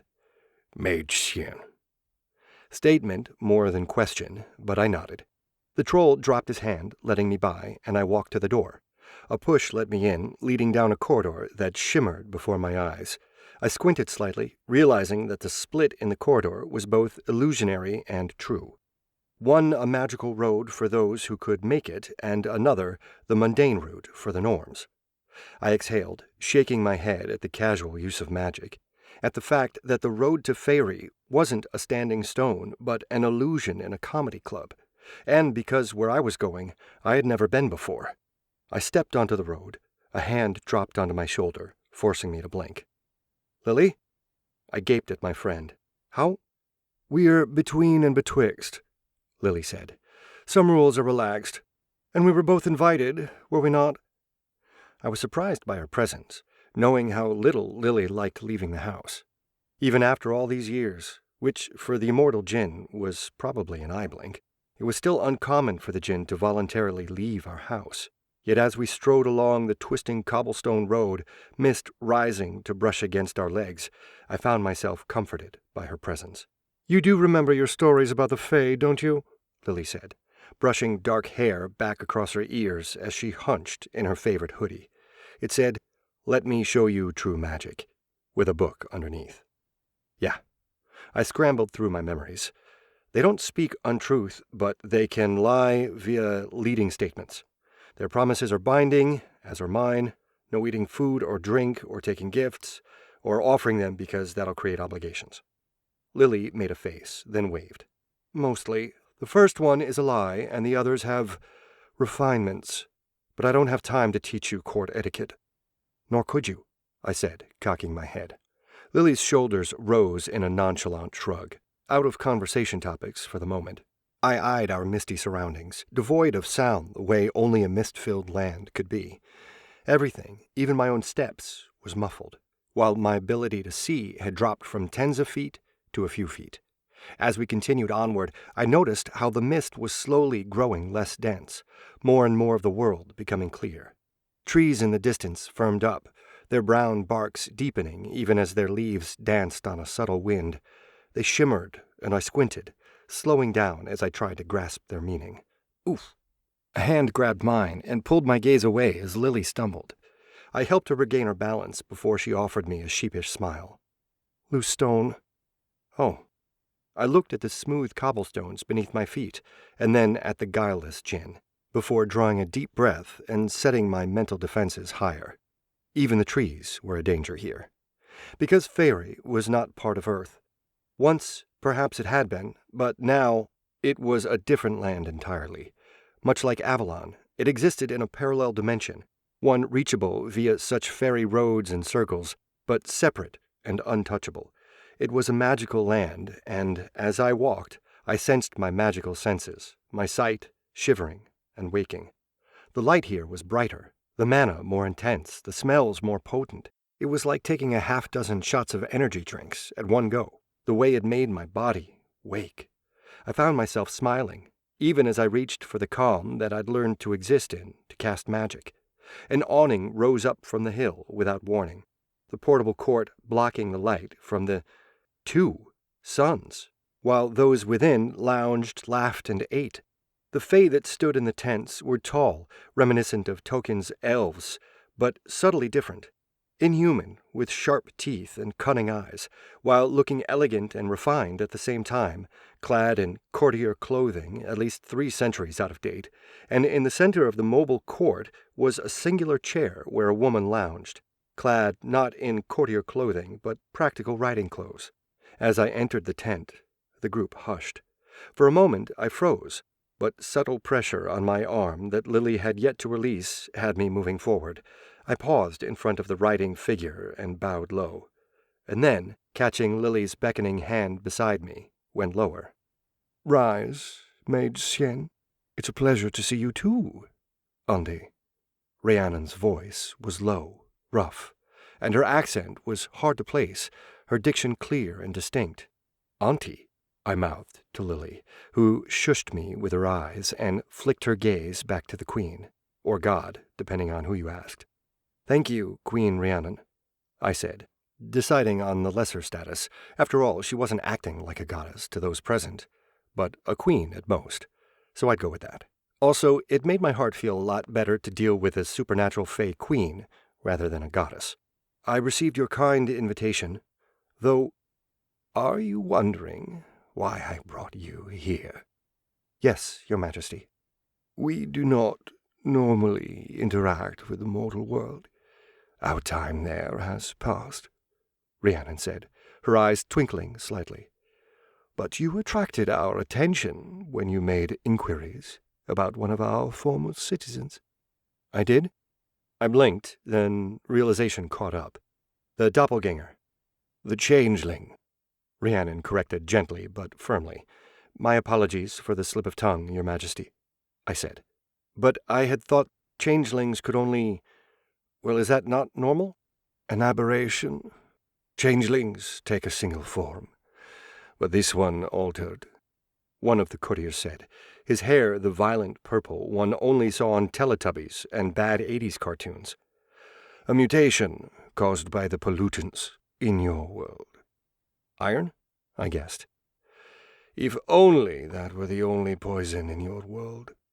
The courtier sniffed and opened his mouth, his hand rising, body leaning forward as he worked up to an epic rant, only to be shut down by a single walnut tossed at his head by Rhiannon.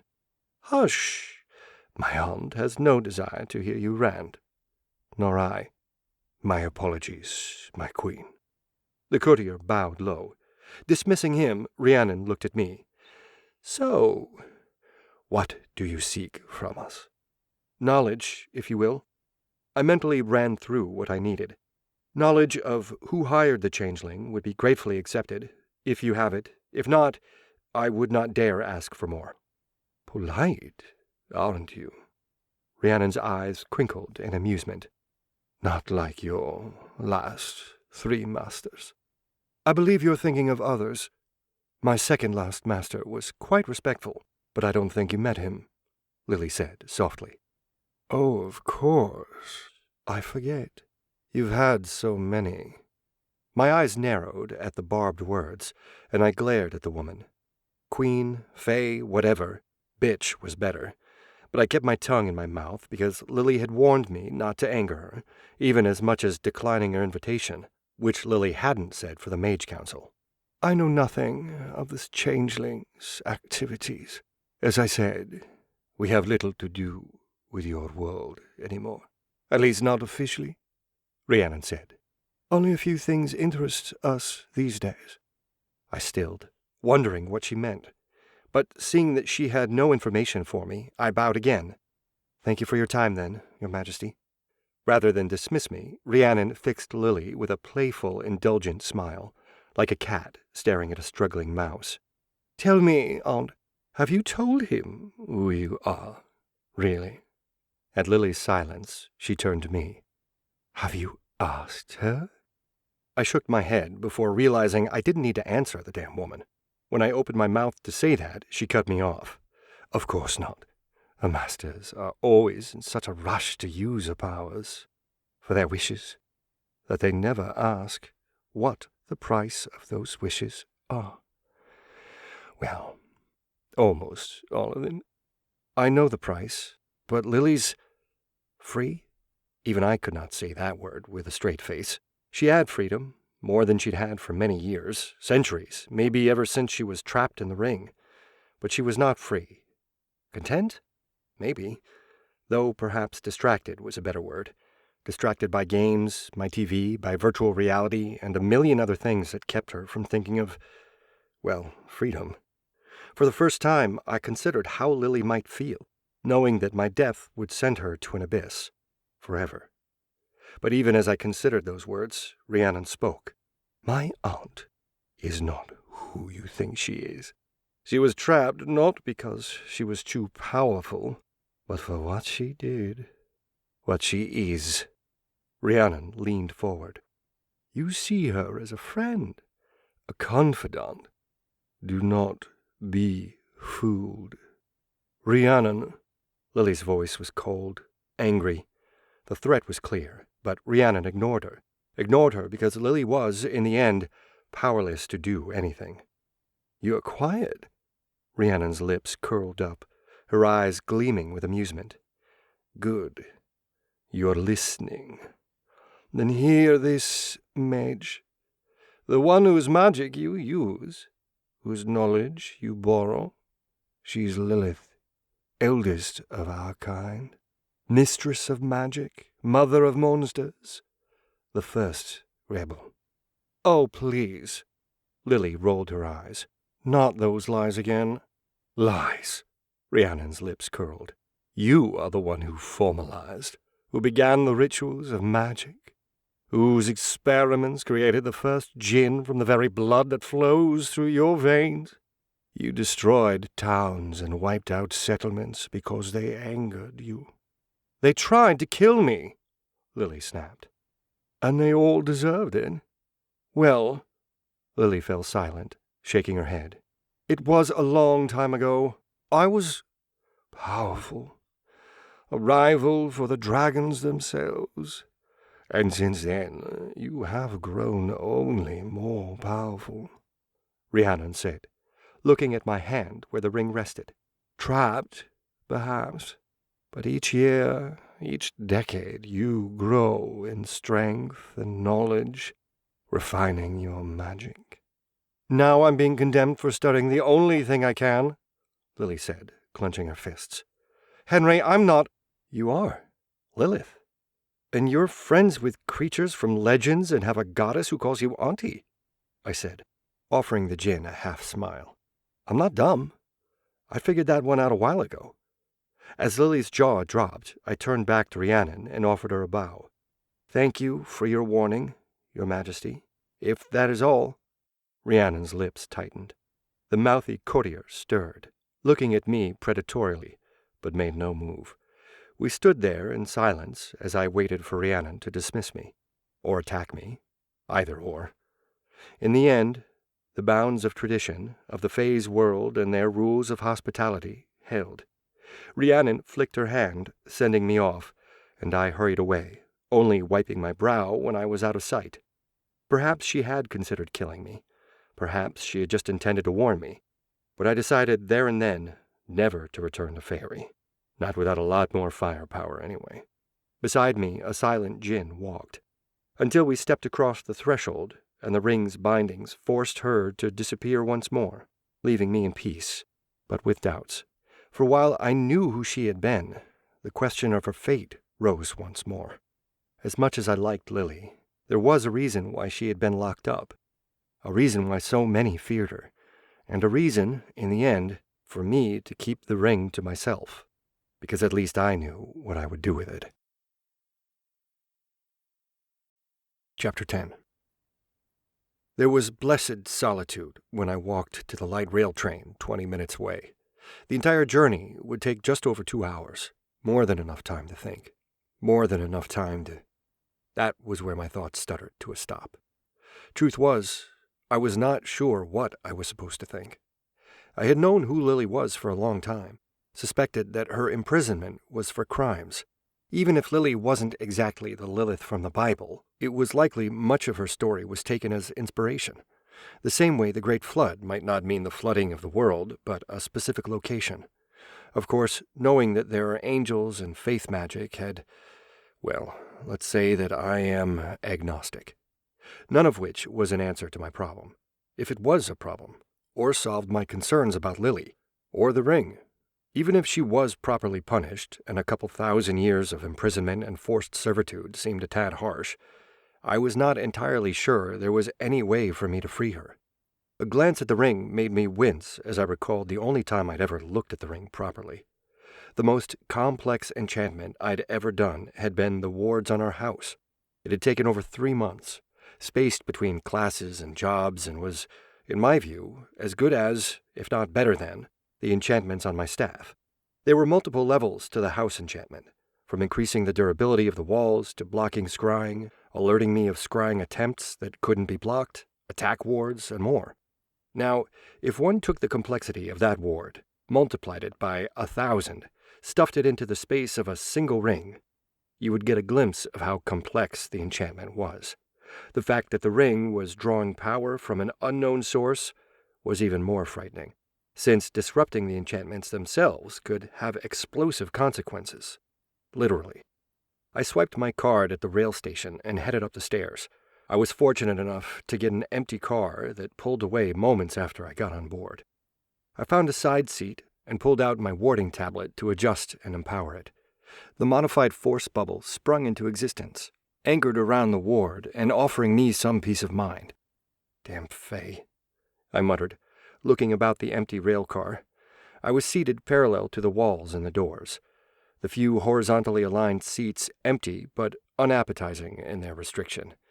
Perhaps it was the look in the Fae's eyes, or perhaps it was the memory of being targeted, but I felt the need for space, for freedom. But that's not something Lily would ever have, not while I held the ring, not while anyone held the ring. And yet, who was I to judge? While I was not entirely oblivious, I knew I was not the best at reading people. Someone, sometime, decided this was a just punishment. Someone, or someones, more powerful, more skilled than me. Yet could any punishment that read, "for all eternity," ever be just? What kind of action, what sin could justify a punishment that lasted forever? And if no crime could justify eternity, then had Lily suffered enough? Was what she was going through punishment or containment? Was she trapped because she did something wrong, or because they, feared her, feared what she could do? We didn't let nukes walk around unwatched. Why would people, Jinn, be any different? Yet trapping her, punishing her. Was it punishment for the crime, or do we hope of redemption, in the belief that people could change? Perhaps that was the question. Perhaps that was the answer, if it was a punishment. If we saw her enslavement as a punishment, then the question was, is it just? But if we saw it as a way for her to redeem herself, eventually, then the question was, did I think she had changed? Do I think people could change? My mind spun around in circles and whorls, forced to contort around my inconclusive thoughts. I couldn't figure out an answer, maybe because there was no right answer. It's not a math problem, where 1 + 1 = 2. It was a human problem, where 1 + 1 might equal happily ever after, or a gunshot to the foot. I was so caught up in my thoughts that I hadn't noticed the train pull to a stop, or the new passengers. Didn't see them even as the doors closed and trapped me with them. Didn't notice the gun that came up and fired as the train pulled away from the station. The bullet punched through the air, hitting the force bubble. The idea for the ward was stolen directly from a sci-fi series. Anything moving slowly, a clap on the shoulder, a gesture from my hands, only slowed and angled away slightly. But the higher the momentum of the motion, the faster something moved, the greater the force my ward applied to it. It was a useful ward to use while I was in public, since it was only mildly disconcerting for mundanes caught in its vicinity. Unfortunately, I'd yet to work out a stable formula for movement, so it was only usable when the ward center was still. The bullet hit the edge of the force bubble and slowed perceptibly. A lateral force was applied to the bullet, shifting it away from the center of the ward and making it fly by my face, leaving a sting of wind behind. They were smart enough to shoot for my head, avoiding my enchanted jacket, but that made the target much smaller. Even a small force was enough to make the shot miss. Though the retort from the gun was still painful to my ears, even when slowed and distorted by my now glowing modular ward tablet. Instinct took over as I formed a force wall before me. Fingers snapped and twisted as I blocked off the area just outside of my force bubble. As the wall formed, it struck aside the gun barrel, sending the next shot up into the roof of the train. A mental command turned off the strained ward, the tablet glowing with light as it ran out of the mana I instilled in it. Through my semi-opaque force wall, I stared at my attackers. 3 individuals, clad in black business suits and shades, at night, all of which spelled trouble. Of course, the trio of silencer-equipped pistols pointed at me was another good indicator. They were a mix of races, Hispanic and Caucasian, and ages, with the youngest a teenager. The kid's gun came back down to point at me, and the shield I had formed, targeted straight at my face. Then they opened fire, and my force wall flickered, points of impact spreading and rippling even as bullets ricocheted away. Gunman 1, level 37, HP 100 out of 100, MP 0 out of 0. Gunman 2, level 45, HP 100 out of 100, MP 0 out of 0. Gunman 3, level 59, HP 100 out of 100, MP 0 to 0. Non-magical gunman. Mortal, but dangerous nonetheless, as assessed by Lily. That probably meant training, special forces, or worse. After all, a normal cop on the beat was only in the low 20s, and that's because he had a gun in hand and some modicum of training. As the trio realized they were not getting through my force wall, not with their bullets ricocheting around, they stopped firing.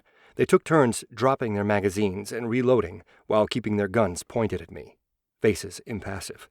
A shard of a broken bullet seemed to have caught Gunman 2 across the cheek, as a thin line of blood dripped down his face. Ignored. "Who are you people?" I said, keeping my spell formed as I mentally prepare a second and third backup. Those bullets were unenchanted. They also had quite a bit of kick, especially compared to the pop guns most gangers use, but nothing my force wall couldn't handle. Their only chance was lost when they missed me the first time, so I could afford to fish for information. Rather than answer me, the lead gunner looked sideways, ignoring the screams and shouts of horror from passengers and other cabins.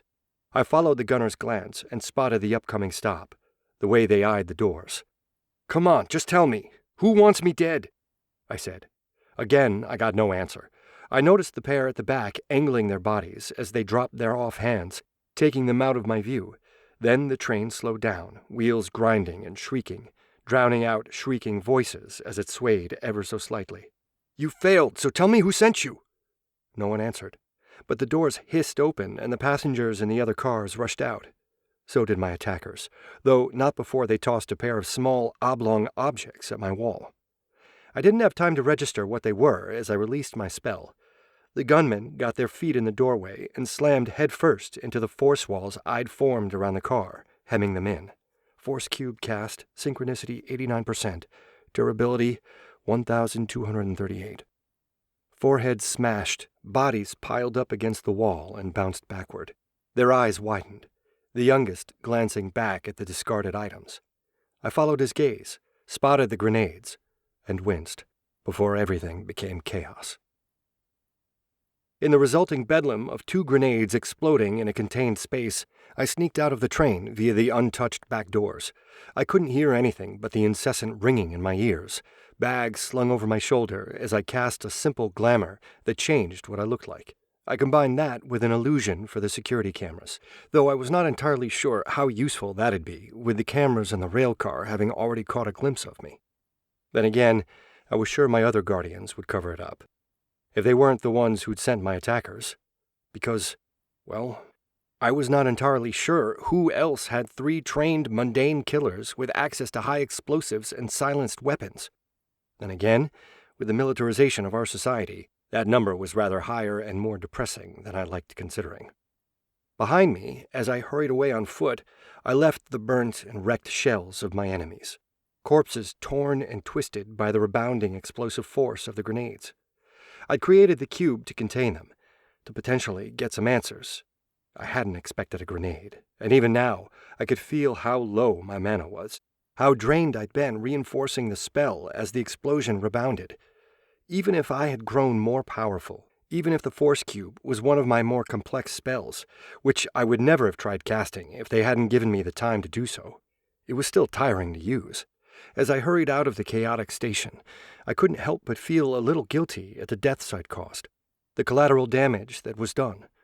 I hated killing, and even if I hadn't done it myself, their deaths were painful.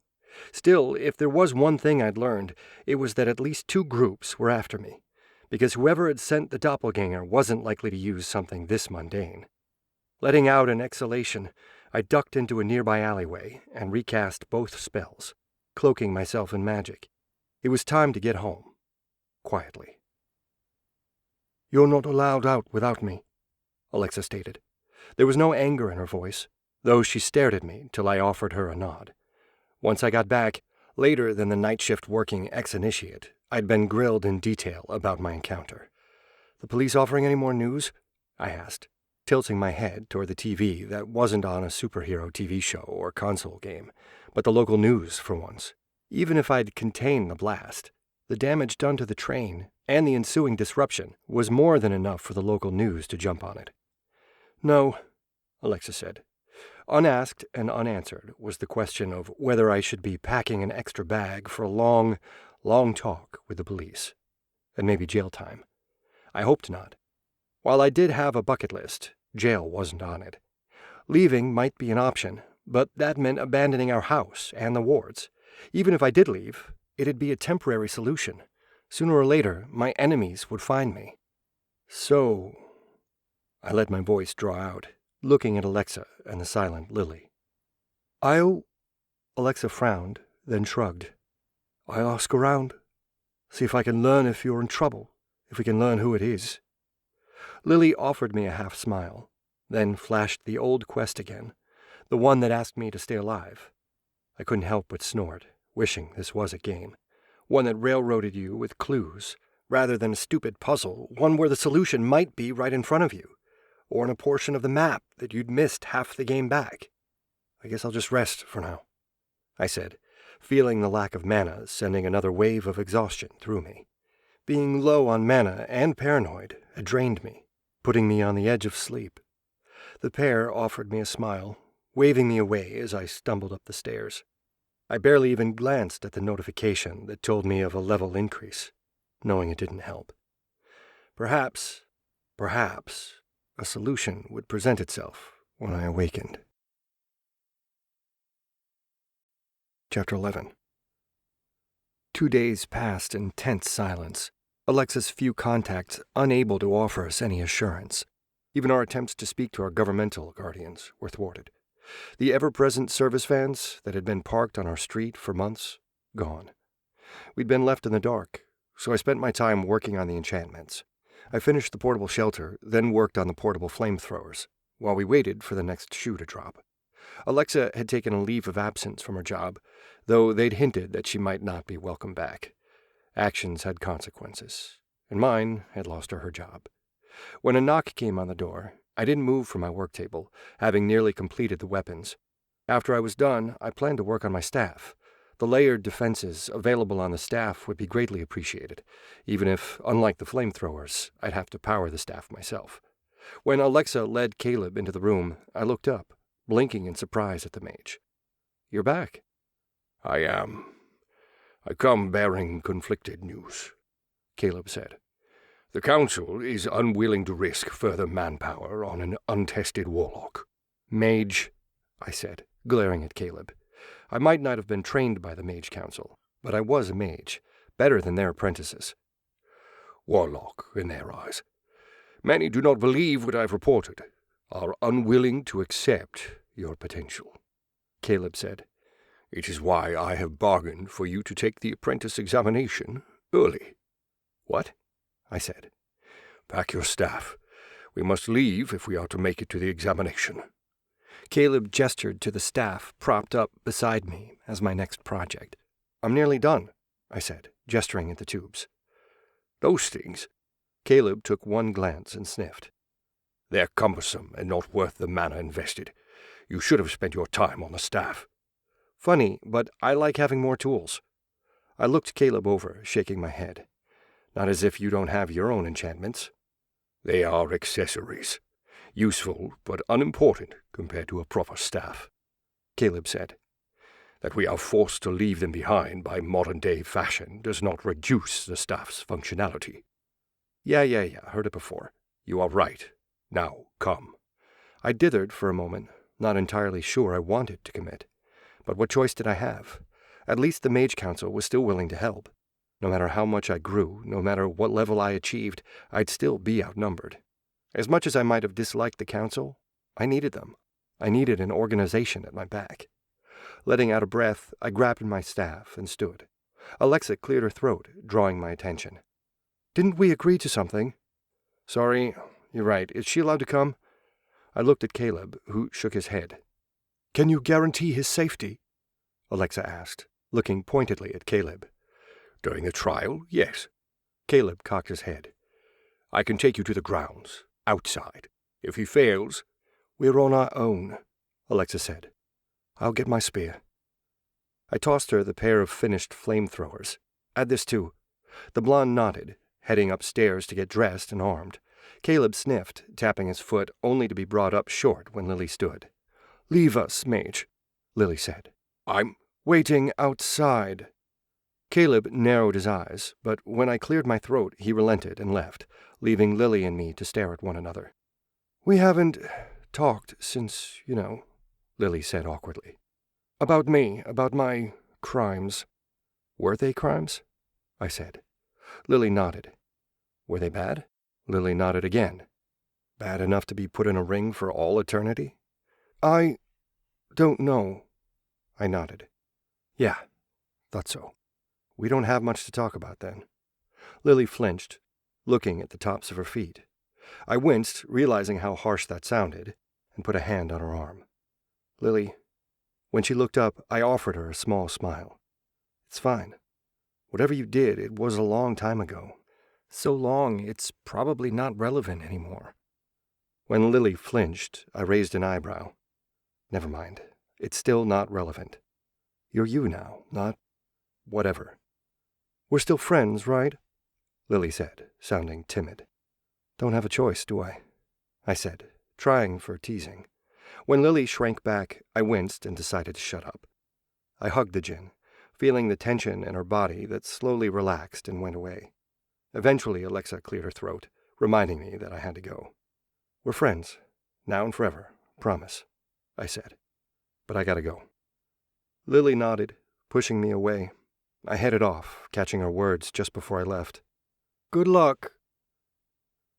Mundane. That's a good description of my magical existence. No magical carpets, no teleporting rings, just a black four-door sedan that takes me out of the city and down the highway. 𝗏𝗏's seated in the back, dressed in her armored jacket and skirt, spear taken apart and laid out beside her. I'm up front with Caleb, watching as he guides us down the road with expert ease. "No enchantments on the car?" I said, having finished looking it over. "It's a rental."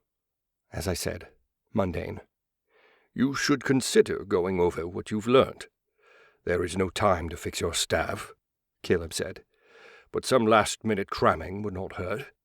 "Actually, did you know that research has shown that last-minute cramming might actually be more detrimental than studying?" I flashed Caleb a smile, only to have him glare at me briefly before turning his gaze back to the road. "Fine. If I fail, you know who I'm going to blame." When the silence grew colder, I added, "Me." "You're really not as funny as you think, Henry," 𝗏𝗏 said. I grumbled under my breath, but closed my eyes, calling forth what I knew about the examination. There were 3 sections in an apprentice exam. The first was theory, which mostly consisted of a written examination, where I had to expound on formulas. This was my weakest area, and the area Caleb was hinting that I work on. While Lily might dump information into my mind, the way she did so was specific to spells, such that I often found myself missing important areas of learning. Or, at least I used to. Lessons with Caleb and more spells had helped patch those holes. If I had to describe it, it'd be like learning high school mathematics, algebra, differential equations, logarithmic charts, and then realizing that you'd never learned how to do long division. Or, say, angles in a circle. Gods, I hated those. The second portion of the examination I was much more blasé about. That was the practical examination, where you were asked to show your command over magic, Apprentices were scored on the effects of their spells, and since I was, in terms of actual casting, much more advanced, I expected to get close to full scores. Even spells that I might not know, I could recreate by linking multiple aspects. The last portion would be dealt with while I was writing the examination.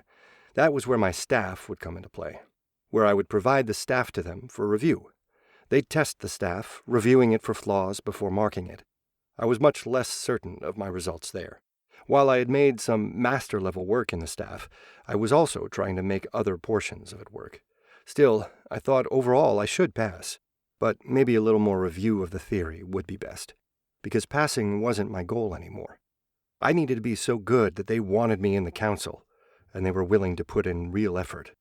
Resolved to do more than just pass, I went over my spells and the theories in my mind, allowing time to pass.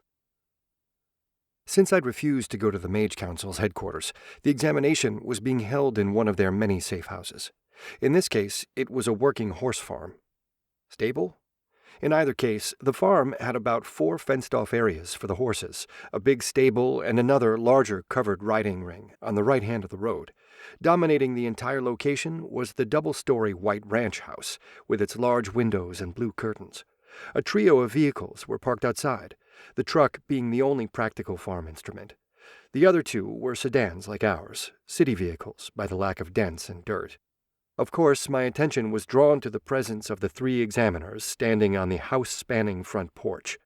How did I know they were my examiners and not stable hands? Well, their levels, for one.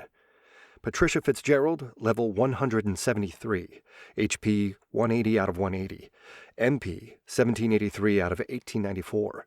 Nicholas Diaz, level 183, HP 141 out of 147, MP 1084 out of 1147. Muhammad Black, level 171, HP 201 of 204, MP 997 out of 1473. Are all examiners that high level? I muttered to Caleb as we got out of the car. I could feel the power radiating out from them. And Patricia had a half-dozen more enchantments on her than Caleb did. Obviously, she didn't agree with his "the staff is the best thing ever" line of thought. I thought I might even like her. No, your case is unique. They are the head examiners for the 3 closest regions, Caleb said. Caleb stayed silent until we were close to the group. Then he introduced us and them to one another. Of course, I didn't mention that I knew their names already, thanks to Lily. Be a little rude. The Templar must stay outside, Muhammad stated that with a glare at Alexa. Ex-Templar, she said. There is no such thing. Muhammad snapped before running a hand across curly, close-cropped hair, glancing at my hand with Lily's ring. The Jinn is not here? She stayed behind, Caleb added, after glancing at the ring. In a manner of speaking. Good. The staff? Nicholas held out his hand before inclining his head toward Patricia. Mage Fitzgerald will guide you to the examination room. I stepped forward and handed over my staff, giving it one last glance before following Patricia into the house. She strode past the living room into the single barren office right off the corridor. On the worn, bulky office table, a paper had been set, along with a single-line exercise book. 2 hours. I acknowledged her words and walked over, fishing some pens from inside my jacket before putting the jacket over the back of the chair and getting comfortable. Patricia looked me over once again, then walked out, shutting the door. I felt the spell that sealed the room and triggered the protective enchantment. For a moment, fear clutched at me, until I noticed the trigger that would turn the room-sealing enchantment off from the inside. Right, not a prison, just extra careful against cheaters who might be getting help from others. I snorted, tapped the workbook, and flipped over the examination questions. Best to get to it, then. I scanned through the first question and clicked my pen, composing my thoughts. Time to get to it. 2 hours went by in a blink. I wrote and wrote, answering questions as quickly as I could. At first, the questions were easy to answer, the equivalent of basic math. But by the time I got toward the last couple of pages, the complexity made me frown, my brow furrowing as I struggled to provide responses. Some of it was history, context-dependent. Others required knowledge of spell formulae and theorems I only vaguely recalled, or had puzzled out the basic portions of. I was so caught up in answering I didn't notice the door opening, the release of the wards. "Time is up." Patricia stood beside the table, hand held out for me to hand her the notebook. I blinked, staring at the words I'd scribbled, and saw a notification that had my eyes narrowing in thought. Experience gained for theorem exploration.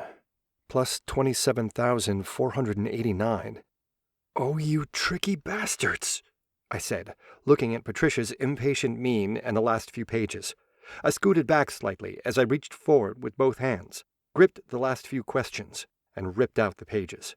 I saw Patricia hiss, and as I set the pages on fire, I barely felt the trace of power as she extinguished the flames. I felt another wave of power, and I stopped trying to destroy the paper.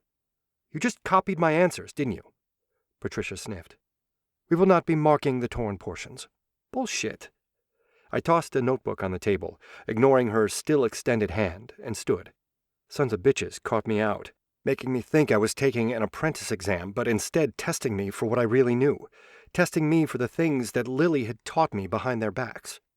I stalked out of the house, only to see Caleb waiting for me, his lips pursed at my glare. But I wasn't about to be mollified. That was no apprentice test. "The initial part was," Caleb said, holding up his hands. "I did not know they were going to test you like that. But it's good. It means they're taking you seriously." "Or trying to trick Lily's knowledge out of me.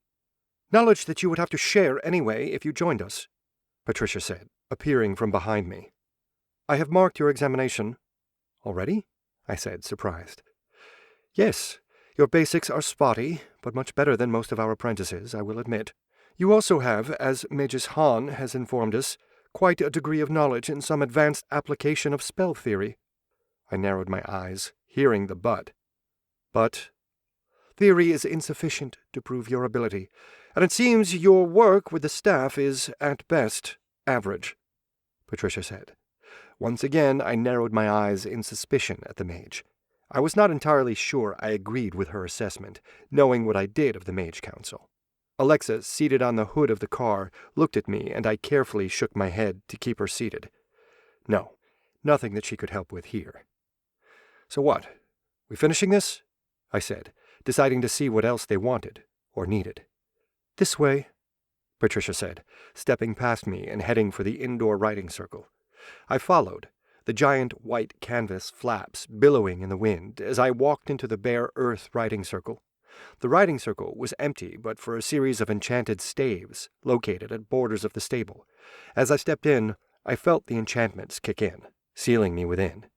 A hand came up, generating a shield across my body even as I put distance between Patricia and myself. I continued my scan of the location, noting the presence of the other examiners and my staff, held casually in one tester's hand. A jerk of my fist triggered the return protocols in my staff, making it lurch through the air to slap into my hand.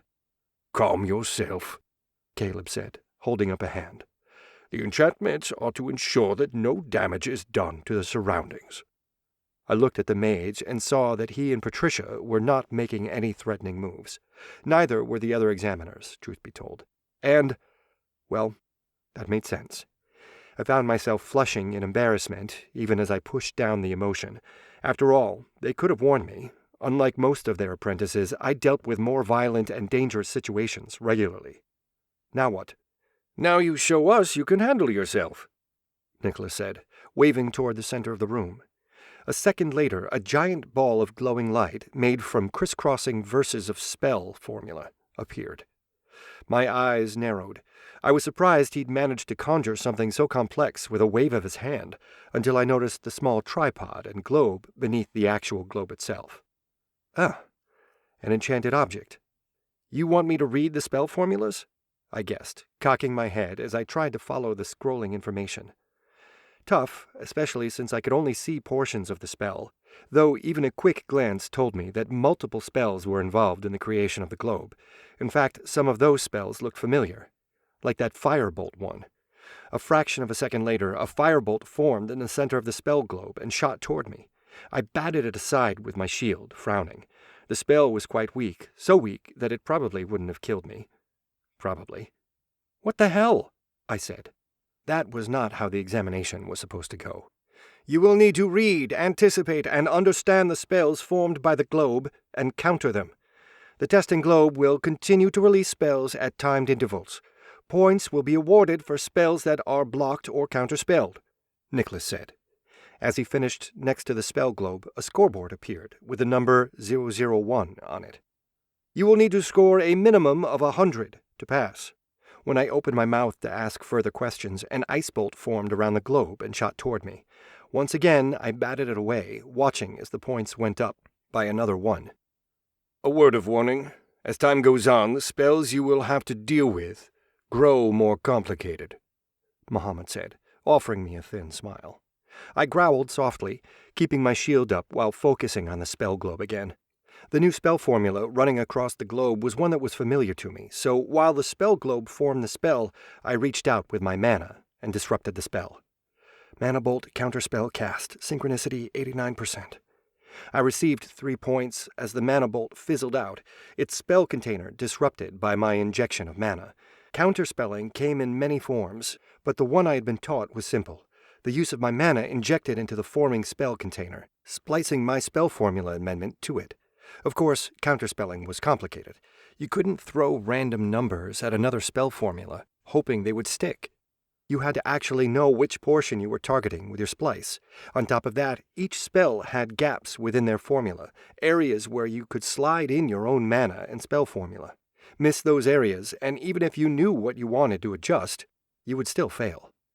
Counterspelling basically required you to understand the spell formula being used and also be extremely quick at casting, since you were, in many ways, casting both the spell itself and the spell injector.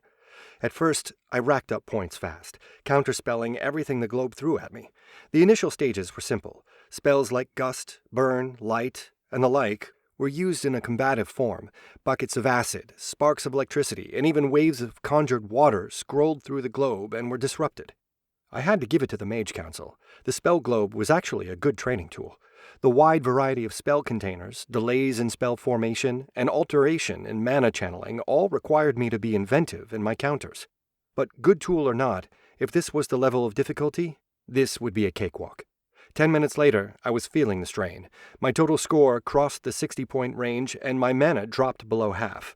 From a slow and steady stroll, the spell formula had sped up, rolling past faster than the noob zone chat window on a launch day. I'd stopped being able to read the spell itself and instead resorted to guessing, which had obvious results. Heads up! I twisted at the hips and slammed the decahedron of platinum into the air with my staff. The force applied to the end of my staff was enough to numb both hands and nearly tear the staff out of my hands entirely. Thankfully, it was still considered a win. My count went up by another point, and the spell globe burped. Another spell forming. Foolish, Nicholas muttered to Muhammad. Sadly, I couldn't disagree.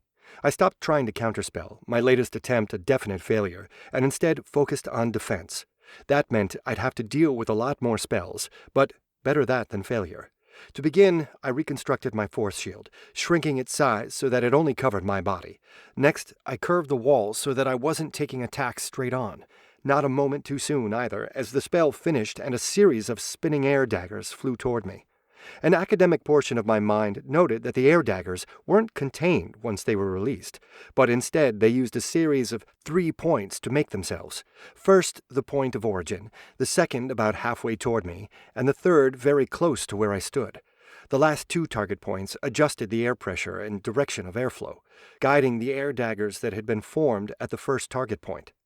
The shield took the individual attacks with aplomb, the air daggers bouncing off with the sound of a bad dubstep, making me smirk. But already the next spell was forming, and I was reading its data. Holding the force shield was easy, but considering I had another 40 spells to go, I considered better, more interesting options. Because each moment I held the shield, my mana dropped. As I grasped the content of the next spell, I dismissed the shield and jumped straight into the air, using a quick cast of Gust to elevate me even higher. A second later, the ground burst into verdant greenery, grasping vines searching for me. I let loose a second burst of the spell, keeping me in the air while flattening the already dying vines.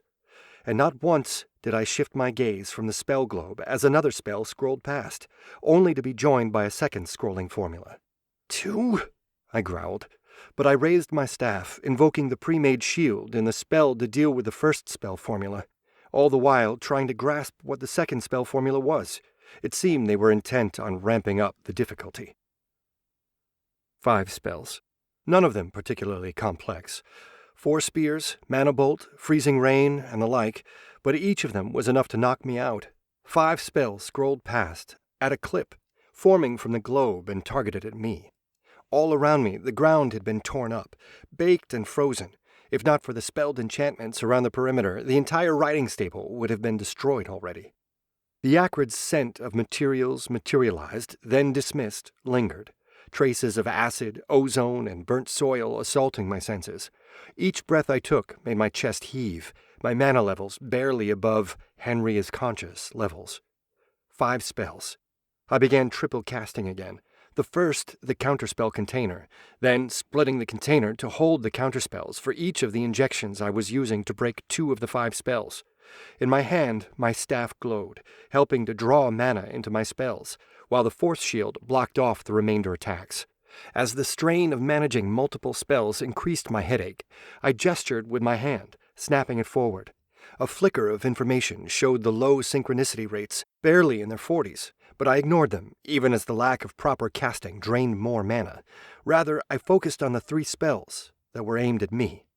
Frost Spear, Wind Drill, and Metal Missiles all slammed into my force shield.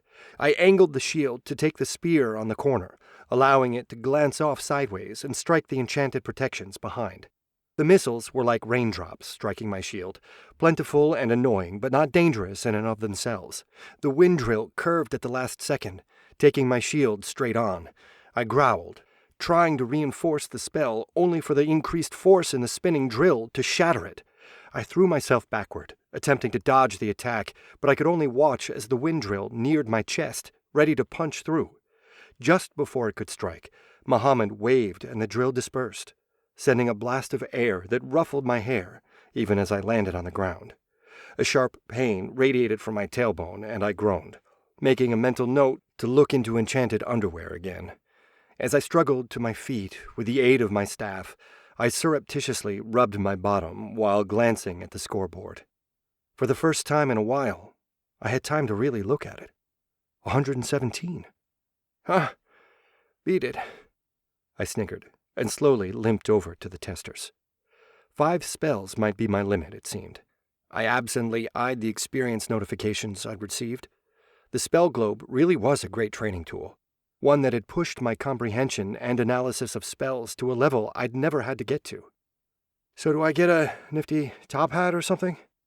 I flashed the trio of examiners and Caleb a smile, only to find them staring at me in silence.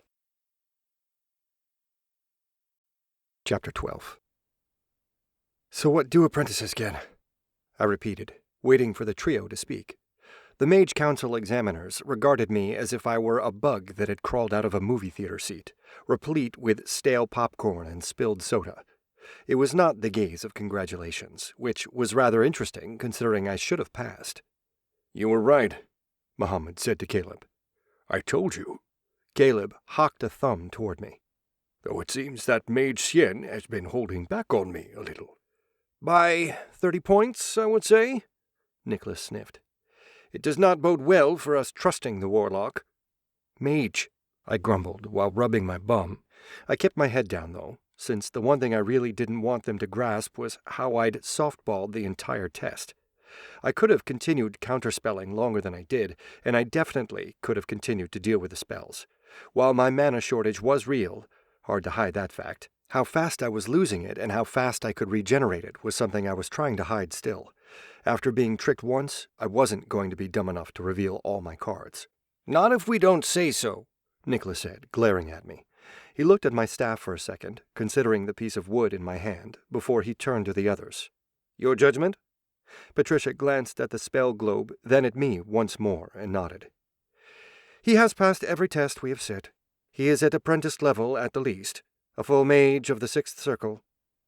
I blinked, knowing there were 7 circles, with those in the inner circles, the lower numbers, the most powerful. Caleb was considered part of the 2nd circle these days. In that sense, I'd skipped the entire apprentice level, or 7th circle, to become a journeyman. but it'd be at least one more circle before I could be considered a full member, in their view. Perhaps, but we are judging more than his academic ability, Nicholas said. He lacks discipline and the right mindset. His work is sloppy, if prone to brilliance, though I would venture much of the latter is due to his Jinn. Otherwise, he is middling at best. I narrowed my eyes, but turned to Muhammad, who had started speaking. Brilliance that we could harness. The theories he expounded upon in his essay are interesting. Both Beckett's theorem of fundamental formulas and 𝗏𝗏𝗃𝗃 principle of sevens were quite illuminating.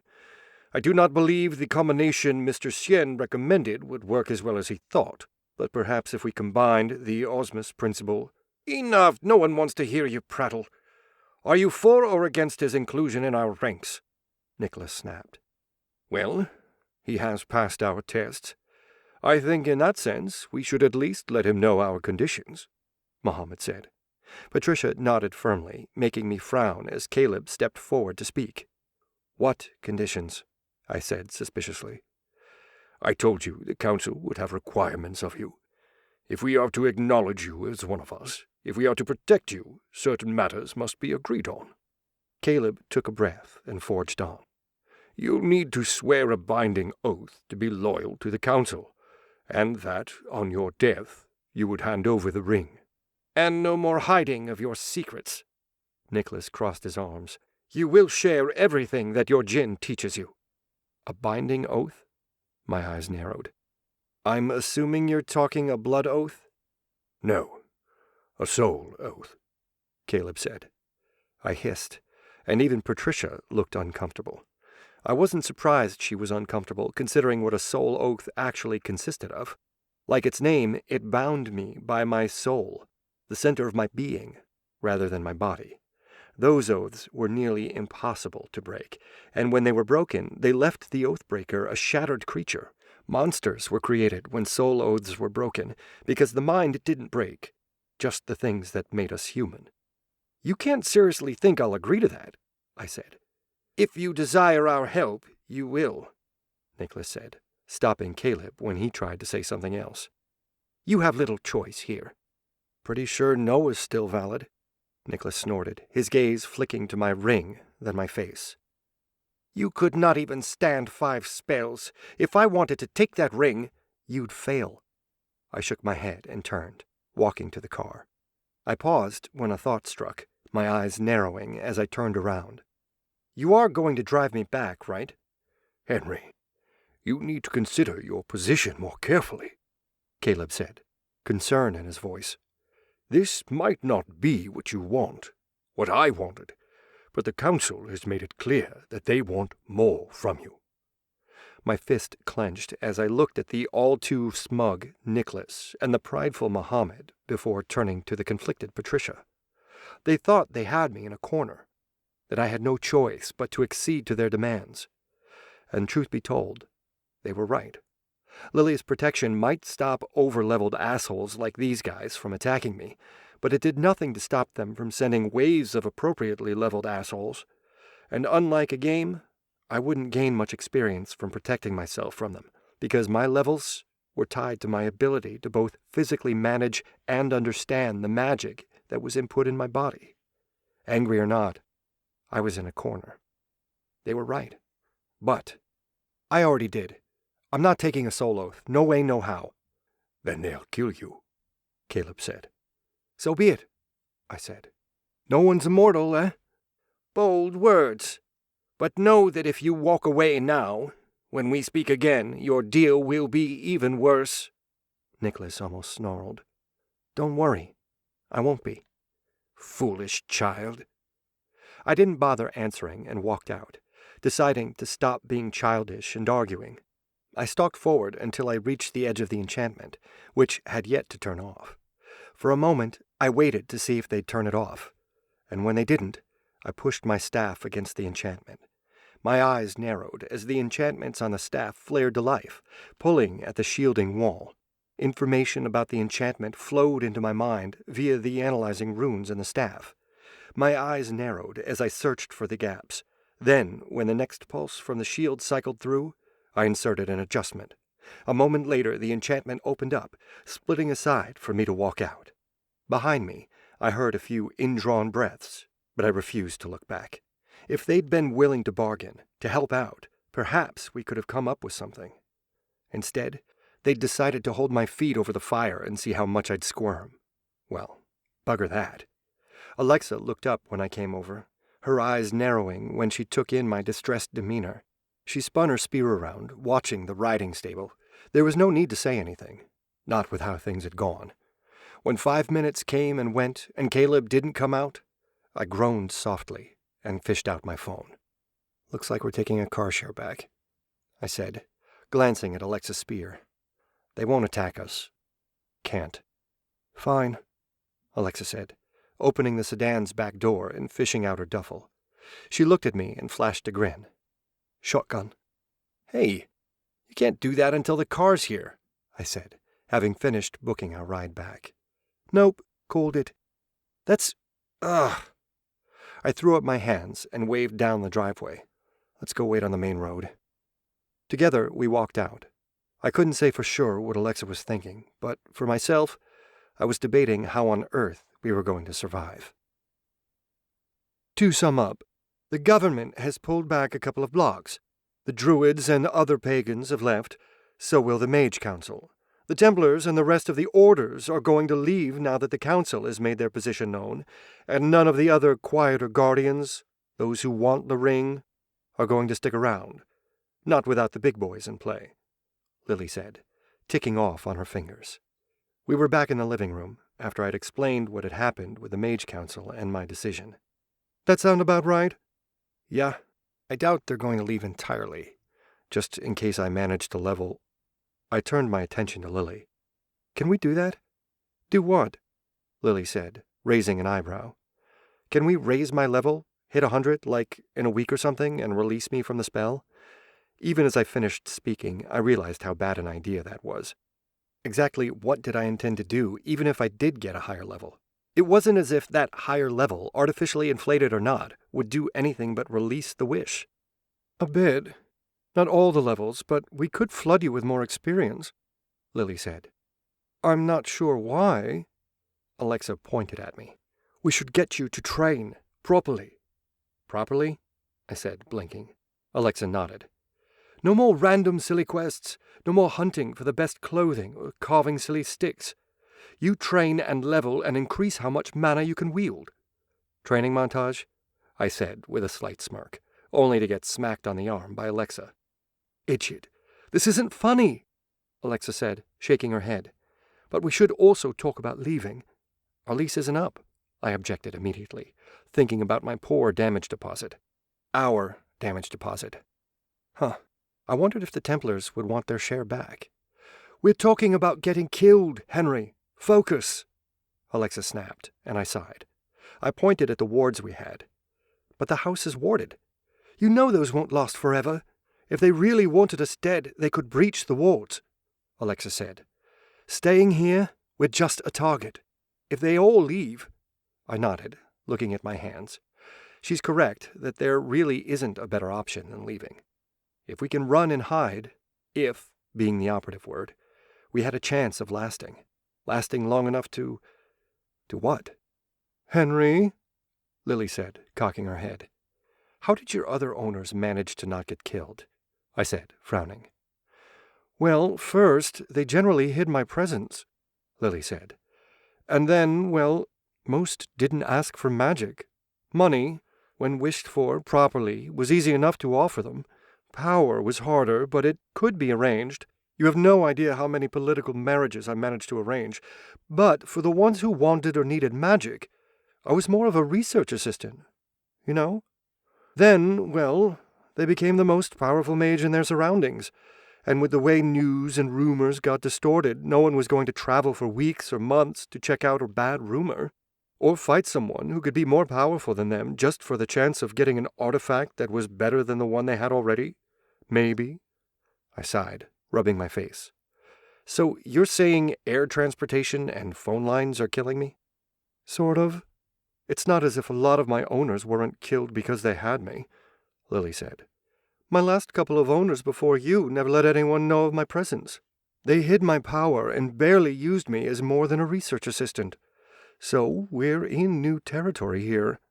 "Yay," I said, desultorily. "I always wanted to break new ground."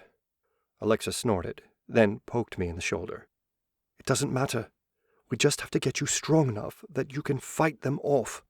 "What, you mean the entire world?" I said. "Or you could look for someone who's strong enough to do it already," Lily offered. "Like?" "Well, Mer's stuck. Hecate, well, you aren't the right sex. Abe's sleeping somewhere. The 8 won't talk to you.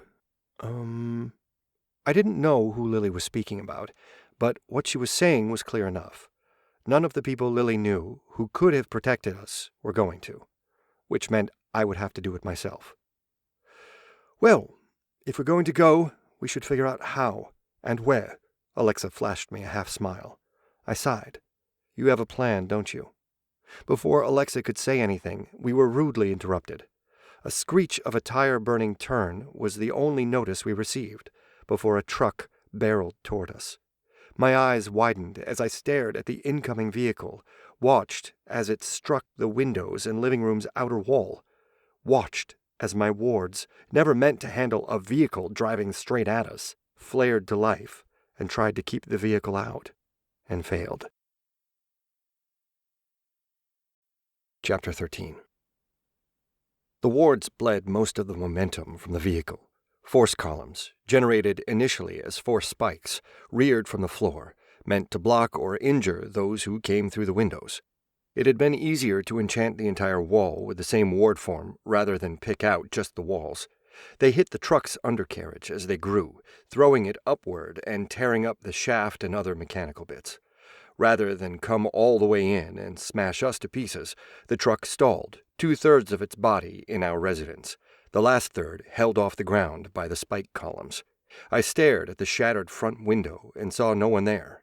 Gasoline tanks on the truck tumbled and creaked, dented and broken in the initial charge, but not exploding. Perhaps it was the other defensive portions of the ward, or perhaps it was the force spikes, but whatever had been meant to set the gasoline on fire didn't go off. Yet I smelled the spilled gasoline, heard it dribbling to the ground as my ears recovered from the cacophony of sound that the truck had created when it slammed into our building. "Shit! We're under attack!" I snarled, turning to Alexa, only to see that my friend was only partially responsive, coming to her senses as a gash down one side of her head spilled blood. "Oh, gods, Alexa!" I looked at Lily, only to see her untouched by dust cloud or injury, but staring in shock. Not at the truck, but the shattered monitor on her laptop. Rather than waste time on her, I cast around for something, anything, and saw the rolled-up enchanting circle, the portable habitat I'd been working on.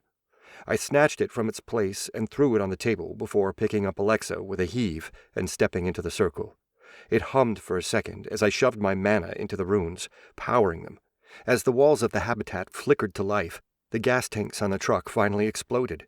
If not for the flash of magic I felt just before the tanks went off, I would have thought the explosion had something to do with the sparking electricity or the broken truck itself. The world went red and orange, flames and pieces of the truck itself striking the force walls.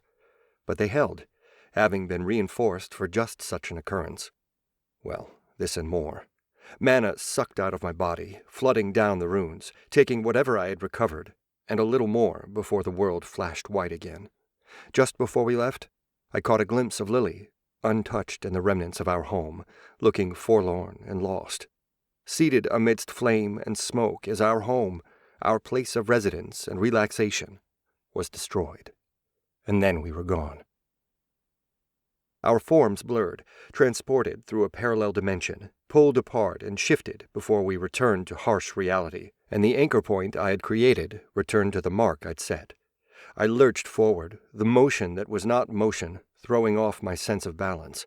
I tumbled forward, holding on to Alexa, and only managed to twist enough to not drop her onto the ground. As I pushed myself upward, Alexa weakly struggled out of my arms to fall onto her butt next to me. Pushing aside her hands, I shoved at the cut on her head, pushing it together while casting heal. Thankfully, this spell was one I had grown so used to that I no longer needed to use a physical component to cast. A few minutes later, 𝗏𝗏𝗄 pushed me aside and scrubbed at her face. She cleaned off the sticky blood that had congealed from the heat that had managed to touch us even through the barriers. While 𝗏𝗏𝗄 was busy cleaning herself off, I took stock of our surroundings. I touched a ward and sent my mana into it, reinforcing the wards that had automatically gone up when we'd teleported in. Among other things, it was meant to hide our aura signatures, and Lily's signature too. It wouldn't hold forever, but it would give me time to work on the next step. Before I could get to that, 𝗏𝗏𝗄 spoke up. Where are we? Well, storage depot, about 2 miles from the house. I needed a place to test out teleportation wards, and I used to keep this for my, other business, and forgot about it. I gestured at the variety of suitcases, storage chests, and random pieces of furniture I'd collected and never managed to sell, or in some cases kept because I felt I'd make more later. Admittedly, after I got my magic, I'd forgotten about my rainy day stash. I'd only remembered the storage shack because I had been considering a place for my teleportation experiments. And, I'd admit, I spent a little more time building the wards around here due to a quest that Lily had given me, which reminded me that I needed to make sure Lily's signature and mine stayed hidden. That meant a moving enchantment ward. The easiest way to do that was to inscribe the enchanted ward on something easy to carry. Luckily, among the other things I kept here were small wooden blocks and scribing tools. In short order, I had a workplace set up. 𝗏𝗏𝗄, can you find some string? I'm thinking necklaces, I asked before turning to the blocks. It took a few minutes for me to recall the wards I'd considered but never created. Once more, I considered why I hadn't, why I had been willing to believe that my allies would stick beside me, and cursed myself for the foolishness. Too late for regrets, though. It was time to get to work, time to complete things I'd considered but not put into place. 30 minutes later, I had a pair of amulets. The first one suppressed and changed 𝗏𝗏𝗄𝗏's aura. That had taken me less than 5 minutes to create. The second warded amulet took the rest of the time. What with my stronger aura and Lily's, I'd mentally planned a few ways of doing this. At first, I'd considered creating 2 wards, one for Lily's ring and one for myself. However, the math on that didn't work. Even the ambient aura from the ring meant that I would have to carry around a much larger, more powerful aura ward. To fix the issue, I'd decided on something a little more creative. First, I subsumed the aura from the ring into mine. That made my aura much stronger while changing it. Once I had changed my aura, I needed to reduce its output. Of course, one of the aspects was that my aura was now so powerful it was impossible to keep it suppressed on a daily basis. Instead, I altered it in stages by first compressing the ambient aura down to reduce the radius. I needed to do that multiple times until I stopped being a beacon. The result was that my compressed aura made me seem even more powerful than I was, but it required someone to be close to me to feel it. At least, that was the theory. I gripped the amulet, slid it over my head, and drew a deep breath before activating the amulet. I felt a cold wind run across my body, making me shiver, then felt the wind brush over me again and again, each time compressing my aura further and further. I felt the way my ward worked for what seemed to be hours, but was only long minutes before my aura stabilized. "What did you do?" 𝗏𝗏𝗄𝗏 said when I refocused on her. "I concentrated my aura and hid the ring underneath it," I explained. "What does it feel like?" 𝗏𝗏𝗄𝗏 regarded me with her head cocked before she answered. "Like I'm standing in the clear on a hot sunny day, feeling the sun beating down on me. Like a warm wind is blowing across my skin, but it's not really a wind." "Huh, almost poetic," 𝗏𝗏𝗄𝗏 sniffed, then looked around before she asked softly. "Lily?" "She's fine." I laughed bitterly. An explosion would do nothing to her. She's already back in the ring, but we can't have her out. "Why?" "Her aura, when she's out. It'd tear through these wards," I said, gesturing about. "I'm going to have to inlay some proper wards and craft some suppression material to keep her hidden." 𝗏𝗏𝗄𝗏 nodded, then made a face. "I'm sorry. I didn't think they'd act so fast." "Not your fault. You warned me not to rely on them, not to keep putting things off. I didn't want to believe they'd give up on me, on us, that easily." 𝗏𝗏𝗄𝗏 flashed a sad smile, and I couldn't help but remember that she had been discarded. Perhaps I should have listened to her. Too late. Too damn late. And now here we were, hunkered in a storage space, hoping the artifacts I'd created would work, would be enough. But even now, I felt the strain placed on the wood around my neck, the way it had already begun to crumble. It wouldn't give way immediately, but eventually. Now what? Alexa said. I closed my eyes before opening them again. Let's grab what's useful here, then we should get moving. I'll cast a dispersal spell, try to hide our exit. But we should get moving across water, and fast. Out of the city, preferably. Alexa nodded. I've got a place, and some funds set aside. We'll just need to make a quick stop. By this point, I was too tired to be surprised by her words. In the end, all I felt was gratitude that at least one of us had planned for this. Planned to be betrayed. A bowling alley? I said, raising an eyebrow at Alexa. Once we left the storage center, we'd wandered around for a few hours, taking a ferry ride across the bay, then back again, muddying our trail. It wasn't perfect, but it was better than nothing. After that, Alexa had taken the lead. First to a co-working space where we chilled for a few hours in a rented office before we finally arrived at the bowling alley as it opened. This way, Alexa said, leading me straight to the storage lockers. I twigged onto the concept fast enough and followed, casting glances around to make sure we weren't watched. Unsurprisingly, the staff, made up of horny and bored teenagers, had little care for us. Alexa pulled a large duffel bag from the storage locker and changed out her jacket for one that was within before she pushed the duffel at me. I frowned, opening it, before my jaw dropped. Where'd you get that? I said. Took it, Alexa said. Within the now open bag was a casting wand, a smaller version of the staff I'd been forced to leave behind. I blinked, staring at the wand, and remembered how I'd tossed it aside due to my dissatisfaction with the placement of the wards, and then couldn't find it. I'd lost nearly an hour searching the house for it before finally giving up, figuring I'd find it hidden beneath the couch cushion or stuck underneath my bed, or on top of the bookcase, because that made sense when I put it there. But now, here it was. I picked up the wand, frowning in consternation as I noticed numerous flaws. I'd made this nearly half a year ago, and I'd grown in ability and skill since then, enough so that the mistakes I'd made were clearly evident with even a simple perusal. My fingers itched to fix them, but I pushed it aside and slipped the wand into my jacket. Not that I needed it, but like my staff, the wand could take over casting aspects, just not as many as my staff. I also took a bundle of cash, sliding it into my jacket after peeling off a few bills from my wallet. I didn't ask how Alexa had managed to squirrel away this much. It really wasn't my business. I was just grateful that she had done so. What was surprising was the set of fake IDs within, all in a Ziploc bag. Fake IDs? I said, raising an eyebrow. Yes. Change them out quickly. We should leave the city when we can, Alexa replied. About that. How? I said. I don't think public transportation is smart, and it's not as if we can get a rideshare. Not without our phones.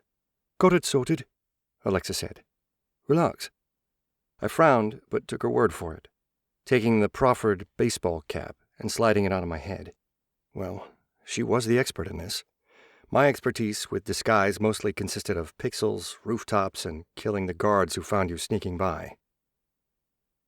3 hours later, we were seated in the luxurious comfort of polyester cushions, colored a dirty gray and green, a black plastic divider between us and a LCD screen to entertain us in front.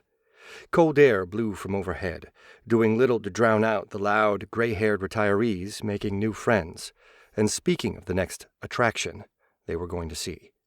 I muttered to Alexa, A tour bus? Your great plan is a tour bus filled with retirees? Yes, Alexa said, looking all kinds of smug. Public transportation, but not really. The windows are all shaded, so there's no way for people to see inside. Tours like these run every day of the week, going to multiple locations, and unless they're doing full checks of the bus, even traffic stops won't matter. I had to admit, the woman was right. Most traffic stops would never board a bus, especially not on any of the major highways. The kind of delay that would create would only happen in the worst-case scenarios, and I didn't think our opponents had that kind of influence. Which meant, I'm assuming we're not going to stay for the whole tour? I said. No, we'll change out 3 cities out, but for tonight. She waved around the bus. We'll sleep through the night here. and be out of the city." "As if I could sleep," I said, which made Alexa smile slightly. "Well, I can, so if you're going to stay awake—" I gestured, to which the blonde smiled and rolled up her jacket to rest her head against the window. In moments, the ex-initiate was asleep, dead to the world, though I knew she would wake fully alert if necessary. I envied her ability sometimes. "Might as well get to work," I muttered, and fished in my bag for the crafting material. Nothing special, but with only the equipment I was wearing, I needed more tools. The carving knife and blocks of wood would get me that. Our attackers might have driven us out of my house and nearly killed us, but that nearly would cost them. I might not know who had attacked us or why, but it didn't matter. We'd survived, and so long as we lived, we could get stronger. We could get better. As the bus finally pulled away from the curb, its passengers fully loaded, I promised myself that I'd be back. Back to my home. Returned not in ignominious defeat, but in triumph. One day, I'd be back. Chapter 14. "Are you ready?" Alexa asked as she stood over me.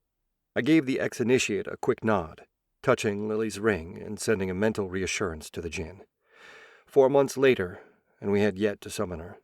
There were a dozen excuses, from needing the right materials to prioritizing new aura blockers to not locating a quiet enough place to do it, but in the end, it meant we had left the Jinn in the ring. I had to admit, I missed the game-addicted Jinn. Late-night Smash Brothers duels and conversations over meals. Occasionally, when I finished a quest, she'd slipped a sentence or two into the quest notifications. But it wasn't the same. I missed my friend. But at least this way, the pair of us had a better chance of hiding. "You know, I like this place," I said, looking around at the small house we had rented. We'd found the advertisement in a gas station, pasted in the window, and moved in. Once a wedding present, before the enterprising couple realized that the small house lifestyle wasn't for them. Now the simple, single-story, container-turned house sat in their backyard, filled by transients, like us. The rent was cheap, the amenities bare bones, but it had been nice. "It was a change from the flop houses," Alexa said, making a face. I flashed her a wry smile, knowing that the pretty ex-blonde had it worse in those locations. She'd dyed her hair soon after we left the city, going for boring black, and touched up her roots every few days. But bad dye jobs and baggy clothing did little to hide her beauty. "But we can't stay, you know that." "I know." "The dice said 11 days, so 11 it is," I said. Rather than fall into any recognizable pattern, we'd chosen to stay where we could, when we could, based off dice rolls. We'd limited ourselves to a maximum of 12 days in any one location. Even our next destination was a roll of the dice. Public transportation and small towns our go-to choices. Hefting the backpack, I slid it on. We closed the door, left the key in the mailbox, and headed out into cold autumn weather. Luckily, we'd been trending south for the most part, staying in warmer climates by roll of dice and choice. We debated long and hard about moving into another big city or sticking to small towns before we decided to leave it to chance. Our enemies were varied and numerous, and there were no good choices. Big cities had teeming masses of people, enough that we could get lost in the anonymity of the populace. On top of that, big cities had a wide variety of cash-only jobs, the kinds that we survived on these days. In a pinch, we could mug and steal from the local drug dealer or pimp, taking their illicit gains for our own before departing town. Of course, we'd only done that twice. While criminals might not make police reports, they were prone to gossip. And guns that don't fire, sudden disorientations and fatigue, and a highly skilled female martial artist beating the crap out of them with a pair of sticks were the kind of rumors we didn't want spreading. For all those advantages, big cities had higher concentrations of supernaturals, increasing the odds of randomly running into someone dangerous. On top of that, big cities were the centerpiece of our surveillance state. There were few areas we could go in a major city without having our faces recorded. And my new mustache, a ball cap, and a pair of contact lenses was a poor disguise, even if it was supplemented by magic. Small towns, on the other hand, substituted technological busybodies with human irritants. The number of inquisitive neighbors we met, especially those who were surprised by our mixed-race relations in certain smaller towns, was staggering. It had gotten so bad that I'd used glamour spells to alter my race at times, just to avoid the questions. On top of that, smaller towns and out-of-town cottages offered little in terms of employment or other amenities. With our resources extremely tight, we couldn't afford to stay in such places long before we had to move on, looking for work where we could. And rather annoyingly, smaller towns also often had their local guardians, pagan magicians, shamans, or local supernaturals. Even if they didn't desire to be involved in the politics of the greater supernatural community, we only needed a single one of them to put together the clues and report us. "Do you think we've managed to lose them?" I said, cocking my head toward Alexa. The town before, we'd been attacked. A group of journeyman mages, bearing the symbols of the Mage Council, though probably not directly commanded to, had located us. We'd left their corpses in a destroyed neighborhood behind, stealing their belongings and funds before driving for 2 days straight. "Maybe," Alexa said, weariness in her voice. I saw the bags under her eyes, the tension in her shoulders, and I winced. She walked to the junker we'd picked up, dropped her bag in the back, and got in even as I hurried to catch up. I knew how tired she was, how little sleep she took each night. The duty, the burden of our safety had fallen on her, for I was focused on the only way out we had, studying and leveling. It would be fitting to say I had grown in strength by leaps and bounds. I was now level 76, a significant increase in strength, but it had been 4 months, and at this rate of increase, to meet the standards of even a single third circle mage, I would need another half-decade, a decade minimum to be where we needed to be for battle. As I looked at the strained face of my friend, the bags under her eyes, then looked at my hands, I wondered, could we last that long? We were taking a small country road, driving carefully because small and underused also meant badly maintained. We were doing just under 40 miles an hour after taking a turn, green vegetation from fenced-in fields all around us, some farmer's crop swaying in the wind, when the man stepped into the middle of the road. I jerked up against my seatbelt as Alexa braked, instincts overriding caution as we screeched to a stop, a bare foot away from hitting him. The car fishtailed slightly as Alexa tried to dodge him at the same time. Turning my head sideways, I regarded the man standing in the center of the road, hands on a small cane. He was dressed in a simple green cotton jacket, sleeves rolled up on tanned skin, light brown hair close-cropped. When he smiled, the wrinkles around his eyes deepened, showcasing the lack of chemical injections to his face and his advanced 60-ish age. My eyes narrowed when Lily flashed a status notification. Julian Barber, level 218, HP 3100 out of 3100, MP 0-0. None of that told me who he was, but the lack of mana signature, the lack of magic, was a relief.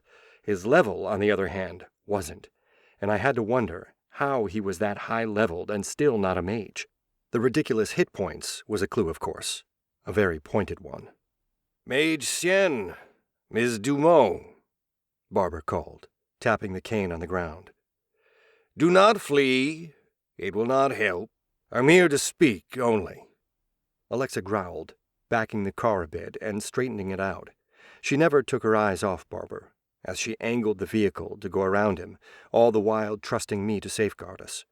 When she was finally happy, she reached down beside her seat and picked up the pistol, aiming it at Barber while keeping it hidden. Only then did I roll down the window. "Talk," Alexa said. Now that Alexa had her attention on him fully, I cast a quick detection spell, a variation on the scry and observe spell that I had known so long ago. This one was a detect life spell, whose gain was set to just a little higher than a squirrel. As the spell washed out, details flickered through my mind. A couple of crows and Barber were the only ones present in the 500-yard radius the spell gave good data on. Outside of that, return data broke down, but even there, the area around us was relatively clear of major life forms. "I have a message for you." The cane rose, making the pair of us tense, but it was not an attack, just a pointer. "The mage, that is." "What's the message?" Alexa said, softer, her eyes never moving from Barber. "I've heard of him. He's a famous tracker, lycanthrope." I swore and almost missed what Barber said next. "You have until the new year. If you do not return to the city by then, they will kill your mother, And one more for every month you continue to hide." I shuddered, his words making me break out into a sweat. My family, my sister, what? How? For a time my mind went blank, unable to process the threat so casually delivered. "You can't," Alexa said angrily.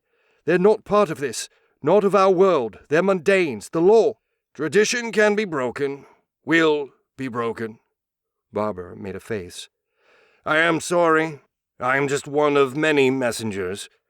What they are doing, I do not agree with. But if you did not receive this message, they would have carried out their threats anyway.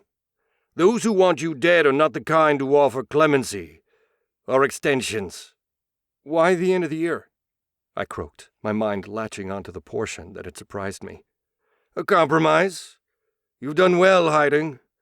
There was some concern you would dodge all the messengers." I grunted, my mind casting back to my mother, my sister, to those I'd left behind.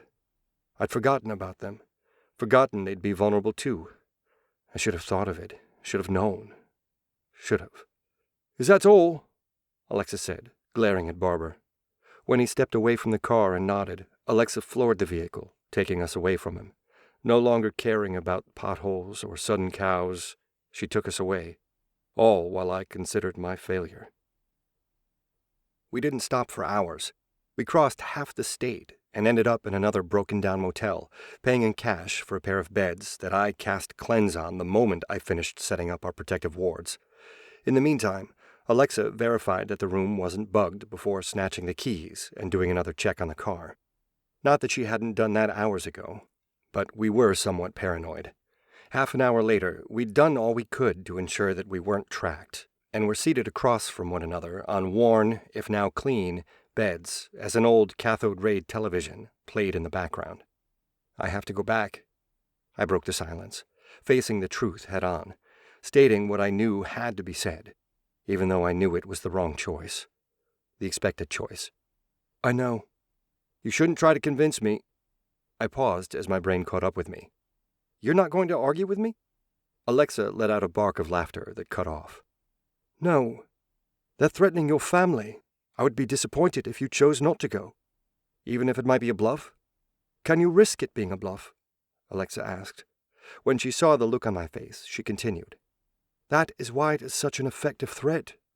I should have." I drew a deep breath, settling my emotions even as I pushed aside the need to explain, to make excuses. It was too late to tell the truth, to warn my family, to do something different. Yet I could not help but feel the gnawing guilt in my stomach, the pain from putting people I loved in danger.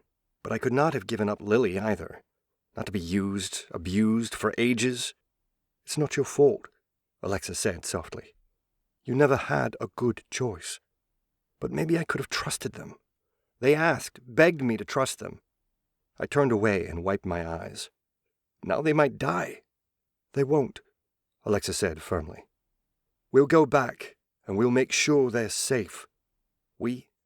You're not getting rid of me that easily," Alexa said. "I can't ask you to do this." "Who's asking?" I found myself smiling in gratitude. "So, what? We go back now?" "No, not yet. But they're not going to harm them.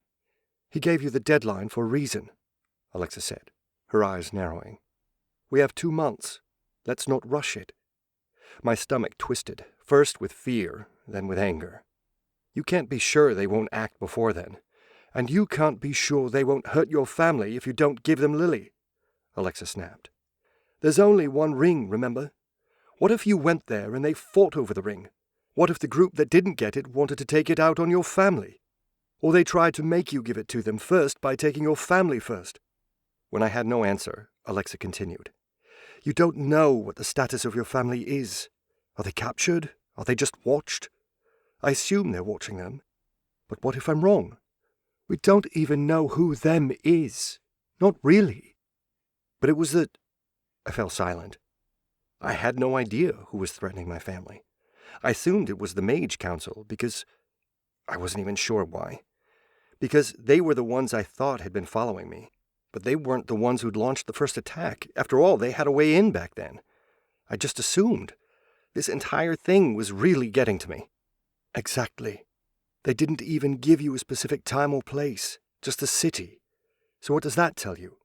Alexa said, her voice quieter now, no longer as forceful as I'd calmed down. I'm not sure. Neither am I. But I think we should find out, don't you? When I reluctantly nodded, Alexa smiled at me. Tomorrow we'll split up. Huh? You can't find out what's going on. And it's obvious that together we're targets, so we'll split up. You train and level. I'll find out what's going on in the city. You?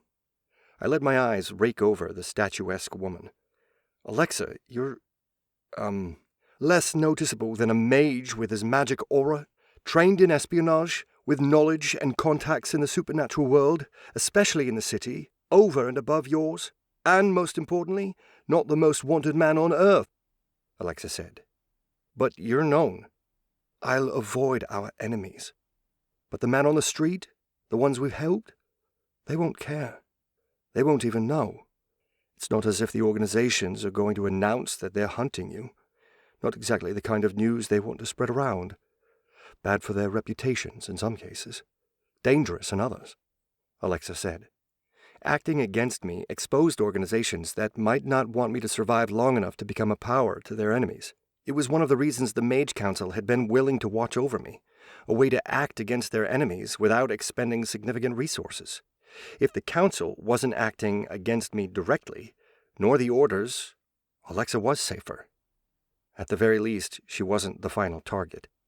And we did need that information. Still. Why are you doing this? I said, tilting my head sideways as I regarded the ex-initiate. This is a lot more than what a friend can be expected to do. Friend? I guess so. Alexa offered me a half-smile. But I don't think you're just a friend. You're family. And if I've learned anything, family means giving everything, without hope or expectation of anything in return. My lips twisted into another wry smile before I decided to admit it. It was the least I could do. I think of you as family too. You and Lily. Alexa flashed me a smile, then leaned forward as she explained her plan. I'd be surprised that she had one, but after so many years and hours of driving, I wasn't.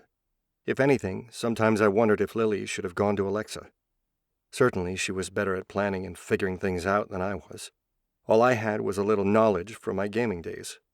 Pushing aside guilt and my need to control things, I focused. Because my feelings didn't matter here. And more importantly, it wasn't just my life on the line anymore. Not even just Alexa's. Now it was about my entire family, and I would not fail them, no matter what. Chapter 15. 12 hours later, I was standing in the basement of a rented farmhouse.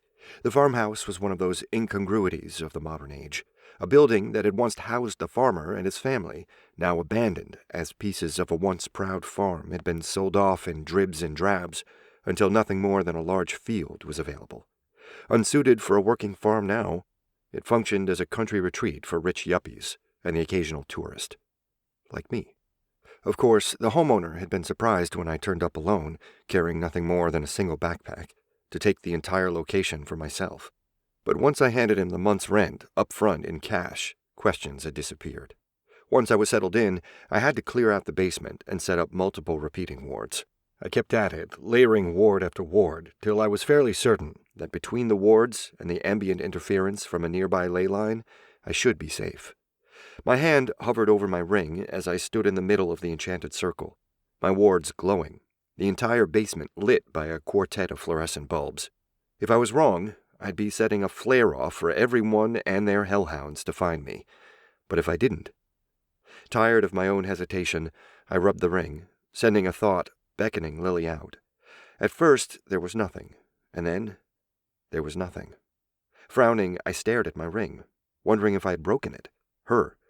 Then I discarded the thought for being silly. "You're risking a lot." Lily spoke up and made me jump. I turned toward her, seated to the side of me, legs crossed. Lily tilted her head as she regarded my form. I had to. "Your family. You heard?" I sighed. "Of course you heard. You're always around." "I'm sorry. I wish we had thought of that." "Covered them with a wish or something?" I said, grimacing. I should have thought of that. I should have... Can I wish them away? Your family? Lily raised an eyebrow. It's doable, but... No, not them. My enemies. Can I wish them dead? I said, anger heating my voice. All of them? Lily's voice grew quieter. Yes. And how do you define enemy? Those threatening my family. Those threatening 𝗏𝗏𝗄𝗏 and me, I said. The entire organization? Lily asked softly. Yes. All of those organizations? Yes. Is that your wish? Your final wish, Master? Lily's voice grew cold, distant, and officious. It was enough to make me pause, to stare at her. No, I whispered, closing my eyes. No, I'm not going to ask you to kill hundreds, thousands. Thousands for my peace of mind. I sighed, and carefully stepped out of the containment circle, then sat on a dusty chair. I coughed a little, clearing my throat, and cast a grasping hand to float over a bottle of water. After taking a swig, I looked back at Lily, my lips twisting in a wry smile. Sorry about that. For almost making me become a mass murderer again? Lily said. Again? Lily looked sad, a hand fiddling with a stray lock of hair. Dark history, remember? I nodded. For all that she had played fair with me, with the ring, if she had been given that kind of order before, she'd have no choice. Never mind whatever else she might have done before her imprisonment. Yeah, sorry. Could you have done it? Lily paused, cocking her head. Her eyes grew distant, weighing the lives and deaths of thousands before she shrugged. Eventually, if you managed to stay alive and hidden long enough, but probably not.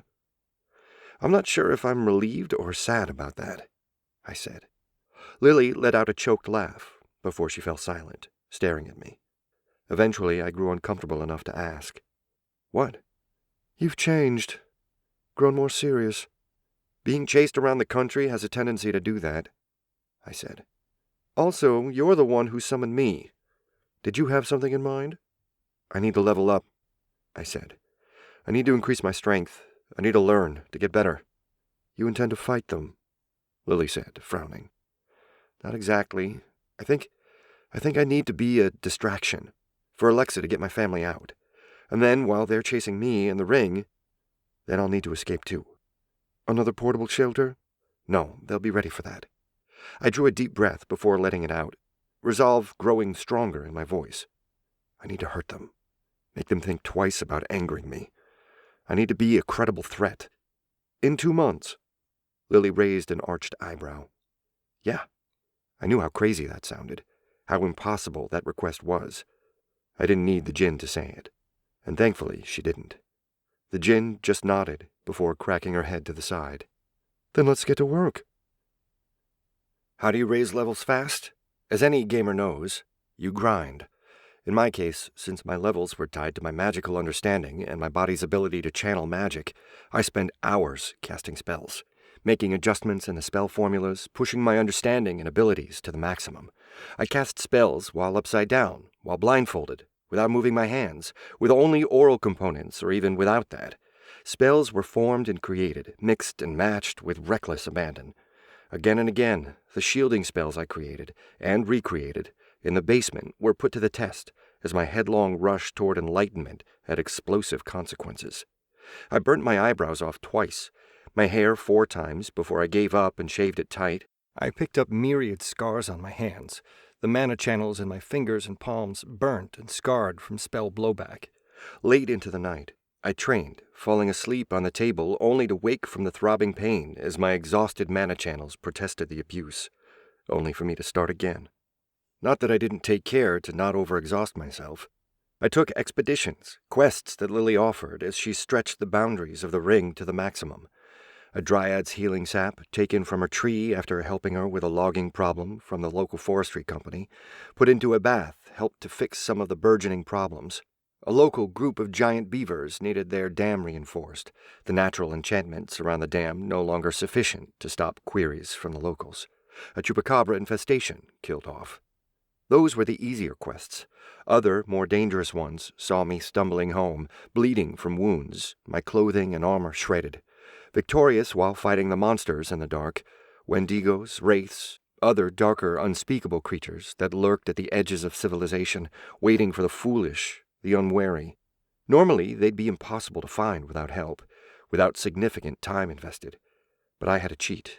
I had a friend who could find them and give me their locations, and she let me throw myself at them, all in a bid to let me learn new and painful ways to stay alive. But monsters were not all that I hunted. In 2 cases, I ambushed hunting parties, individuals searching for me. I ended their lives before they could get too close, before they could locate me. It was dangerous, going hours away in different directions to attack them, to leave trails. But it was necessary, for my training, for my safety. Days passed, days of sweat and pain. It ended a month and a half later when my burner phone, kept turned off but for 5 minutes a day, beeped with a waiting message. Meet in 5. Purple green. Z. It was in code, a simple one that we'd agreed on, 3 locations, each given a color. The time was in days, not 5 days as the number mentioned, but 7. Add 2 to the number offered. And the name was a simple transliteration, a shift of the alphabet. Z meant A, Alexa. But Z also meant she was doing this unencumbered, unthreatened. A tension that I had not known that I carried, released. The knowledge that my friend was fine, relieving a little bit of my worry. But I sobered up soon after, knowing that the hard part was coming next. The bad part. "Is it time?" Lily said from her corner. I looked at where my friend sat patiently, trapped in a circle, forced to stay there lest she let the world know where she was, lest she bring their wrath upon us, more than would have been brought, at least. 1.5 months, and she had never voiced a single complaint, not a request for a cell phone to play a game on, not a single whine about how bored she was. Every moment, every time we spoke, she had helped as best she could, pushing the boundaries of the enchantment, of the rules set upon her, disregarding the pain to help me. "Yes," I said. Steps took me over, and I stared at Lily, the Jinn who had brought both wonder and terror to my life, who had supported me while I threw myself into danger, all the while shackled to me and my life. I drew a deep breath, then let it out, trying to find the words. "You don't have to say it. I'm ready. While you were out questing, before this," Lily gestured around the dank basement, "I was downloading and copying all the games I could get hold of. They're all in my ring. All the books, all the games. Quite a few replicas of the various game machines, too. If you fail, I'll be fine." I ducked my head then, memory of the devil's deal we made pushing against my soul, my guilt.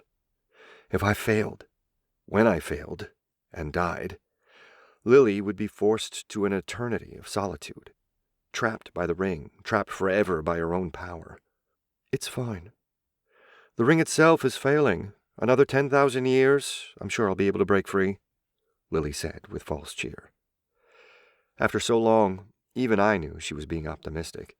The greatest failure point in her ring was the material itself, but even that would take tens of thousands of years to break down. After all, the enchantment took a portion of her strength to bolster the durability of the ring. I wasn't thinking that," I said. Lily made a mocking hurt face, and I felt my lips twitch. "Stop it, this is serious." "Deadly serious." I stared at the Jinn incredulously before breaking into laughter or shaking my head. "Gods, you're impossible." "Yep, that's why I'm stuck in here." That kept me laughing until even Lily broke down and joined me. Together, we laughed until I had to wipe the tears away. "Thank you. I needed that," I said. "Almost as much as you need getting laid." "Ugh, don't remind me," I said, and tugged at my jeans.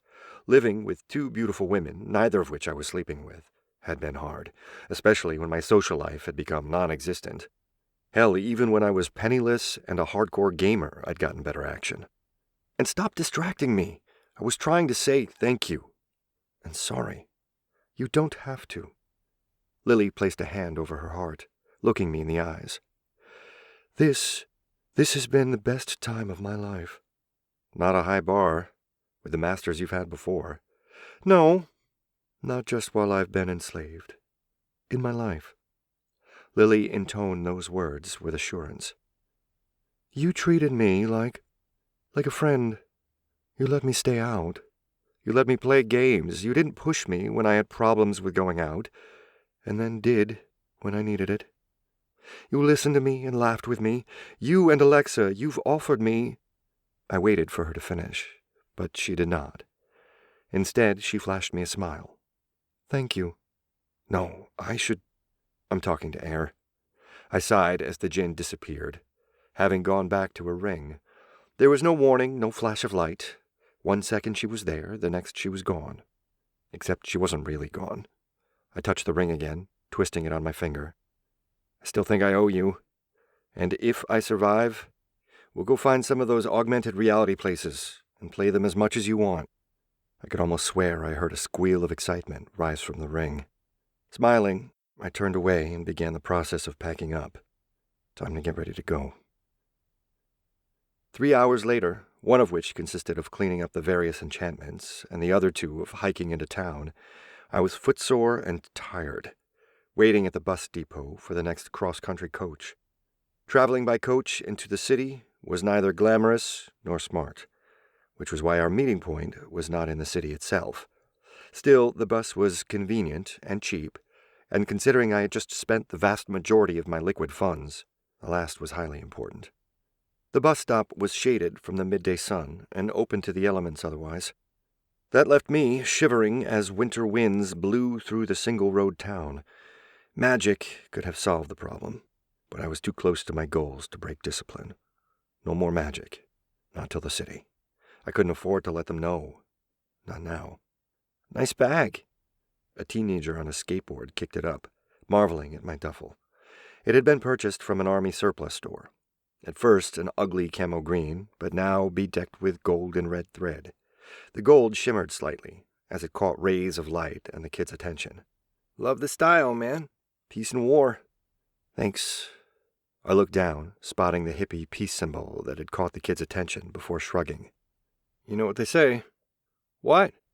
Hope for peace, prepare for war. Deep. The teenager nodded and let the board down, waving goodbye as he kicked off. Later. Thankfully, the kid hadn't queried about why the thread was glowing and shimmering. Residual magic from the enchanted objects within was bleeding off. Too much magic in too close a place. The runic designs could barely suppress the magical signature, so the physical signs were a trade-off I had to make. If I'd had more time, if I'd had better materials, if. But I had no more time for ifs. At least, not for those in the past. The future, the potential ifs, those I had time for. Those I'd planned for. With the many, many enchanted objects I'd made. And if I had the opportunity, maybe I'd be able to really show them what it meant to anger a gamer. Chapter 16.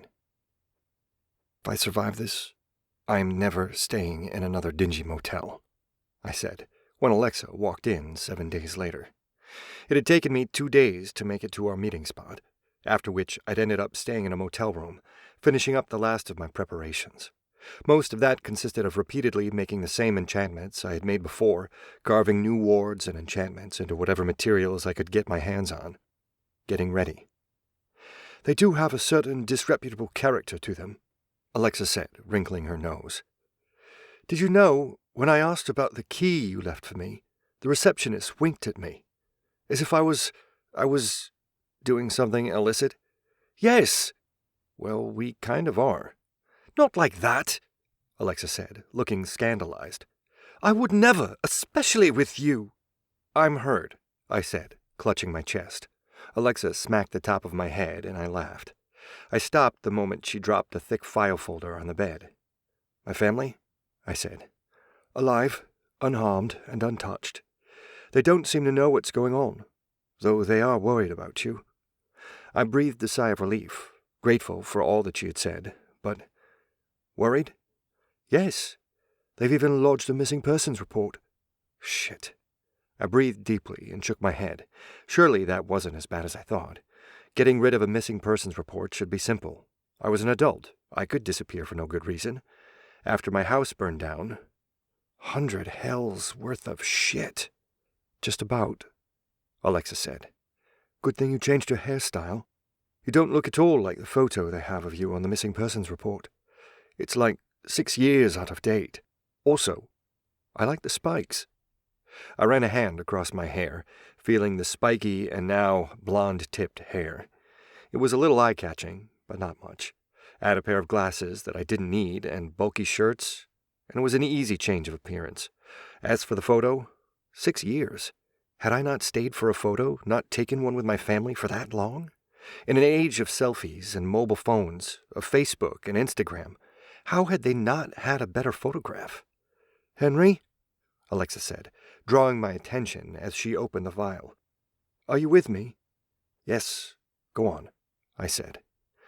Okay, here's what I found. Debriefing took hours, not just because there was so much information to get through, but because I had questions. So many questions.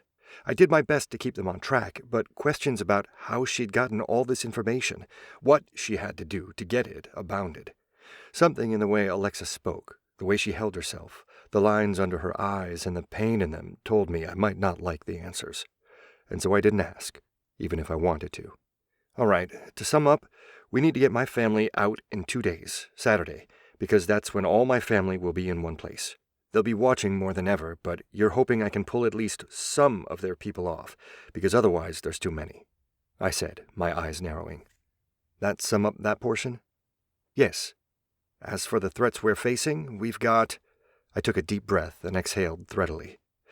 The Dark Council, a small faction of the Fae, at least 4 different knightly orders, 2 different mundane hunter organizations, a naiad bounty hunting group, and a group of Oni gangsters. Those are the credible threats. There are more, but those are the ones you have to worry about. I want you to memorize their pictures and details.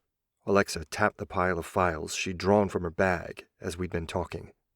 I'd glimpsed the details, but she was right. Knowing what they looked like would help. Now, what were you up to? I found myself grinning, pulling up the duffel bag and plopping it onto the bed.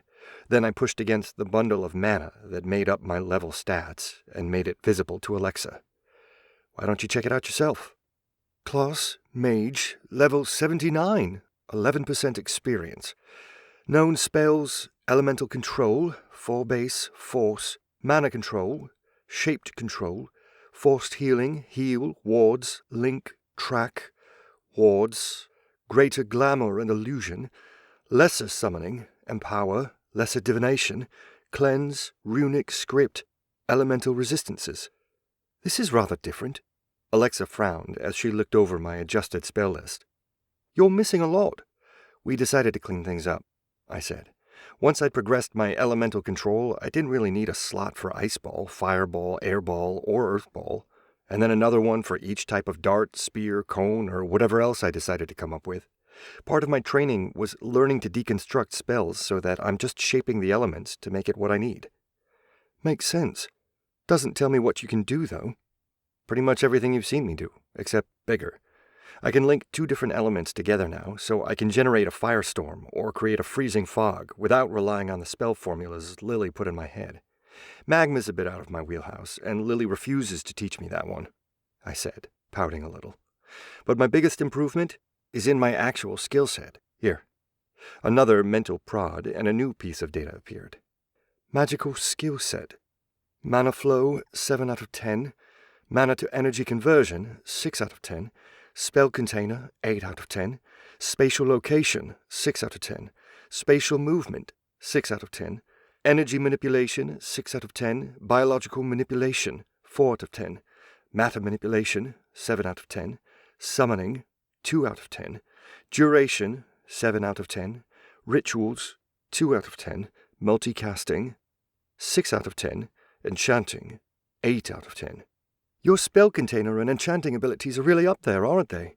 Alexa said. Yep, have to be. They feed into one another.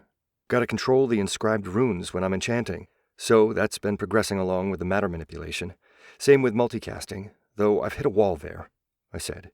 When I'm enchanting, I can handle up to 8 different flows, but once I start moving and fighting, I drop down to about 4. 5 at a push. 5 spells? Alexa's eyebrow rose in surprise. 5 flows, 3 to 4 spells, depending on how complicated the spells are and if I'm using a pre-generated one or not, I clarified. Oh, right. Alexa fell silent, and I basked in her good regard, knowing that my month and a half of struggle and pain had resulted in great improvements. When I stayed silent, Alexa frowned. And the asterisk? What asterisk? That one. I frowned and looked closer, then blinked. That wasn't there, Lily. Of course, the Jinn didn't answer me. Couldn't. I glared at my ring instead, until a tap on my thigh made me look at Alexa. It's nothing, just a little reminder. About? I had to raise my levels, so I kind of damaged some of your mana channels and your body. Alexa finished for me, flicking her gaze to my scarred hands. If you knew, why'd you ask? I crossed my arms, hiding my hands belatedly. I wanted to see if you'd tell me. Gah, you're as bad as my mum, I said, then paused, realizing what I'd said. We both sobered, the reminder making me sigh. I'm looking forward to meeting her, Alexa offered into the silence. A thought struck me. I raised a finger, then lowered it slowly. What? Alexa said. Nothing. Henry? Ugh. She just might want to know who you are. It's not like we, introduced you or Lily, I said. And, well, she knows of you, and might, think you're my girlfriend, or something. The last was squeaked out. Or something. Well, we have been staying together, in the same house, and my mom's wanting me to, well, you know how old people are. Parents. I coughed, flushing red. Alexa blushed too when she caught on, smacking me on the thigh before turning aside. After a moment, when the blush had reduced, she turned back to me. That might be better. What? I need them to come with me, without question, Alexa pointed out. Them thinking we're together might make it easier. Right. And we can just tell them otherwise, later, I said, running a hand through crusty hair with a grimace. That'll be fine. You don't sound convincing. That's because it's my parents, I whined. Alexa gave me a half smile, and I shook my head, pushing it aside. Not the time for that. So, want to see my toys? I pointed at the duffel while hefting my smaller backpack, too. Yes, Alexa said, almost bouncing in eagerness. There was a flash of avarice in her eyes, but more wonder. Even after all this time, the ex-initiate still found some wonder in our lives. I wished I could mirror that right now, but... All right, so first, my vest. I pulled out the simple buckled-on vest that I'd mashed together from a vest and a bunch of leather cords and pouches. Ugly. I never said it was a seamstress or fashionista, I retorted, but had to admit the brown and green leather straps and pouches clashed with the black base of the vest. In each of the pouches was an easily accessible wooden sphere, a little smaller than a baseball. Each pouch is linked to a pouch in the duffel. I've got more copies of each of these enchanted spheres in there, so all I need to do is pull one out. I demonstrated by pulling the sphere, arm it, and toss. And while I'm doing that, it fills up. Alexa's jaw dropped. That's amazing. You've got an automatic replicator. But how far? About a mile. I've got multiple smaller bags with the same kind of enchantment in the duffel, too, with smaller ranges. So I can basically drop the smaller bags around beforehand, giving me multiple caches to run to, but with shorter range. Or I run around a central area, pulling from the duffel as necessary, I said. Gives me options. What do the spheres do? Basically, they're magical grenades. I pointed at each of the 4 pouches in turn. Fire, ice, wind, and earth. Dust storm, basically, and force sphere. Force sphere? This one takes a little more work, but I can either make it a defensive ward, though it holds me still, or a giant wrecking ball to throw at people. There's a weird interaction between speed and size. Seems like it keeps the same momentum even when the force sphere activates. So if you throw it hard enough, it's like a wrecking ball. I have a couple for you that are pre-charged. Alexa grinned. That's pretty good. How many do you have? For myself, about a half dozen of each type. I've also got 6 wands, I said, pulling out the bundle of sticks and pointing at the holsters. Same thing, but they're attached to this bag. They don't fire more than a half-dozen overcharged attacks before they're done, but they've all got their own charges, so it won't use my mana. You're planning on a long fight? Yep. Got a couple of enchanted masks, too. Preset glamours and illusions. I drew a breath and let it out. I can provide the distraction, but even if you get out... You're worried they'll still be caught? Yeah. Don't worry, Alexa said. I worked something out. What? Alexa didn't answer me. My eyes narrowed. Then I realized why she didn't want to tell me. If I didn't know, it couldn't be plucked from my mind. It couldn't be used to hurt me, make me give up the ring. Though if I was already captured, would they really care about any of my friends or family? Oh, hell. Better be safe than sorry. I've got a few more things. I opened the duffel and showed her the tools I'd made, an assortment of preset wards, enchanted blocking wards, a couple of balls of grease, a couple of invisibility potions, and even one short-term gliding potion. All tools to help me evade and hurt others when needed. In the end, when the show and tell was done, we regarded one another over the pieces of my enchanted gear, a choking amount of tension appearing, knowing what was coming, and yet unable to avoid it. Alexa, thank me after. After, Alexa said with finality, and stood. Now, get reading. I'll get us food. I watched as the former blonde, now bottled redhead, walked out, and I sighed. If I had another wish, but that was the thing about magic. It might be magical, but it was no miracle. It couldn't fix most things. It was a tool, a versatile tool, but just another tool. Chapter 17. On the designated day, sneaking into the city took me an hour. It mostly consisted of paying the exorbitant fees to take a taxi from the motel to Fair Creek in the southwest. There, the abandoned city docks and the crumbling warehouses made for an urban maze of derelict buildings and low population numbers. Of course, depressed business district or not, it wasn't empty, which was why I made sure to drop off and hide my duffel in an empty building before making my way to talk to an old friend. Wizard, haven't seen you in a bit. Andy, the green-skinned ganger orc that ran these streets, or at least a portion of them, greeted me with a toothy smile. Surprised to see you here. You running another quest? No, I said, shaking my head. I don't know what you've heard. Heard enough. Didn't want to believe it. But you're really in trouble, aren't you? Andy said, deep-set eyes crinkling. You know I'd love to help you, but... No need. I knew what he was going to say, and also knew what he could offer. The enemies I'd made outclassed my friends, by far. But they are going to come for me. If you can get word out to get off the streets... You going to fight here? In my neighborhood? This time, there was no friendliness in Andy's voice. He reared up, glaring at me. What the hell, wizard? Why bring your shit to us? It's not on purpose. I just need... Bullshit. You're choosing our place. That's very much on purpose. I need a place with fewer people, I snapped. Or do you want me to do this in the middle of downtown? Sounds great to me. Better than bringing more shit on us. Andy pointed at me. I thought you cared, man. But you wizards are just like the rest. Once you need to, you're just out to shit on us. That's not true, I growled. But a part of me, a nagging part, pointed out that he might have a point. I could have chosen another neighborhood. I hadn't really considered any place else, done any research. Had I chosen a place like this because it was easier? Or was it the best choice? Even if it was the best and reduced the amount of damage to the most number of people, did heaping trouble on those who had the least make it worse? Get the hell out of here, wizard. And don't show your face again, Andy said, shoving my shoulder. I took the push and backed off, wanting to explain but realizing nothing I could say would ever justify what I intended to do. As I backed away, Andy let off one last invective. Every person hurt by this is blood on your hands. Rather than reply, I retreated. Andy barked orders to his subordinates, people who glared at me.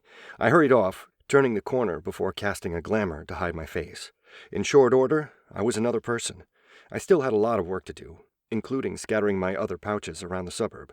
There was no guarantee that Andy wasn't being watched, not with him being one of my few friends. But thus far, Alexa hadn't found them to be keeping an eye on him. That was why I'd risked meeting him. As I headed away, I glanced sideways, calling forth the quest Lily had created for me. Quest received. Survive for 4 hours. You've been challenged to re-enter the city and make yourself available to your opponents. Failure to do so will see the death of your family. As bait, you will need to survive for 4 hours while 𝗲𝗲𝗄 brings your family to safety. Reward, the safety of your family. Failure, your death. Bonus Objective 1, each additional hour of survival ensures the increased level of safety for your family. Bonus Objective 2, escape from your pursuers after achieving your first objective. Over the next hour and a half, I moved around the business district, breaking into abandoned warehouses and sneaking into back rooms, leaving my enchanted storage bags in those locations. Of course, just to mess things up, I also cast illusion spells on random pieces of equipment. Plastic bags, a garbage can full of rotten food, and a large pile of fecal matter were among the presents I left for my trackers. Along the way, I dropped a number of my pre-made enchanted wards, each set to release a single burst of energy. I mostly tuned them so that they triggered when met by an aura with a high enough concentration, ensuring that your random supernatural would not likely trigger them. They were my early warning system. When they went off, I had to smile grimly from the rooftop where I'd been resting. "Guess it's time," I said, closing my eyes. I tapped the ring. "Lily, might as well pop out." "You sure?" Lily said as she appeared beside me, clad in her hoodie and slacks. She pivoted, taking in our surroundings, then looking at the sky, taking in the salt-encrusted fresh air that blew in from the docks a few blocks away. She looked down, spotting the runic circle I'd drawn, and shook her head slightly. "You know they'll pick me out." "Yeah. Can't have you following me, but I thought I'd say bye one last time," I said. "Can't stay too long, but thank you." "Good luck, Henry." I flashed Lily a grin before hurrying down the stairs, leaving Lily and the trap behind. For a time, her signal and the rings would seem the same, which would lead my enemies right to her. Of course, once I hit the bottom of the stairs, I scattered a pouch full of pepper and cayenne peppers into the air, making sure to keep a gust spell around my body to ensure that none of it touched me.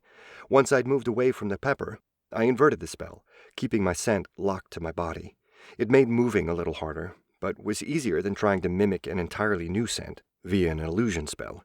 In the open air, I was forced to redirect the gust upward, shifting my scent into a column into the air and dispersing it high above so that it would be impossible to track me that way.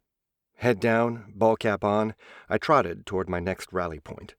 I didn't look back, knowing there was nothing to see. 15 minutes later, as I lounged behind a dumpster, the ripple of my ritual circle being broken washed over the entire suburb. The emotional resonance of anger and pain was carried on the spell remnants, making me grin.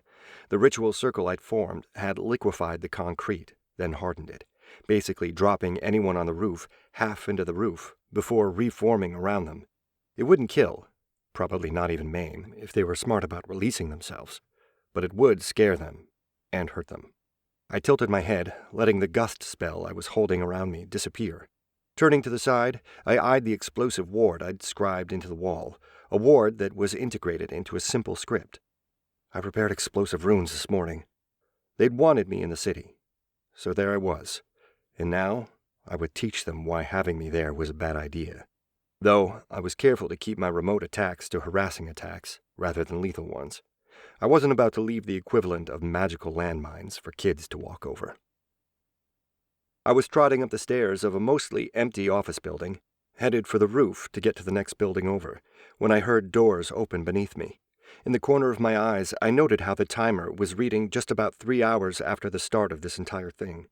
The noise from below wasn't uncommon. The building wasn't entirely abandoned, but unusual enough that I poked my head over the railing, only to see a large, red, tusked face looking back at me. "He's here," the Oni shouted before he reached down his side. I jerked backward and hugged the side of the wall as I ran up. A resounding boom made my ears ache, and concrete chips rained down around me as the idiot opened fire. He couldn't even see me. Asshole! I panted as I ran up the stairs, pulling a fire sphere from my vest. I made it to the rooftop access and yanked open the door while hearing the trump of footsteps following me. Another blast, this one making my ears ache again, sent more chips scattering around me and making me nearly drop the sphere. I gripped it tighter, sending a surge of mana into the sphere to activate it, and tossed it over the railing. It fell, and I ducked out, twisting around the doorway. Flames exploded, channeled by the stairwell column into a chimney of heat and smoke.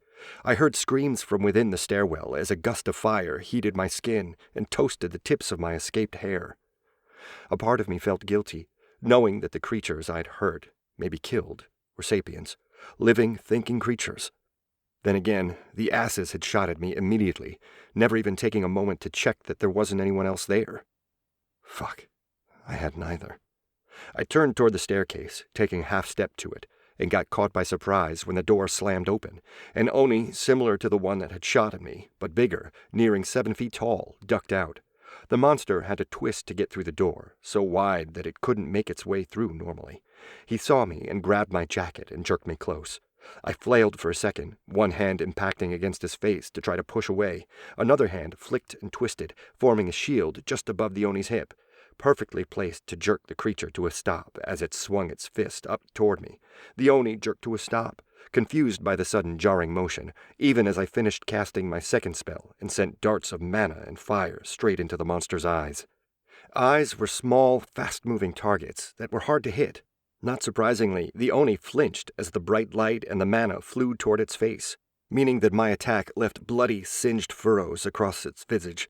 Eyes clenched shut in automatic reaction. The Oni threw me aside. I didn't fly far, though, being that I had been thrown into the rooftop access wall and bounced off the edge before landing on the concrete.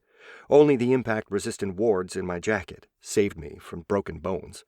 Instead, it spread what impact it didn't absorb across my body, leaving me winded and in pain, but functioning. As I rolled over, I adjusted the location and size of my force wall, placing it a foot above me. Just in time, too, as the Oni's fist crashed into my hasty shield.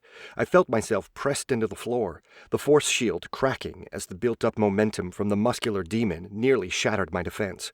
Before he could throw another attack, I adjusted the force shield again. This time around, I kept it formed as I sent it forward. Rising from the ground, it hit the Oni in the chest and lower body, and kept rising, even as I twisted the spell formula once more to alter its shape. From force wall to a giant cradle, holding the Oni around its body as the spell rose, it pushed my opponent farther away from me. There was a moment of surprise before he grabbed the edges of my spell and applied his overly muscled arms to it. In seconds, the already compromised spell shattered. A little too late. In midair, the Oni broke my spell and fell, but by this time, momentum and his position sent it off the edge of the roof, to his death. I couldn't help but grin grimly, hobbling to the side of the office building that had been my initial objective. A hand went into a pocket, and another pouch of pepper, cayenne pepper, and durian-scented candles were dumped behind me. I left the durian-scented candles, burning with a gesture as I retreated to the next building's rooftop, hopping down the 6-foot drop and landing with a grunt. With all the commotion, I was sure the rest of my opponents were on their way. I had to retreat far enough that my presence was harder to locate. I kept moving, even as I reformed my wind spell to keep my scent contained. I ran along the warehouse roof to the edge of where it met the next street over. Then a simple glide and levitation spell combined allowed me to jump across the street while I wrapped myself in a fourth illusion spell, hiding my presence.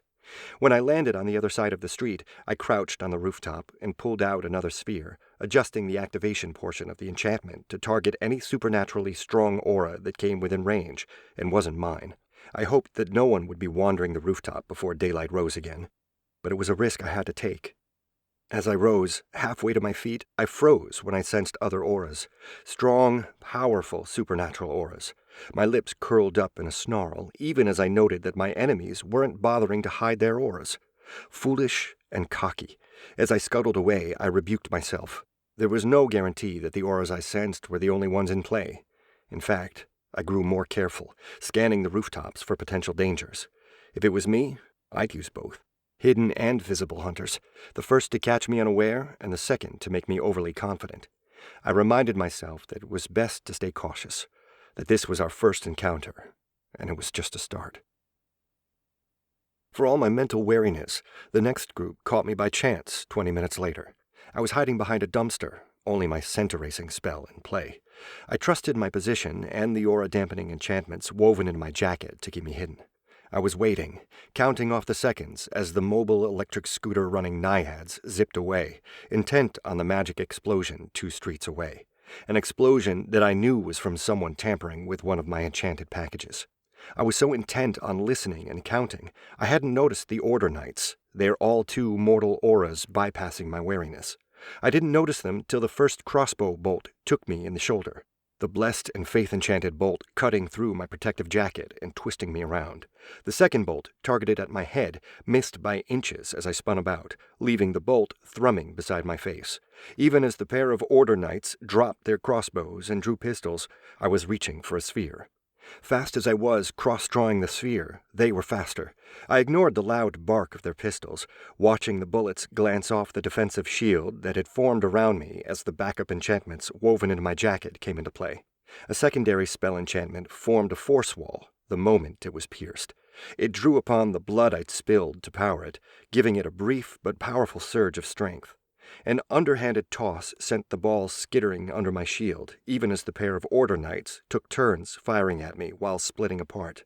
The moment they caught sight of the sphere, they took defensive action. One twisted his hand, raising it sideways as a glowing shield came up to protect him.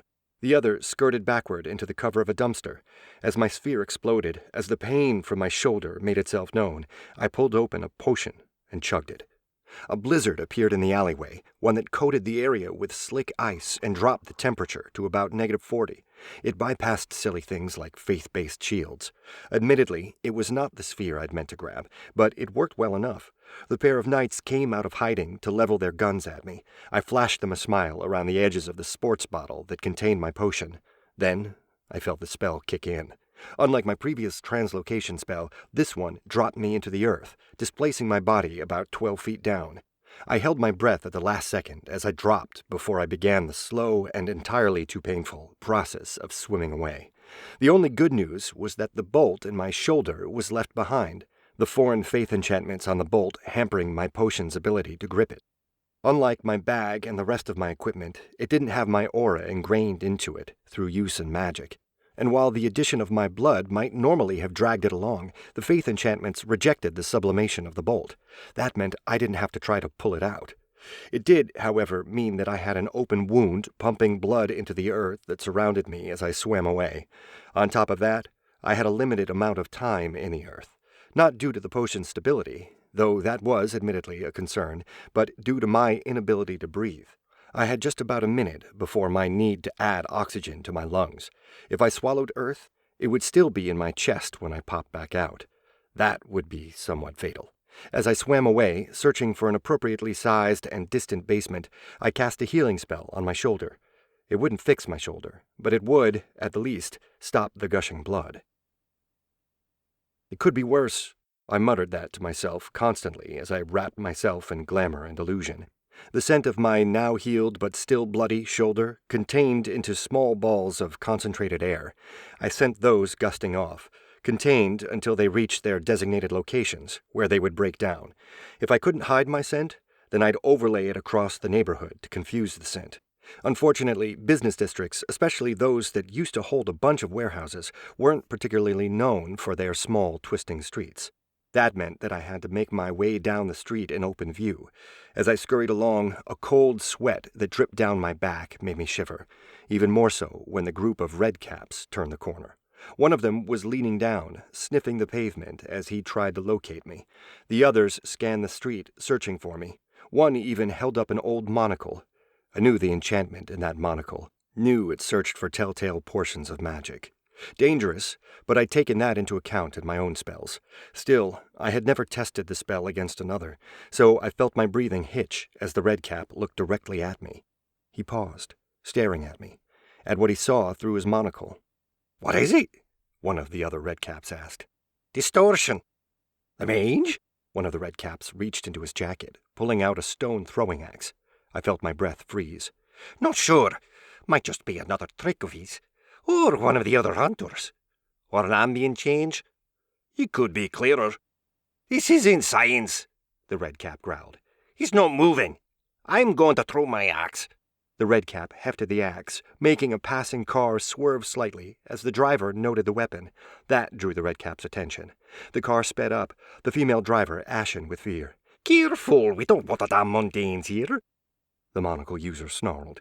Before he could continue, he shifted, following a flash of darkness, a moving shadow. I tracked the motion too, but with the monocle user no longer looking at me, I reinforced my spell warding, adjusting it, and took 4 quick steps forward. By the time the monocle user looked back, I was away from my original position and hurrying down the street. Huh. What? It's gone. So? The axe-wielder grimaced, but slid his axe back into the harness under his jacket, hiding it from casual sight again. The red-cap group kept moving, passing on the opposite side of the road. I made myself stop, watching them pass, but doing my best not to look at them directly, for fear that they'd somehow sense my attention. Only when they passed did I scurry forward, though as I turned the corner, I thought I saw the shadow on the second floor shift again. I frowned, tempted to check it out, but then felt the impingement of more auras coming down the street, and I groaned. Time to move. I took off as my shoulder continued to ache. Maybe drawing everyone to one business district had been a bad idea. Perhaps I had overestimated my ability to deal with my hunters. But it really didn't matter. I had a job to do, and my friend, my family, were counting on me to keep them busy. I needed to keep going for as long as I could, give Alexa time to get them to safety, to get out of the house. Everything else, from my concerns to weird shades, did not matter. Chapter 18. I dropped through the hole in the floor, landing in a crouch, and groaned as pain shot up my knees, through my aching bum and sore back, and into my shoulder. I gritted my teeth and stood, flicking a hand upward as I drew on my mana again. A single, clear force spike formed in the middle of the hole. I concentrated, making sure it was as clear as I could make it. Then I staggered over to the door, barely casting a glance at the dilapidated hotel room, with its single double bed and broken dresser. Above, my pursuers crashed through the door and set off the ice spike sphere and the air sphere. One coated the air with dust and dirt, and the second sent shards of ice forming from the floor. I heard a shriek of pain, cut off as they stumbled forward, but I stumbled out the door and headed for the staircase, hoping to lose them. I couldn't even tell who was after me this time. The Naiads? More of the Orders? Not the Fae. I'd killed a pair of their Sheed warriors as I was entering the building, and I didn't think they had too many pursuing me. If my pursuers weren't so intent on fighting one another, settling old scores in the chaos, they would have caught me already. As it was, my counter had switched over from a countdown to a positive number, 3 minutes and up. I'd passed my quest, just barely. Ever since they caught up with me, I'd been running. Every trick in the book I had, and some that I'd come up with at the last moment, had been pulled out. I'd stood and fought, killed and butchered, splayed their blood across a rusty playground, leaving corpses scattered by wind blades, and then hidden among the destruction to double back. I'd drawn my pursuers into narrow alleyways and released traps to web them close. I'd burned the trapped dampers. From the pursuing Oni, I'd run and hid, allowing lycanthropes to smell the blood I'd planted on them, and let an age-old rivalry take its turn. And none of it mattered. I'd barely gotten more than 10 minutes of rest. Constant wear had me down to 4 spheres. My mana reserves, carefully husbanded, were less than a quarter full. The hotel had not been what I'd wanted to hide, but it wasn't as if I had a choice. When the demon dogs howled, you ran, and those Sheed had used their black hounds to push me here. And now I was ducking between floors, trying to find a way out that didn't lead to another fight. But there was none. Around the corner I stumbled, only to find a tall, gangly troll staring at me.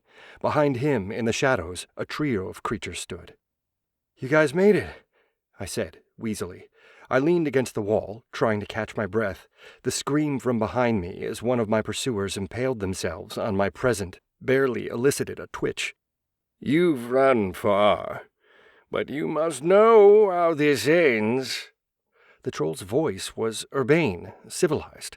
A big difference from the big, big fangs in its mouth. I shifted a few steps away from the corner, putting myself closer to the troll, figuring I didn't want to get yanked back. "I want to know why you're talking," I said, cocking my head. I kept my hand low by my side as I formed a flame spear, building the container, position, and targeting options first. "Because we have a question." "Shoot." I inhaled further, then added, not literally, "Do you have your final wish?" I froze, some incidents clicking into place. And then, "Take him." I didn't see it coming. Shades came through the walls and yanked me back, smashing the back of my head into the wall. The first blow sent stars through my eyes and made my spell matrix fall apart. The second blow brought darkness even as the roaring troll and the screams of my pursuers mingled. I didn't expect to wake up. After all, they were meant to kill me. End me. The ring goes away, and the threat of Lily being used as a weapon was gone permanently. Waking up was a nice surprise in that sense, though the throbbing pain in my head reduced my level of gratitude. If I was a hardened soldier, a spy, or one of those whiskey-swilling detectives, I would have contained the groan. I would have tricked my captors about my state of consciousness and found a way to turn the tables. But I wasn't. "Do not attempt to use your magic," a voice warned. A familiar British voice accompanied by the smell of formaldehyde. "The braces we have layered on your hands will bring pain from the mana you form." "Don't think I could, even if I wanted to," I said, prying my eyes open. I groaned as pricks of light slammed into my head, forcing my eyes closed again. I stayed lying on the floor, letting the cold of the concrete seep into my aching head. "I think I'll just stay here." "Unfortunately, that will not be possible. Now that you are awake, you will need to speak to the council." So saying, Bronislav picked me up. The smell of rot and preserving liquids intensified while he hauled me to my feet. I could barely find my feet before he pushed me, mostly pulling me forward rather than letting me walk. The motion made my stomach lurch, and only discipline kept me from throwing up. "Good. Do not throw up. I do not care to launder my clothing again," Bronislav said. "The council still has not increased my laundry budget, even if they have increased their activities." "I thought you were good guys," I whispered, not liking the implications of his words. As he dragged me along, the new skin along my shoulder ripped open, and a slow trickle of blood wet my jacket. "We try, but the 𝗏𝗏𝗏𝗏𝗏's dietary requirements are much stricter," Bronislav said. "We do what we can with my connections, but so many people want open casket funerals that acquiring bodies, especially those that fit requirements, can be difficult. And the butchering—" "I don't really want to know," I whispered. "Just, can you guys not eat me?" He was silent.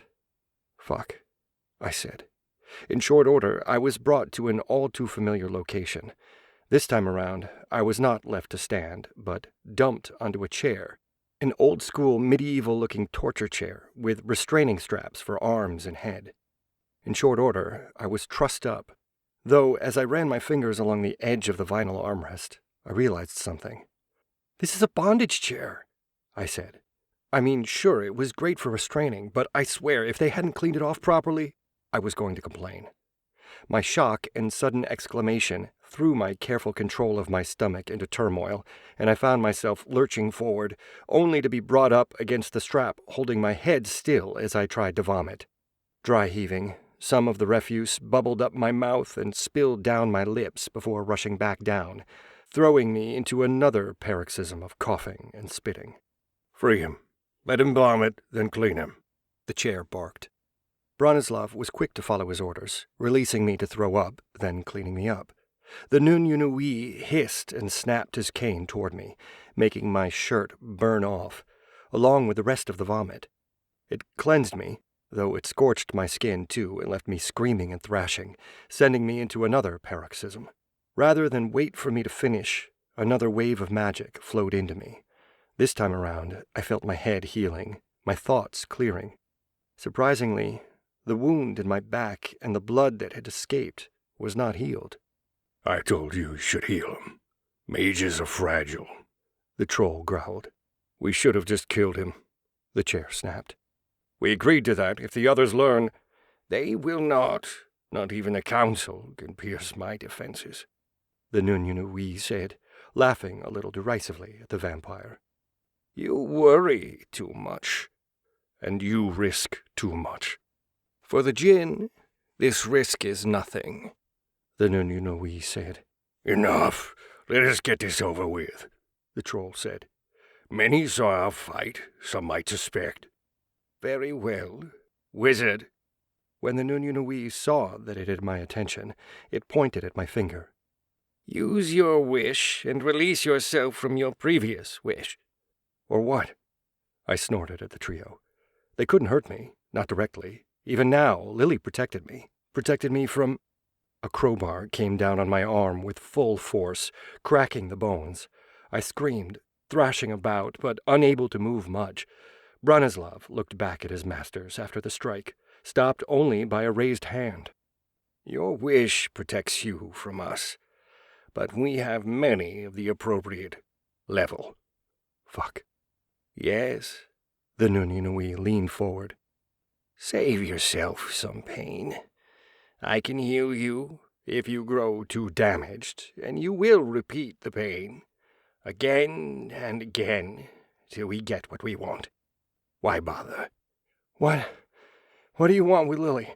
I said, doing my best to ignore the pain in my arm and the blood that ran down my back in fresh waves. Ignore the way I could tell even my normal mana regeneration was being disrupted by the enchanted bracers.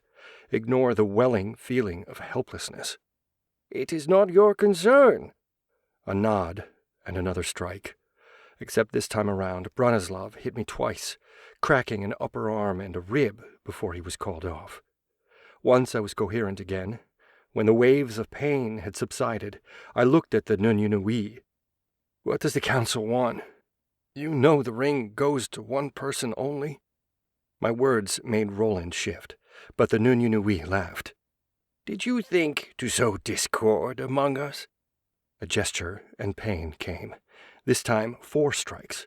Not all of them broke bones, but the pain was so great it took me long minutes before I could focus again. Half measures. Let me cut him up. Once I eat his foot in front of him, they always break. The troll was arguing with the 𝗏𝗏𝗏. You know why cutting him will not work, Valen. The 𝗏𝗏𝗏 snapped. Oh, yes. You and your fear of blood. Roland laughed, shaking his head. How pitiful to fear something so great. As if fearing sunlight was any better. My lords, Bronislav spoke up, bringing the attention of the group back to me. Don't worry about me. Wait, I said, trying for a smile and failing. The pain continued to radiate, the pulses of agony taking away my ability to plan. If not for the last while of training, I probably would not have been able to even speak that much. Make the wish. I paused, considering. Make the wish. A wish. I could make a wish. Easy. Wish them gone. Wish them dead. Wish myself free, even. Wish myself free. Okay, I said, looking up. I wish... Before I could finish, the 𝗏𝗏𝗏 gestured, and Roland cracked me across the face, shattering my jaw. I screamed, the strike throwing me back against the chair and nearly tipping it over. Pain, so much pain. And then, blessed darkness once again. The next few hours were memorable, but not for the right reasons. The beating continued, interspersed with healing spells. It took about 3 tries before I realized that the son of a bitch was reading my mind, or a close facsimile of that, so that every time I tried to use the wish for anything other than what they wanted, I got smacked around. And while Lily might guess at my desires, until I voiced it out loud, she couldn't make it true. I was no semi-mute hero, no tough-as-nails private eye or trained soldier. When I got tortured, I felt the pain and screamed just like anyone else. If not for the last few weeks of training, I wouldn't have lasted even 10 minutes. If not for Lily's notification, I'd have broken in 20. Active quest. Last till help arrives. Help is on the way, but it's taking time to get organized. You will need to hold out from the torture and refuse to make the wish until help arrives. Requirement, 1 minute 38 seconds and counting. Reward, rescue attempt. Failure, your death. Loss of the ring, potential Armageddon. It was those words I woke up to each time I was struck. That clock dominated my view and focused me whenever they struck me. When I felt the shattering of another bone, it was what I clung to When the pain of healing swept over me in my jaw and shattered pieces of my body stitched themselves back together, there was only so much that magical healing could do, only so much battering a body could take before even magic lost its effectiveness. Each time they broke something, each time my body bruised and blood vessels broke, pieces were left untreated, unfinished. Shards of bone lay amidst healed flesh, hurting and grating with each movement, each pulse of blood. My nose shattered so many times that I made boxers look handsome, wheezed with each breath. My jaw, cracked again and again, was distorted, and my mind. Multiple concussions in short order meant I was thinking feebly, barely able to focus on a single thought. It was perhaps because of that the 𝗏𝗏𝗏𝗏𝗏 could not read my mind any longer. When I could not focus on my own thoughts, how could another? Make a wish, the 𝗏𝗏𝗏𝗏 insisted. I leaned over, my head freed from its strap after the fourth, fifth, beating to spit and throw up. I coughed and coughed again, throat both dry and wet with congealed blood. My hesitation made Bronislav glare at me. Enough, Roland said. He's barely coherent. You need to let him recover. I have healed him, the 𝗏𝗏𝗏𝗏 snapped. Repeatedly, the human body cannot take such abuse, Roland said. Oh, it can take more, much more. Screaming insanity is not the result we need. He must be coherent to say what we want him to say, Roland said. Give him a few minutes. If he's unwilling to continue, you can continue the beating. The 𝗏𝗏𝗏𝗏 stroked his hand in thought before he nodded. Yes, a respite will make the agony afterward more pronounced. How much longer? The troll, wandering back with a haunch of meat, asked, glancing at my broken form as he flopped onto his oversized seat. While they waited for me to recover, and I played broken. Not that that was a particularly difficult act. Branislav picked up a new cloth and wiped me down. He had been doing that repeatedly, keeping me clear of blood from the occasional bone that popped out, the accidentally bit tongue or split lip. For all the brutality Branislav had inflicted upon me, his touch was soft, gentle as he cleaned me.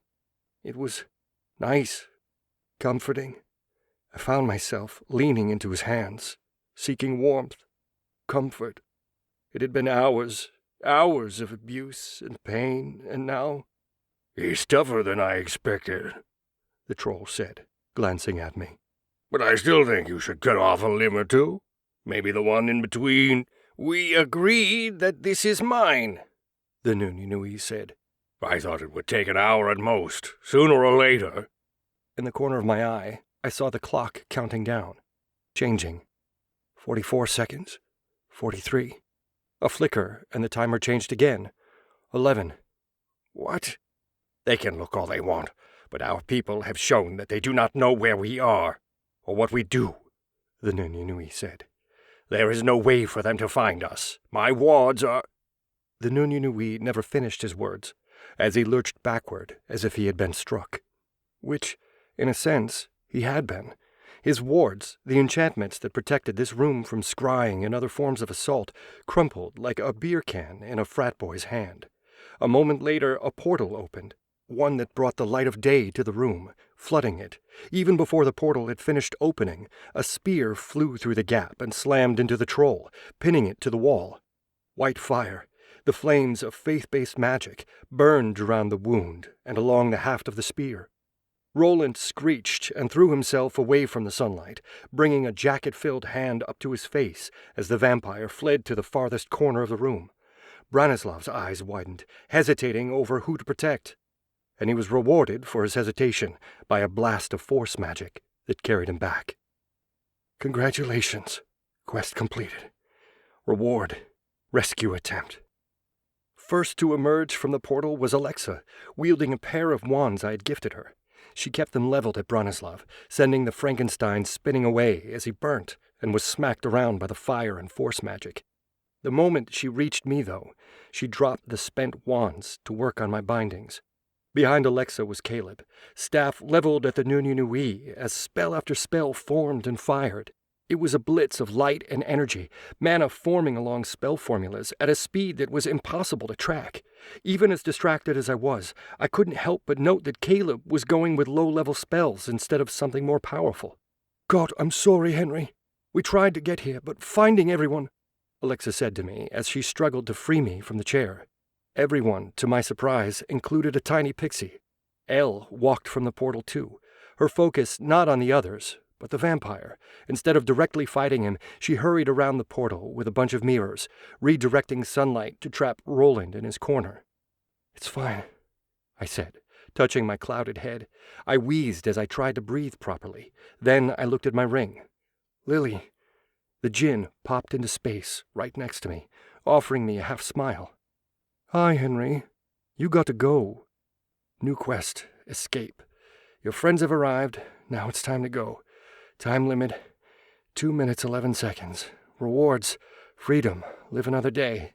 Failure, more enemies." Rather than answer her, with both hands free and Alexa working on my feet, I turned to where Bronislav was picking himself off the floor.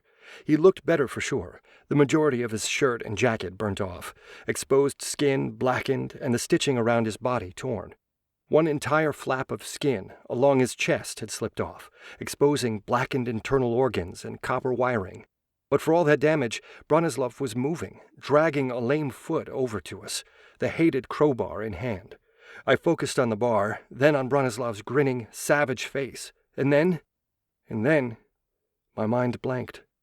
I only came to when I felt Alexa shoving against my shoulder, screaming into my face. "Enough, Henry, enough!" Alexa's voice was hoarse. I blinked, and the break in my concentration saw the channeled mana from my fingers die off. A smell assaulted my nose, not the piss and vomit, the blood that I had spilled, but the burnt smell of fat and skin, of crisped flesh. As Alexa retracted herself from in front of me, I saw the cause. A burnt husk, a charred corpse, skin turned to ashes, fat bubbling and organs shriveled, bones and metal wiring glowing. Beside it, the puddled remnants of the crowbar. "Did I do that?" I said wonderingly. "We gotta go," Elle screamed, already perched next to the portal. Lily was beside me, echoing Elle's words, a big flashing quest marker. I flinched, instinct making me grab and pull Alexa down beside me as my brain caught up with the answer. Quest failed. Escape. Penalty, more enemies. The door leading to the room blew in. Reinforced wards already weakened by our entry were blasted apart. Elle, caught by the blast, was thrown through the opening she had been standing beside. The portal flickered and slammed shut, the ritual holding it open disrupted on the other side. Caleb, caught by surprise, turned from his attack for a second, only to find the 𝗏𝗏𝗏 gone by the time he turned back. As the wind and shattered remnants of the spell blew through all of us, but for the Jinn, it also destroyed and overturned the numerous mirrors Elle had laid out. Not that it mattered now that the portal was closed. Hugging Alexa, I rolled with the explosion, feeling barely healed old wounds and new ones bleeding. Still, I was able to turn aside enough to see the doorway, to note the black hounds charging through only to be torn apart by the freed vampire. The pair of sheet that strolled in, a pair of assault rifles to their shoulders, searched the room with precise motions, one of them targeting the troll that had finally freed himself, and the other bringing its gun to bear on me. It fired immediately, only to have its bullets stopped. Sheet Lord, level 184. Out-of-level attack, blocked. He snarled, stepping aside as he switched targets. "Knights, it's your turn. We're coming, pagan monstrosity." A quartet of mortal knights came rushing through the door. They had no guns, instead wielding melee weapons, the various sheaths where they carried additional magazines already empty. There was a story there, but one that I had no time to learn. Not when Alexa shoved me off and stood, snatching her short spear from the floor and facing the quartet. "Henry!" Lily called to me. And even through the chaos, I heard the Jinn. Through all this, she stood, untouched, untouchable. Bullets flew and curved around her. Magic broke against an invisible ward, leaving her and her clothing unstained. "There's more coming." I closed my eyes, my brain still muddled. The never-ending fire of assault weapons in an enclosed room beat upon my ears, against my chest, like the tiny fists of a puppy. The smell of death and decay pervaded the room, my skin and muscles on fire from the repeated attacks, and in their corner, Caleb and the 𝗏𝗏𝗏𝗏 dueled, their magic pressing against that sense too. It was too much. Too much. My friends were trying to rescue me. My family, people who had given up time and safety, and I'd failed them, failed to get out when we should have. We were trapped, and I had nothing. Kill him before he makes a wish. A spear, thrown at close range, was barely deflected by 𝗏𝗏𝗏𝗏. It cut along my arm, tearing open a wound that I did not notice. 𝗏𝗏𝗏𝗏, seeing me overwhelmed, fell back and pulled a sphere. She let it drop, and a small dome formed around me. A protective spell, one of Caleb's. Too complicated, wasteful, but still more powerful than anything I could do. But there was something strange there. Something... I cocked my head as I realized that somehow I'd heard those words. In all the noise I had heard, even through the glow of the protective ward, I'd spotted the Jinn. Lily offered me a half-smile. A wish. Simple. I wish. What? I didn't know. If I knew, I'd have made the wish before. To ask them gone? For what? Another day, another painful few hours? My enemies wanted me dead and would take it out on me and my friends if I wished their deaths, their destruction. I had no time to come up with anything perfect, anything smart, no time to game the system, to figure out the right wording, the right way to do this. No time. A wish. A single wish to make everything right, to fix everything. It was impossible. It always had been. That was why I'd never made the wish. How could a single wish fix anything? A single action? It can't. Nothing can. Because the ills of the world of existence were greater than any single action, any person. All you can do was hope and trust that those around you would do the best they could. That you had my wish to use as you see fit, Lily. A single wish and trust. That was all there was. That was all there ever was. Chapter 19. The moment the wish was made, silence spread across the entire battlefield of the room.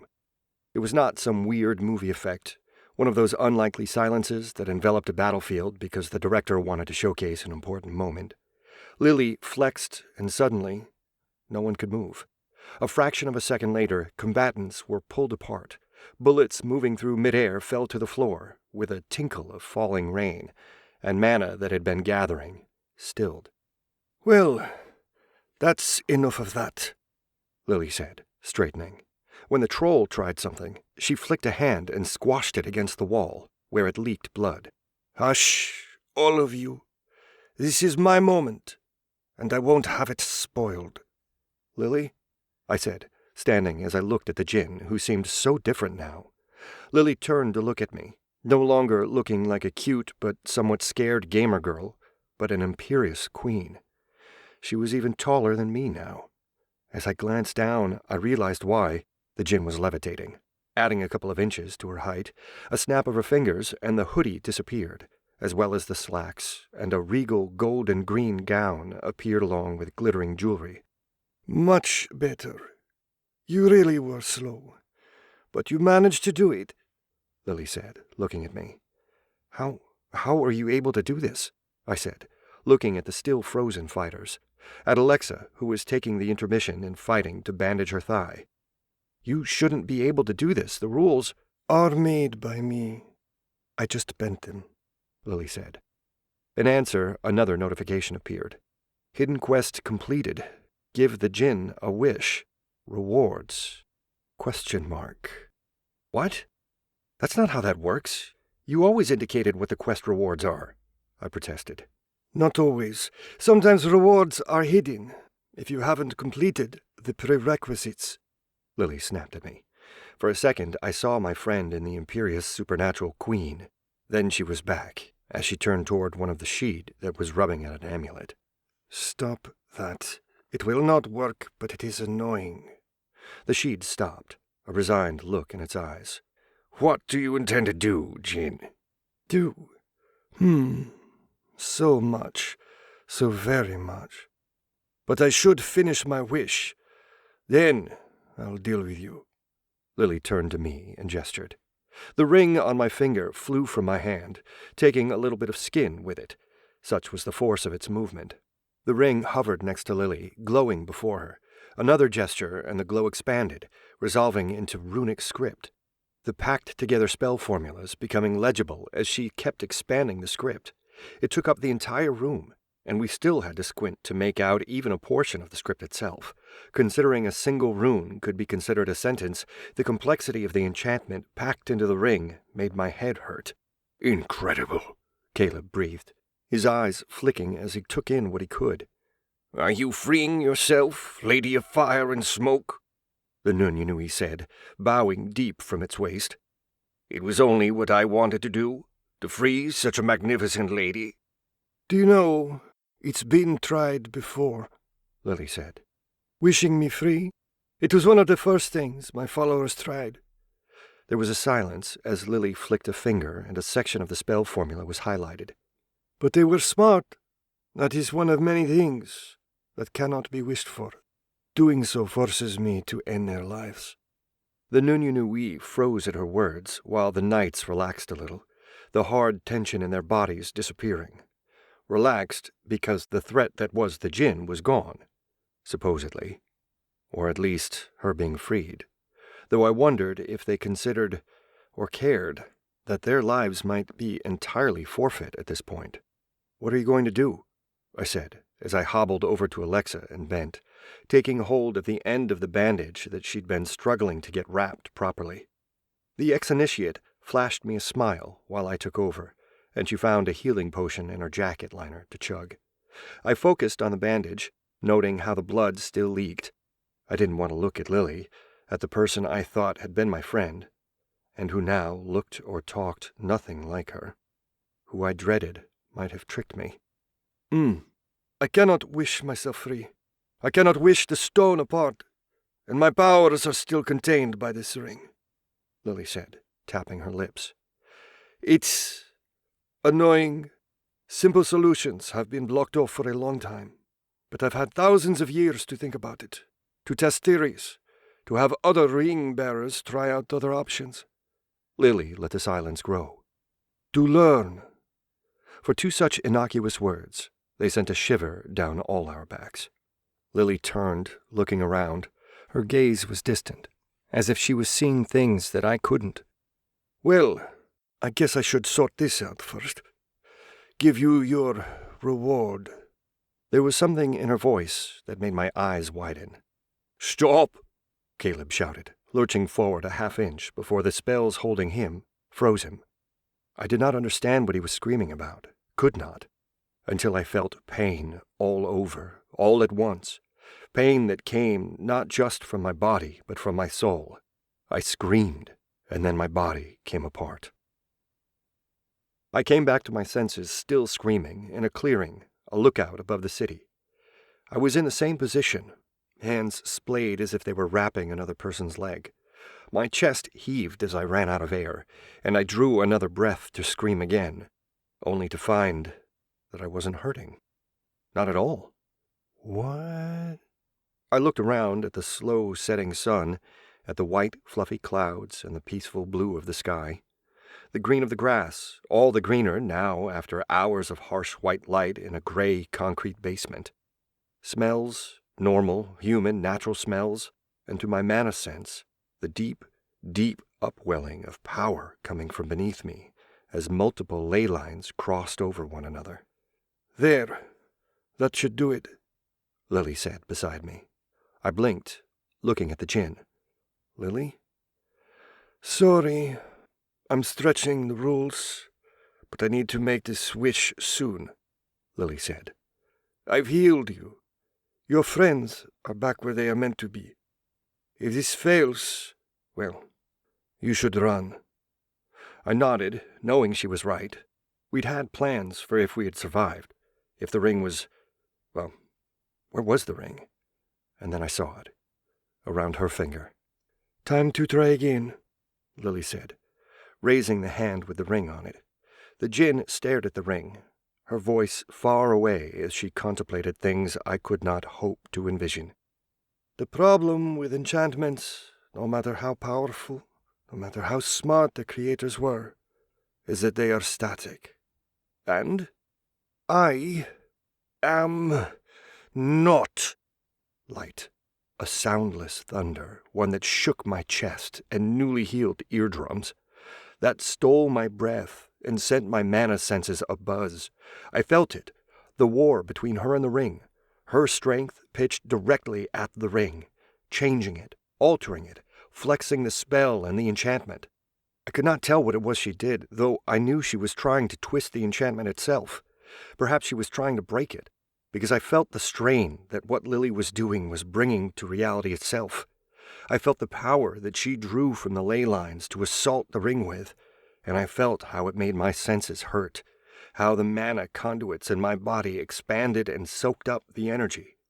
Rather than risk being burnt out, knowing I could do little, I retreated, back and back again, even as Lily lit a beacon to anyone in the world that something momentous, something world-changing, was happening. No surprise that others came. A stray breeze and a man with an eye patch on a horse was there. A rumble of earth and a stone rose, a stone that had hints of someone, something trapped within. The earth rippled, and from a crack that smelled of brimstone, a horned, goat-footed creature walked. Clouds gathered and formed more faces, some with long whiskers and wrinkled brows, another pudgy, long-lobed and laughing. More, so many more gathered. Just a single presence was enough to overload my senses. I could not stare at any one of them, could not hear them. Their presence was like 1,000 pounds on my chest, forcing me to gasp as I tried to breathe. Tried, and failed. Then it was gone. A delicate hand was on my shoulder, pushing away the presences. I turned and saw a fair lady, clad in white robes, who floated on a lotus blossom, to place a hand on my shoulder. The smile on her face was kind and gentle, a promise of safety and mercy. Thank you, I said once I could breathe again. No thanks is required. But as polite as she was, as nice as she was, I could tell her attention was not on me. So I turned back to the show.